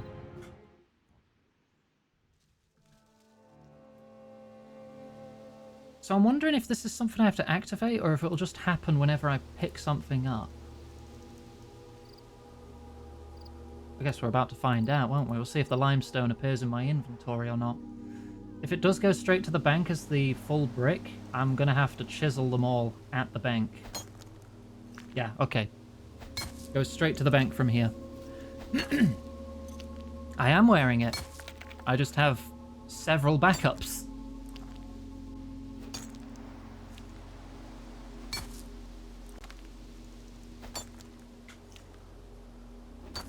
That's 20 each. 160, 240, 260 limestone, potentially. That should be enough, right?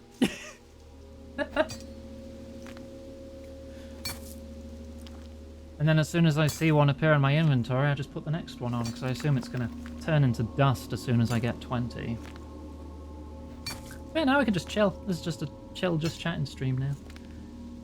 I'd say I'd do this off stream, because of the more grindy nature of this. Thanks for head pet. But it's still part of the quest. So I want to do the quest. Future quests in this line, I will look up the materials needed. And I'll get them ahead of time, if possible.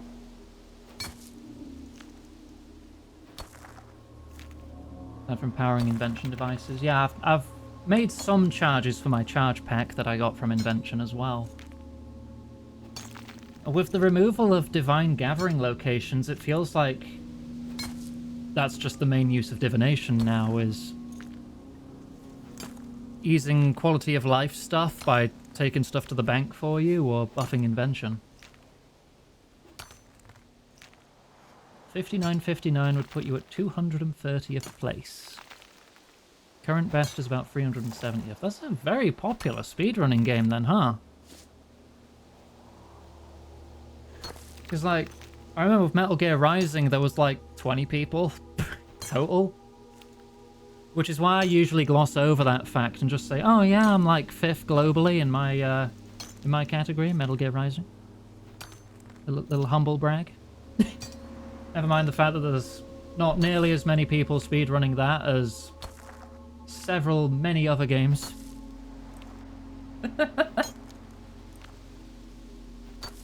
But yeah, I would like to get my construction up. I don't care about steel candlesticks. Give me rooms. Yeah, I want to get to 63. I want an aquarium. I think that's my major goal with that, because I think that buffs fishing in some way. Like, there's these, like, prawn balls or something. I don't know, what are they called? Oh no, they are prawn balls. An item obtained while fishing, requiring you have an aquarium in your house. And then these can be traded for, like, prawn perks. Yeah, that's the thing I'm after. Such as increased chance of getting balls. Fish without needing bait. Do fly fishing without needing feathers. Barbarian fishing without using bait or feathers. Get a great white shark pet.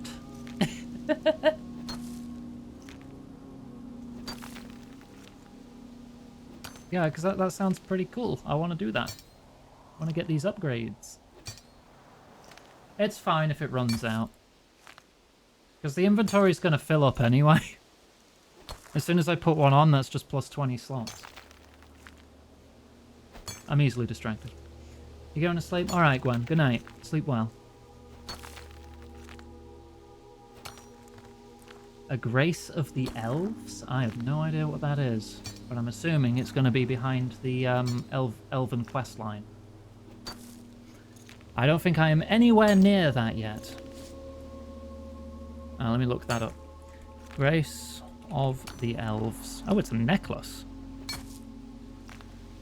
Non-degradable necklace created by enchanting an alchemical onyx necklace with level 6 enchant. Reduces drain rate of some Seren prayers. Seren? That was the boss from Song of the Elves. Huh. Actually, yeah, Song of the Elves doesn't exist here. Instead, we have a different quest called Plague's End. I think it was. There's the Elven quest line. Somewhere in here. I probably scrolled past it 3 times. There. Yeah, at Morning's End Part 2, it splits. These 2 quests are unique to RuneScape 3. I am aware Seren is the god of the elves. I beat her up. It was a cool clip of it a while back, so I did it first try. Seren also had really cool boss music. That was some of the coolest boss music or music in general I've heard in old school RuneScape. Like, full stop. Yeah, Within the Light. I'm not looking forward to doing Morning's End again. But it's got lots of 75 requirements. Yeah, look at all that. I am definitely a while off that. And getting 75 summoning, I am dreading. I don't know if there's a better way to level summoning other than just grinding charms while I'm doing Slayer or something. Because you can't trade them. And they give bugger all XP.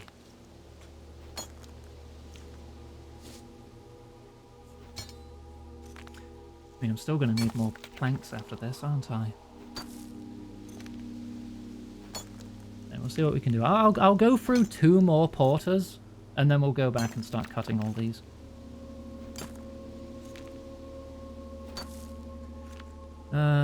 Alchemical onyx necklace. 91 crafting, bloody hell. A Grace of the Elves necklace is 51 million coins. Damn. Alright. I've not even come across, like, alchemical onyx. Enhanced gem, which the player can discover and make at level 107 invention? I see. That gemstone alone is worth 50 million.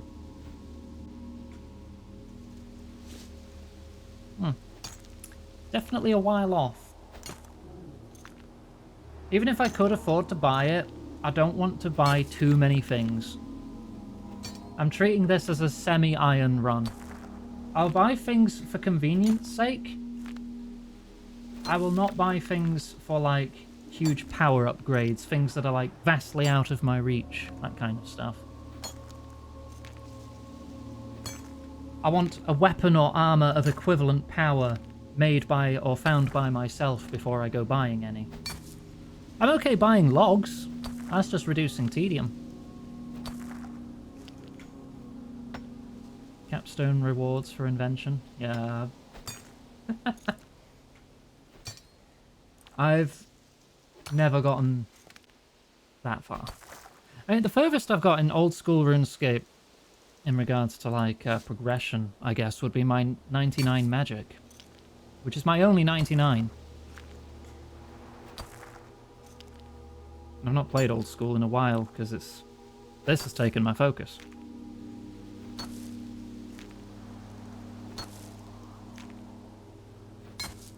But what is... you could do something with an onyx in... Oh, Zenite, that was it. Zenite is the top gem in old school. I've not come across those. I know how to get them, because it's to do with Monkey Madness 2, which is a quest and area that is not existent here. So we have different gems here.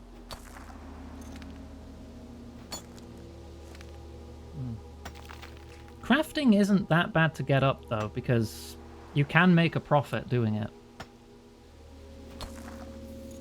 Which is pretty cool. That's how I've made most of my money. Combining it with magic for alchemy. Alright, let's call it there. We probably got a lot of limestone there. I know I still have 4 signs left, but screw it.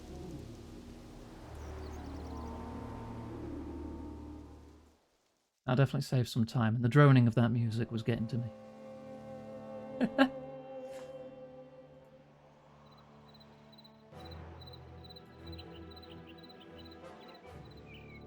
Right, let's cut all this up and turn it into big blocks and see how much wall we can build. Right, where has it deposited to? In here. Goes in gathering.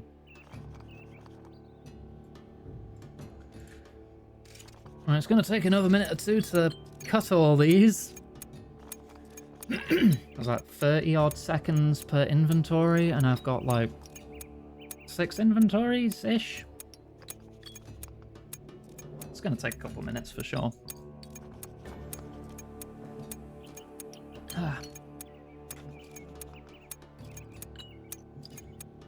Yeah, I love streaming. I wouldn't have been doing it for nearly 10 years if I didn't. This is my thing. I have discovered this. I consider myself lucky to have discovered something I can call my thing. Even if I'm not really... I don't know. Your definition of successful may differ. I'm not financially successful doing it. But I would consider myself successful nonetheless for the community and friends that I've made.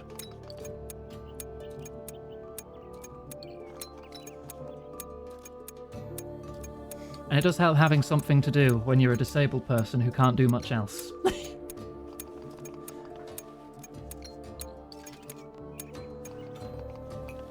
There we go. And if all my story reading does lead to me ever landing a voice acting gig, that would be a dream come true. The hope's still there. One day. I do have my recording setup still in my room.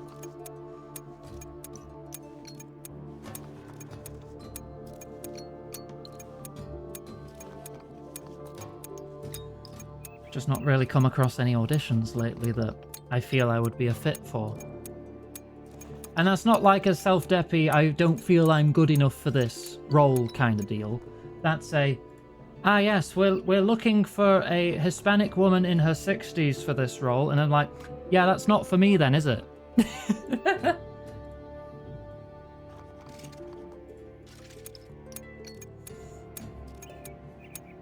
The shame cuboid waits. Because a lot of the time people are looking for very specific fits for their roles. And I'm like, unfortunately, that's not me. That one's not me. I can't do that. Oh, I can do that one. I didn't get picked. I've put out a good fair few dozen auditions at this point. Usually they never get back to you. It's like, they'll have like a casting date, and they'll say, oh yeah, by the 15th of June, we'll get back to you if you've got the role. It's like that date rolls around, nothing happens, guess you didn't get it. So yeah, usually you hear nothing. There's the odd time where you do get a direct rejection email, and honestly that's worse. We're sorry, we've decided to move on to the next stage without you. Oh, okay, cool, great.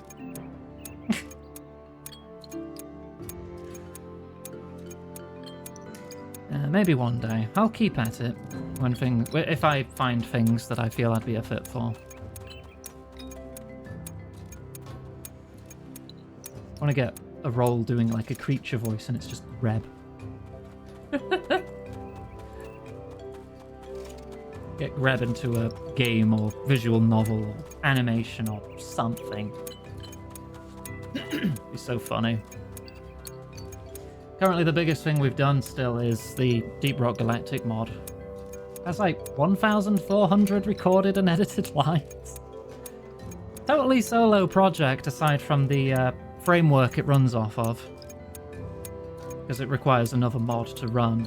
So I have to give at least some credit, don't I? It's only fair. Without them, the mod wouldn't exist. Nearly done.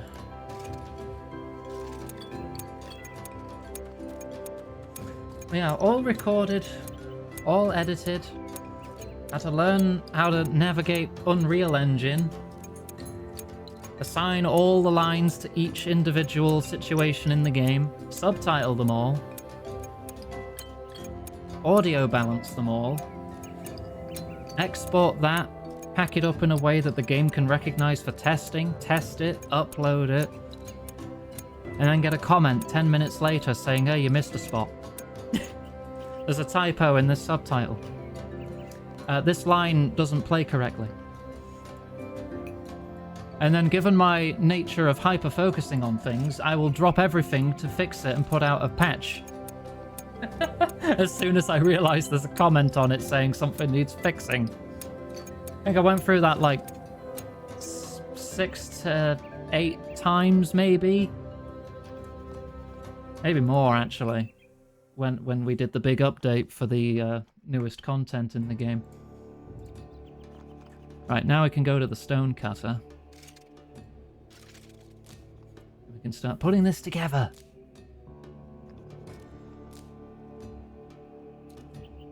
We're going big overtime for this. I don't care how. I'm building this shit. All this effort coming together is satisfying to me.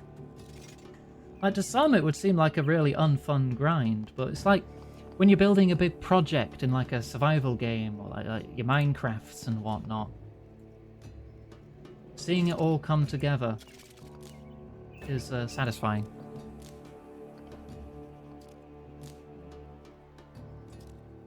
I like putting in effort, getting rewards. Panda building a seafort in Windrose. Exactly, you know how I feel.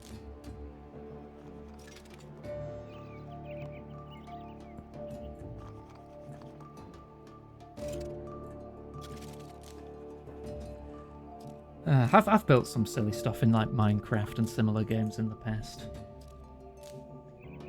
There was a few years back, the Discord server, I paid for a 24/7 Minecraft server, and I just built Dracula's castle from Symphony of the Night in it. It was a lot of fun. Not to scale, but it had some feature landmarks from it, like the floating throne room and a cathedral that had a stained glass window of Gardevoir for some reason. Don't think too much on that. We were running a fair few mods on that. It was great. I don't think I could ever play Minecraft unmodded. I need my technical engineering stuff. Not that I've played Minecraft in a very, very long time.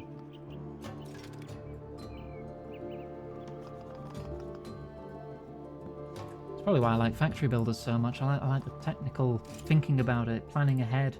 What do I need? I need A to make B to make C to make D.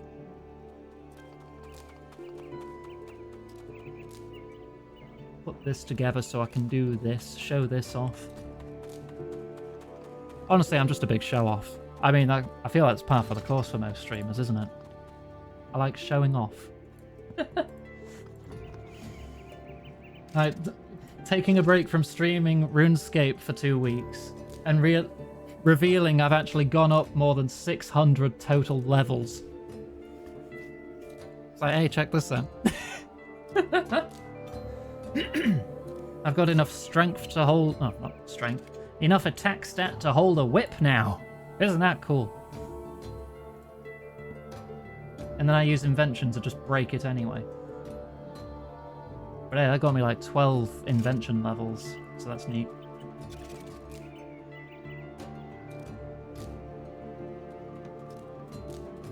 Judging from what I said earlier about not wanting to buy power, I probably shouldn't have bought a whip, should I?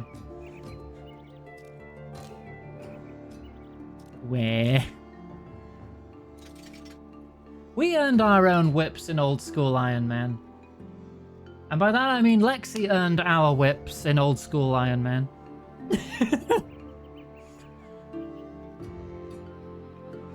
Right, one more. I'm sure I contributed some things to the Iron Group, right? Probably.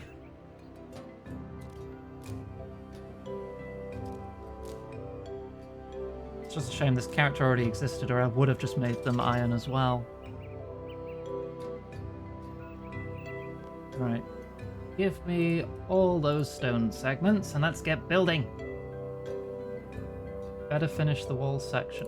Oh, I've got to... Of course it's not automatically built. It's just like this one. I need to go and build the hotspots. Which wall was it? Ah, there. That's why I didn't see anything when I looked around. We should have enough stone now, though. Provided the group with a fat ass. Oh, this is going to take so long. Alright. In the interest of time and my rumbly tummy, I will build most of this off stream. And then I'll save the last bit to open stream tomorrow before we do the penguin quest. How's that sound? I think that's fair. Because otherwise I'm probably going to be here for another 2 hours. Right. We'll wrap up here. I hope you have enjoyed this RuneScape stream and this mostly chatting segment toward the end, but it's been nice talking with you all. I'm happy to have people to talk to in this context, scenario, situation. Talking to text on a screen is something my brain can handle a lot easier than talking to someone in person. If you ever meet me in person, I'll be the quietest person you've ever met, more than likely. Until I'm at a stage where I'm comfortable with you, like with Abby, and then maybe you'll get 1 or 2 sentences out of me.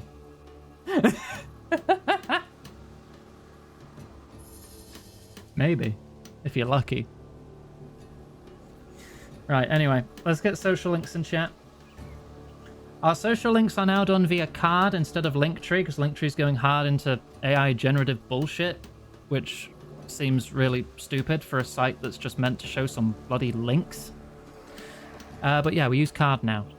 It's got a new layout. If you want to check it out, let me know what you think. If you think the colours are good, font choices, etc. I think it's alright, but I'm always open to... magically sent to your bank. Okay, good to know that happens. I'm open to feedback. And even if you just think it's cool, that's valid feedback too. So, oh yeah, I like it. It's pretty good. Valerie. What would they even use AI for? I don't know. Just have a sip of water. It was in their terms of service. I posted about it on Blue Sky. Freaking stupid. It's like, I don't want to be part of this. Oh, hey, Hello Card. We're about to wrap up, actually. I just wanted a drink real quick.